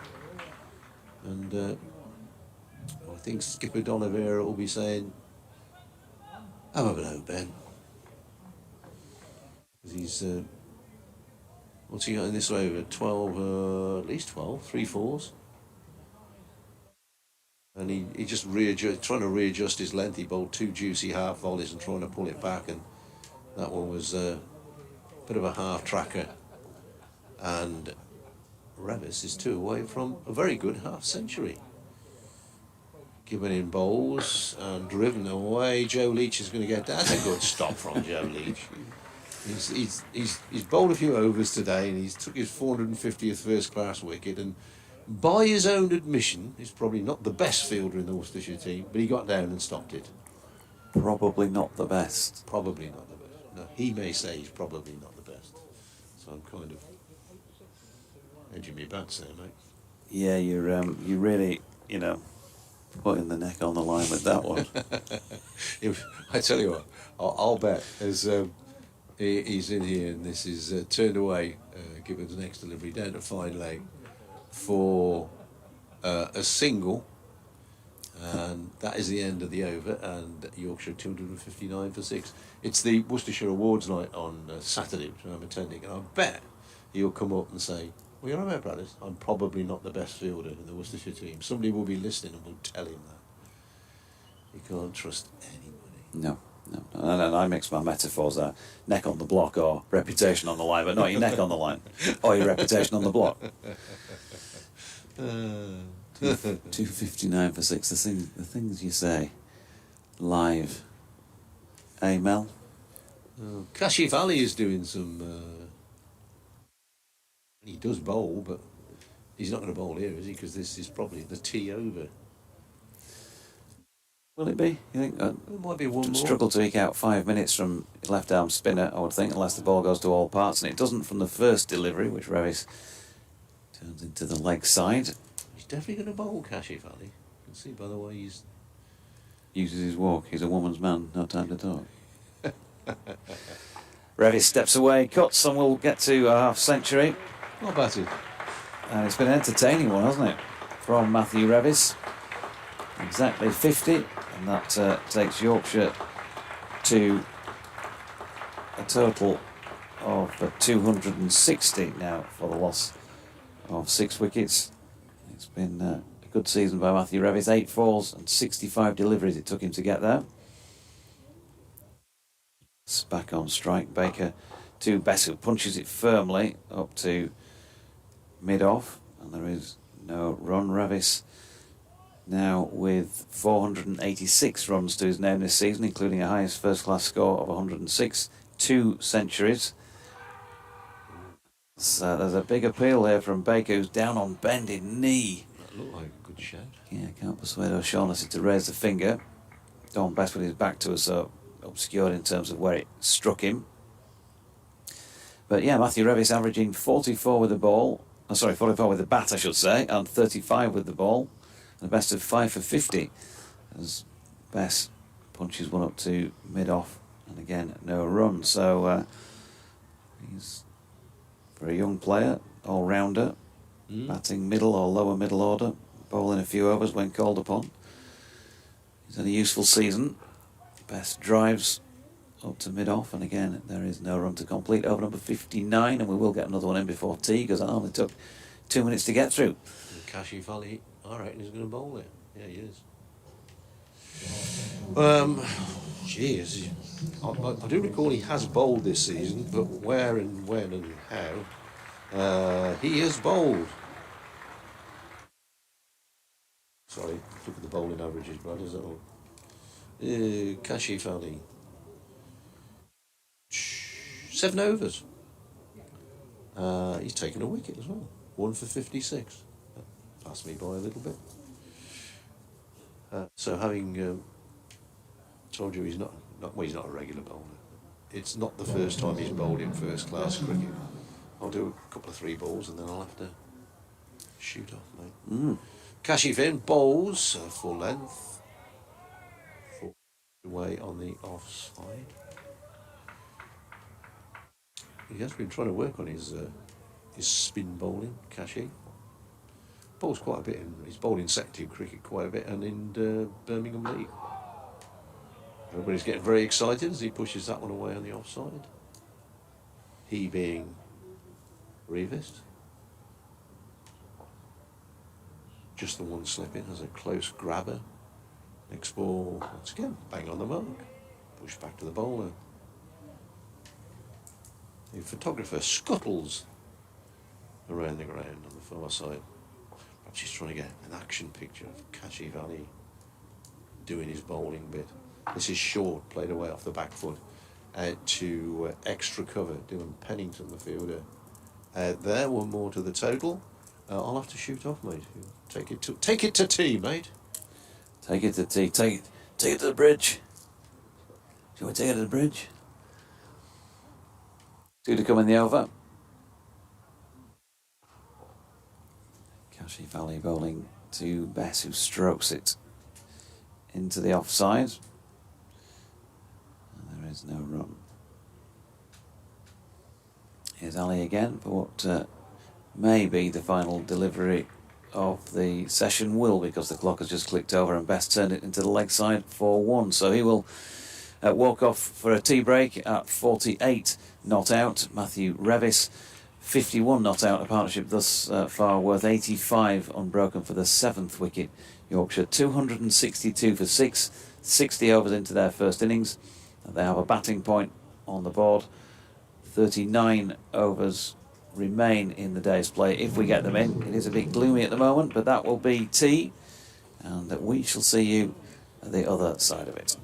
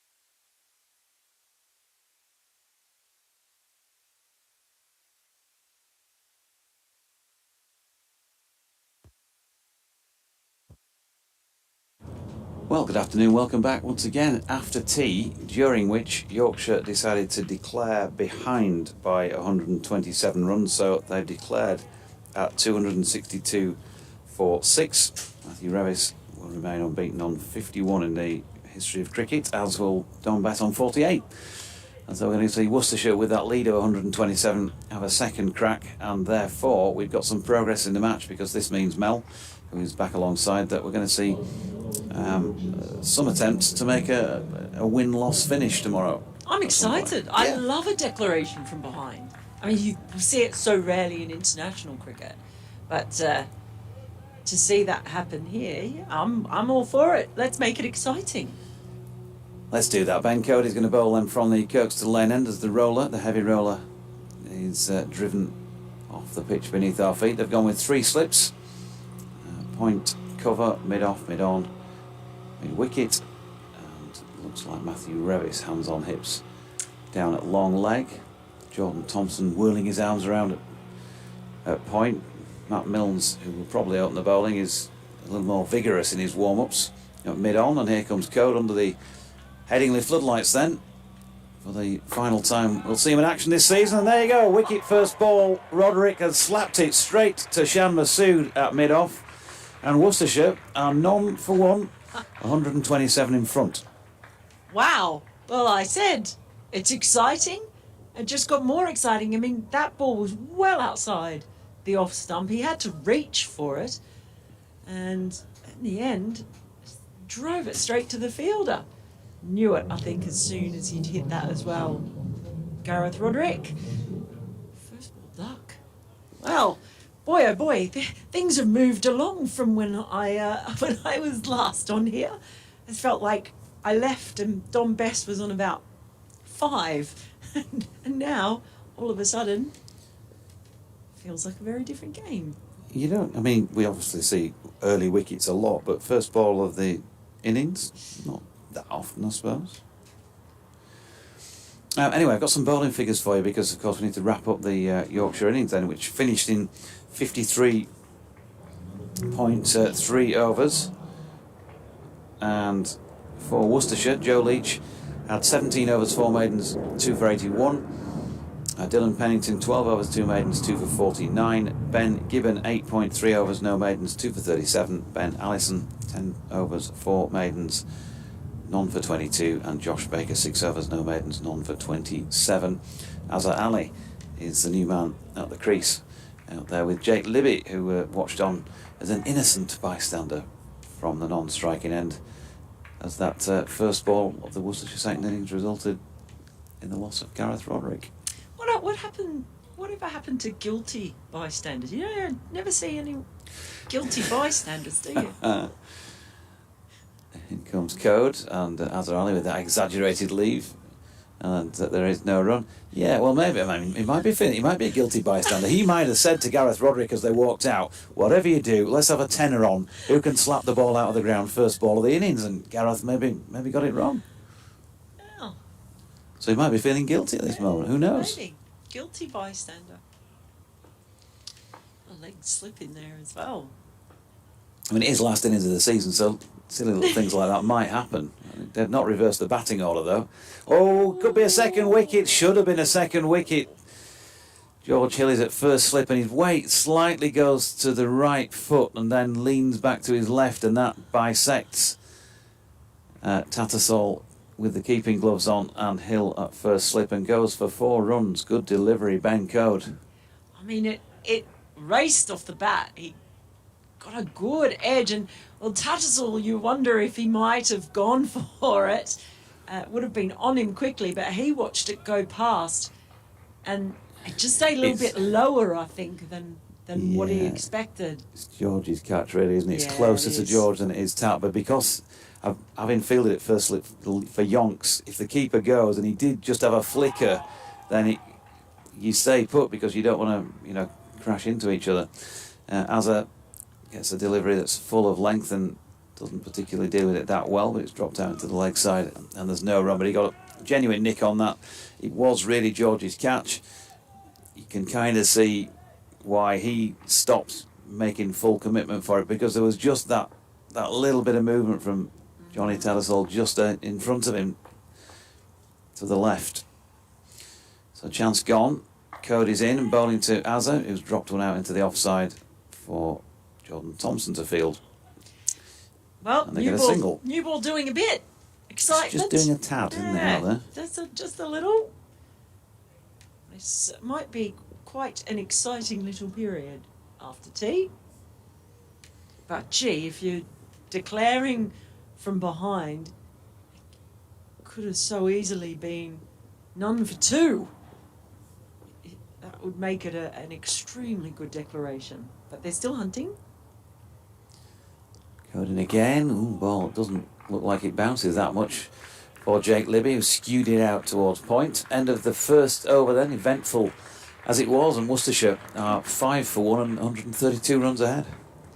It certainly was an eventful over. I wonder if we will see that kind of thing continue, especially just in this hour. Because it is quite thick still, the cloud. The sun has been fighting to peep out at times, but it's very gloomy once again. The lights are back on, all of them now.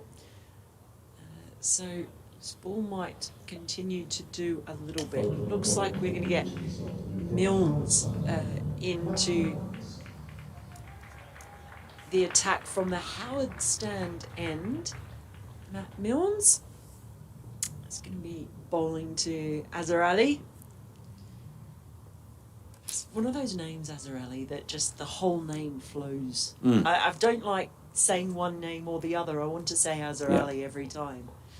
He's on strike now, leg side as well. As Matt Milnes comes in and he drives that one, just manages to get it past Shah Massoud. I think he got a fingertip to it, and he chases it back out there, down in the deep from his position originally at mid-off. So a couple of runs there, 7 for 1 now the score.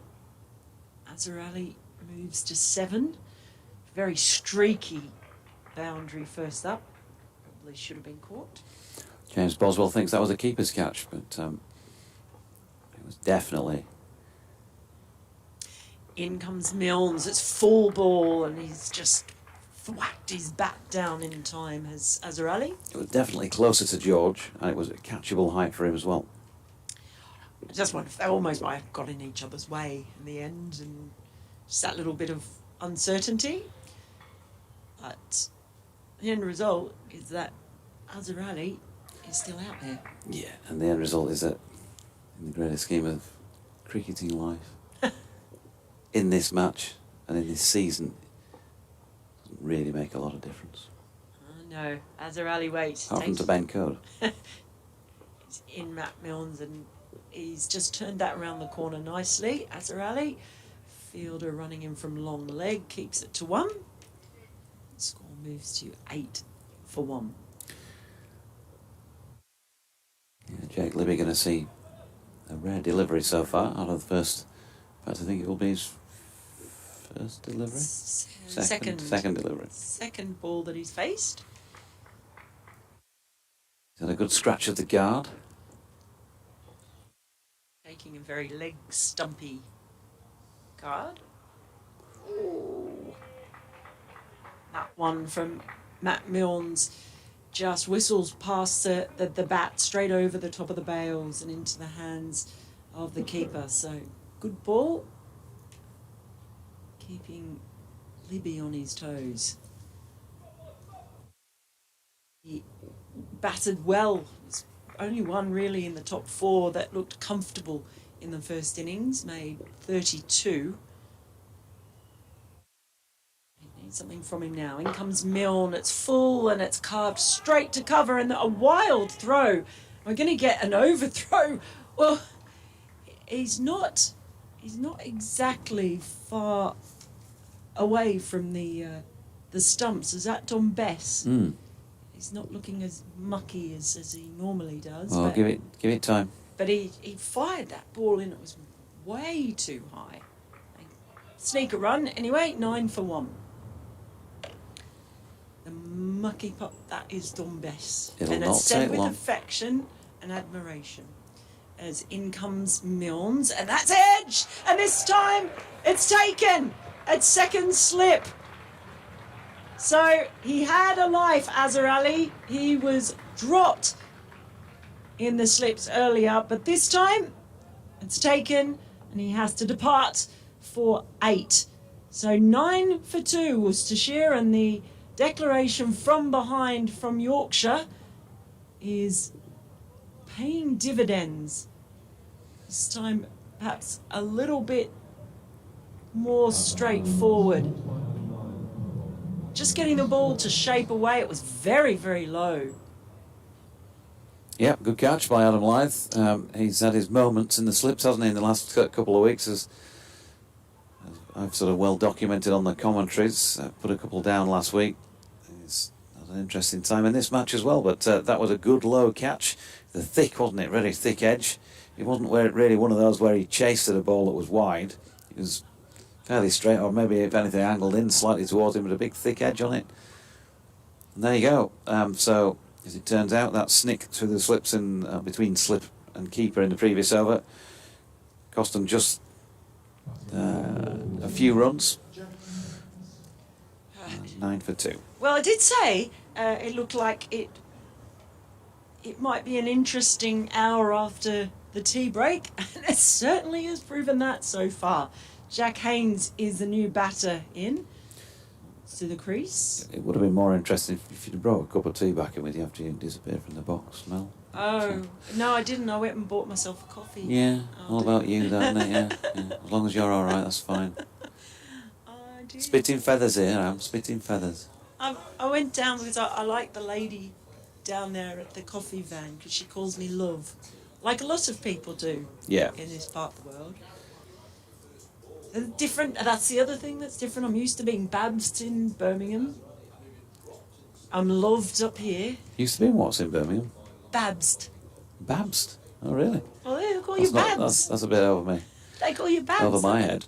And not spent enough time in Birmingham. Clearly, Cody's in. That's turned into the leg side by Libby, and there's no run. Jack Haynes, by the way, the new man in for Worcestershire at number 4. You've never been to Edgbaston and have someone call you Babs?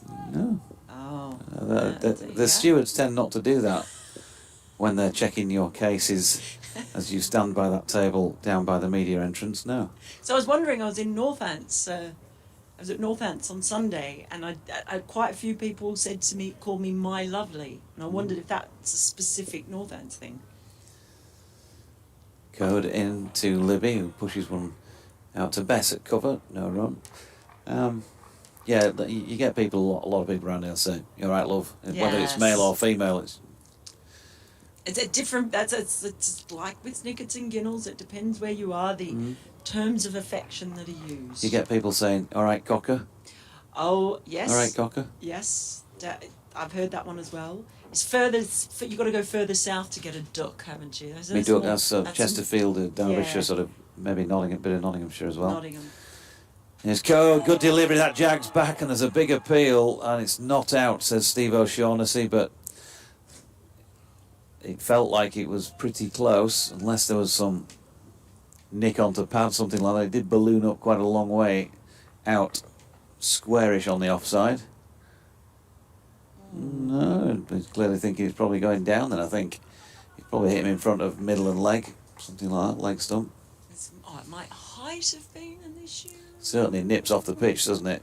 Well, it's hit him on the top, Top of the knee roll. yeah, the top of the knee roll. So I don't think it's missing height-wise. Anyway, not out.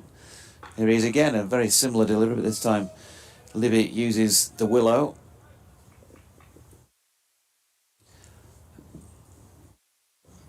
Just chill out for a bit. Yeah, I've got to stay until 4:30, Brothers, to do a piece anyway. So then I'll disappear at after 4:30. You just tell me when you want to sub me in and out. You can pull out a yellow card.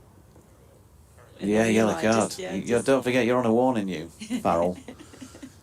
2 to come in the over. Here's Code, and another good-looking delivery where there's a bit of debate really between Libby and Haynes. It was one of those that goes straight past the batter at the non-striking end, more or less, and so you kind of have to anchor a drop anchor just in case the bowler flicks it onto the stumps, those types of things. And Libby came a few strides down.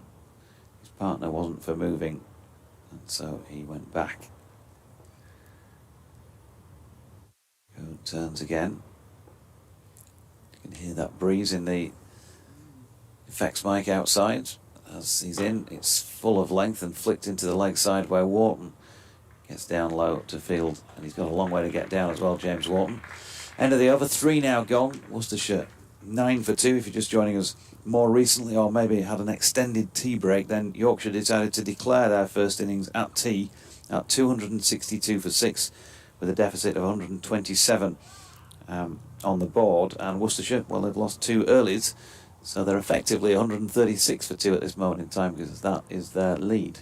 Now, on the feed, on the live stream, we're seeing a building not far away from here, and it's got lights flashing on the top of it. Do you know what that's about? It's not a helipad up there or anything, is it? No, but I think most buildings of any significant height seem to have a light on the top, don't they? I don't know if it's for passing aircraft or something like that. So. Haynes on strike as Milnes runs in, and he just plays that one out to the covers, no run. Oh, I don't know. It's very much a definite flash. 2 lights on either side of it. Like an SOS, and you can see in the distance, as you look out towards the west, or south. Is that southwest? Where that light is in the corner, the sun's rays just streaming through the clouds there. As in comes Milnes, and he's got that shaping away, but Haynes just lets it go past. Yes, it's one of those things where, one of those ones where there's a sudden break just out in the west, and the rays, you can actually see the stripes of the rays as they come down. Yeah, it's almost like God is up there in the clouds, isn't it? Just going to come out with some... There's going to be something biblical. Yeah. Something biblical is happening down that way. In comes Milnes. That one squirted off the outside edge, but just to backward point. No run. It's Harry Brook up in clouds. It's something, but it looks quite majestic out there. Maybe that might come this way and things might brighten up a little bit, because it is quite gloomy, isn't it? Yes. Apart from that biblical bit out there, somewhere out there is Noah's Ark or something. In comes Milnes, and that one is just turned nicely square by Haynes. Ends up down at deep square leg. They take a couple. Takes the score 13 for 2. I never know if I'm quite up to... I look over at the scoreboard and I'm never quite sure if I'm ahead of it or behind it. So I think they're on it. Yeah, I think they've had the caffeine today, the scoreboard operators, and it's they're quickly on it today. They've been to see the nice lady in the coffee van who calls me love. Love. Help, love. Oh. Cappuccino. In comes Milnes again to Haynes, who just raises his elbows and lifts the bat over this one and lets it through to the keeper. Yeah, pronunciations are a funny thing. They certainly are. I'm a big believer. I think every team should actually have on the website the players saying their own name.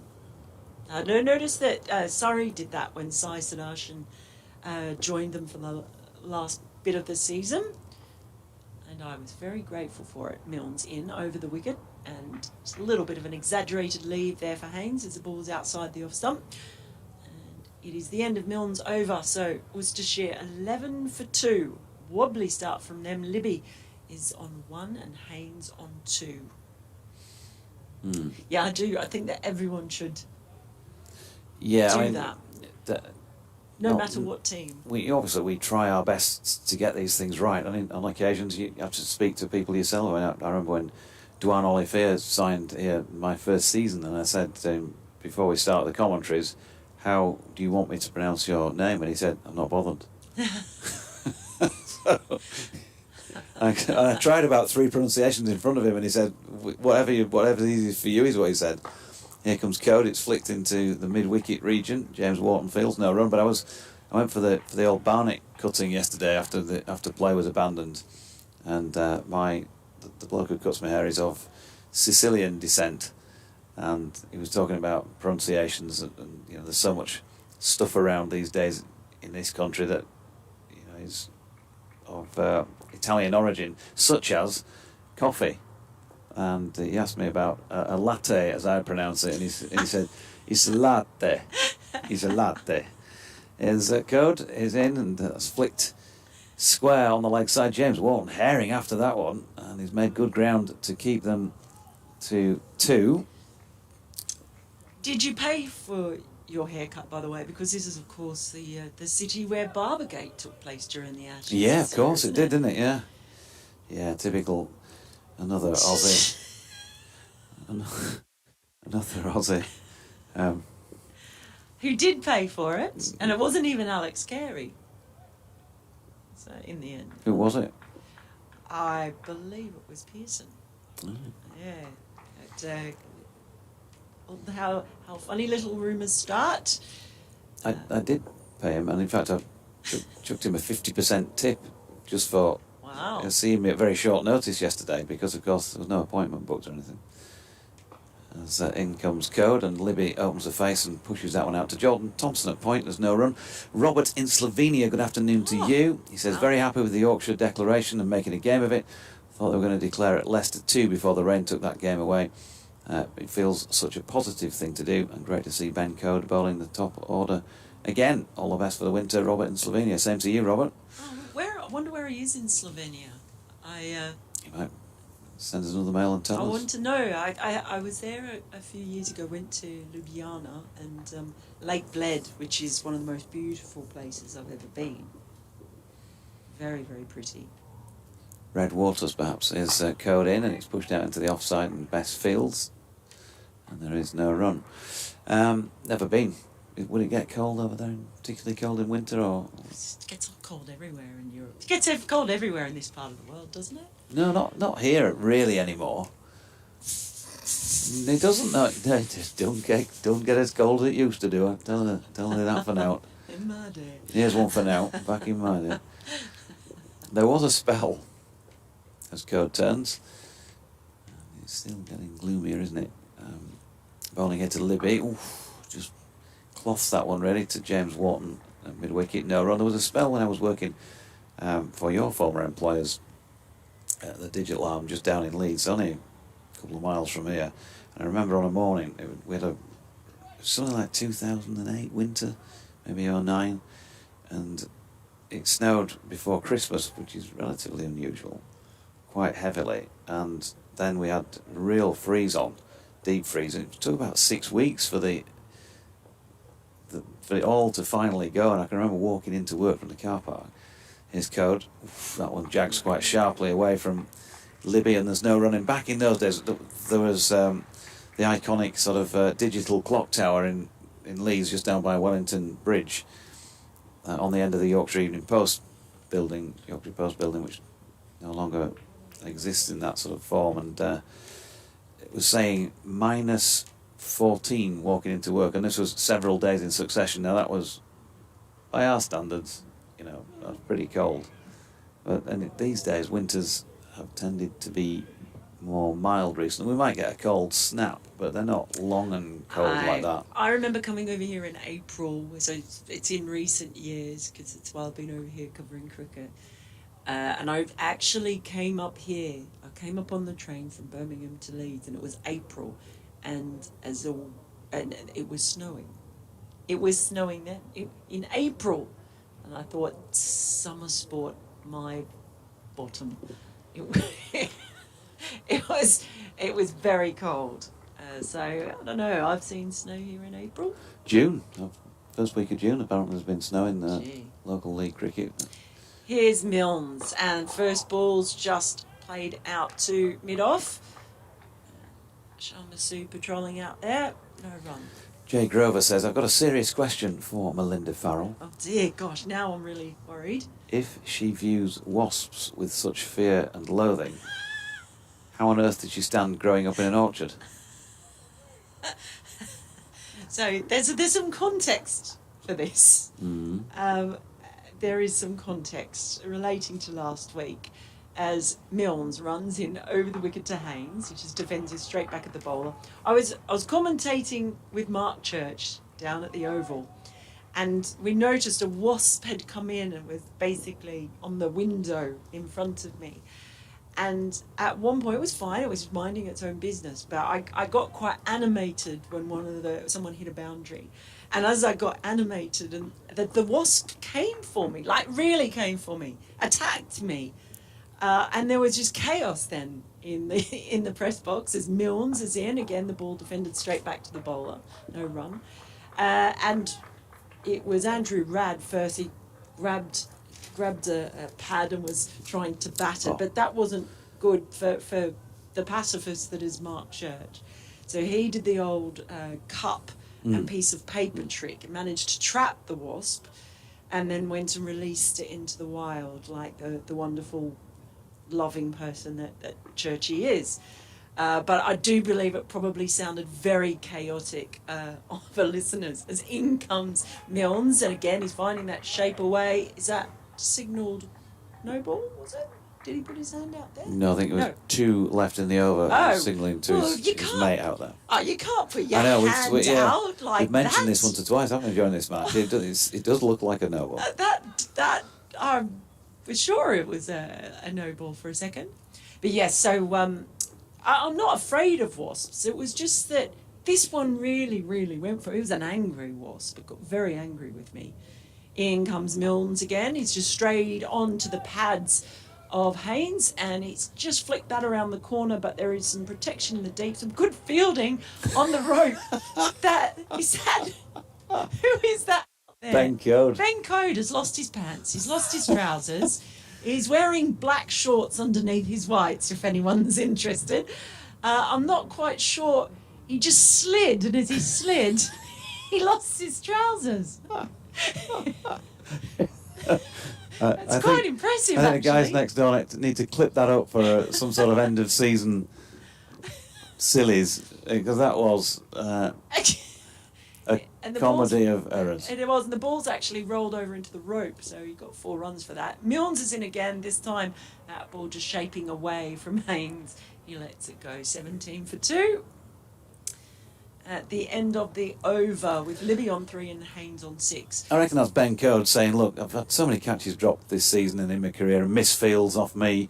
There you go, take a taste of your own medicine, lads. This is what it's like to concede runs. But now who sent that email?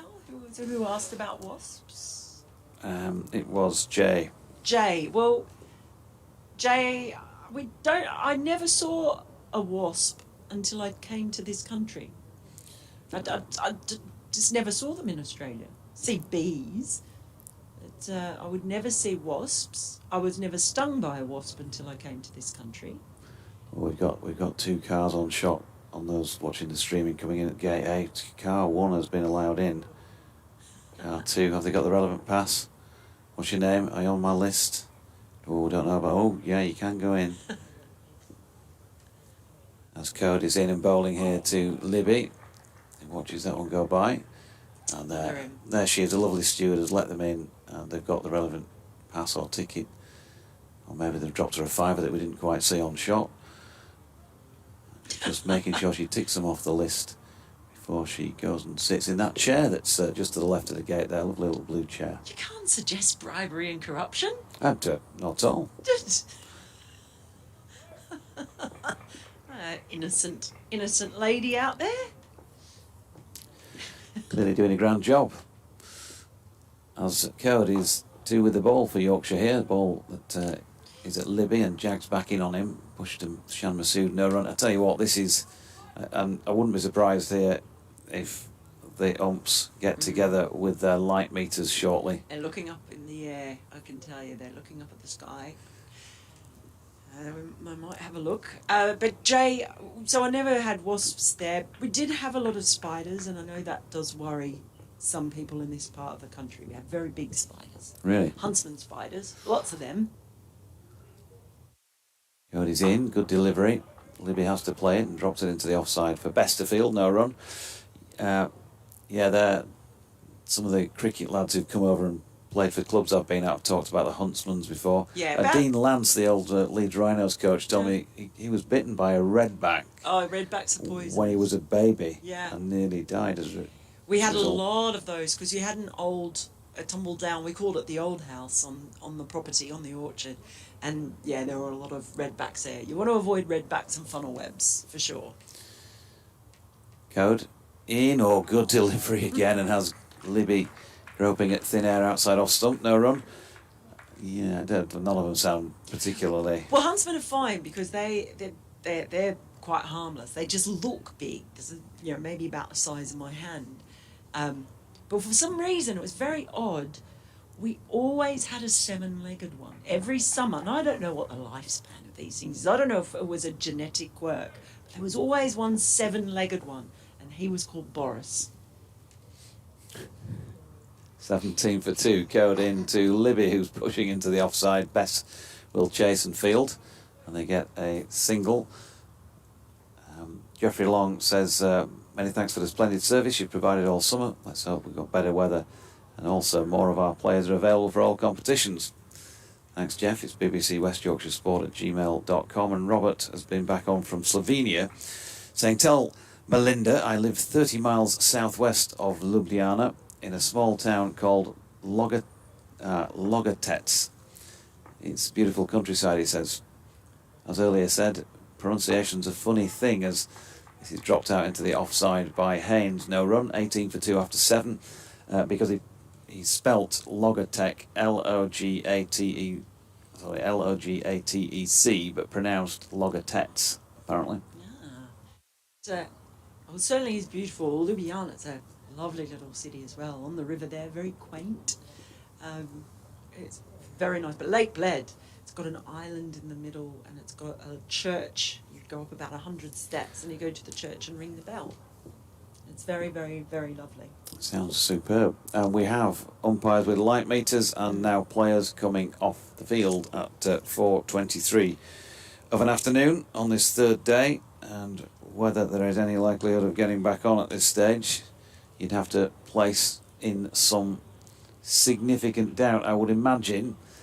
But there is always hope. I know when they came off the other day, by the time I was leaving here about an hour after play had finished, it'd come out and it was decent sunshine again. So there is still around about 95 minutes of play officially left in the day. And they may be capable of getting back out there if things move on a bit overhead. But the breeze, it's still moderate over there in the trees, so if that's the same a little bit further up in the skies, then these clouds might shift on to some extent, but it is kind of as far as the eye can see at this moment in time, isn't it? Even the shafts and rays of light that I was mentioning before have disappeared. Bless you. So Worcestershire 145 in front, which must mean, because they haven't got the score up on the board, that they are 18 for 2 in their second innings. I think we've caught up on all correspondence for the moment. So Anthony Harrison saying light meters when they've got floodlights, what's the point in having them if they're using a dimmer switch? And Jay says, I lived in Birmingham for 3 years and was babbed repeatedly. A hideous bearded looking hobbit of a man. When my da moved from London to Sheffield, he got loved by the bus driver on his first day. Very confused. Now he gets sulky when no love is forthcoming. Oh, see, there's a lot of loving in Yorkshire. It's That's right, love. A loving county. Yeah, very friendly and all the rest of it. So, well, as we have no more cricket of which to speak at this moment in time, apart from in about 5 minutes me doing an update for BBC Radio Leeds. The covers are now coming on. It's raining in Manchester, but that's 50 miles away. Even that. To the side of Pennines. To the side of Pennines, on dark side. It's raining on dark side of Pennines. So with the covers going on, I think we probably should say bye for now, and we'll come back to you folks if we do get any further play here on day 3 at Headingley.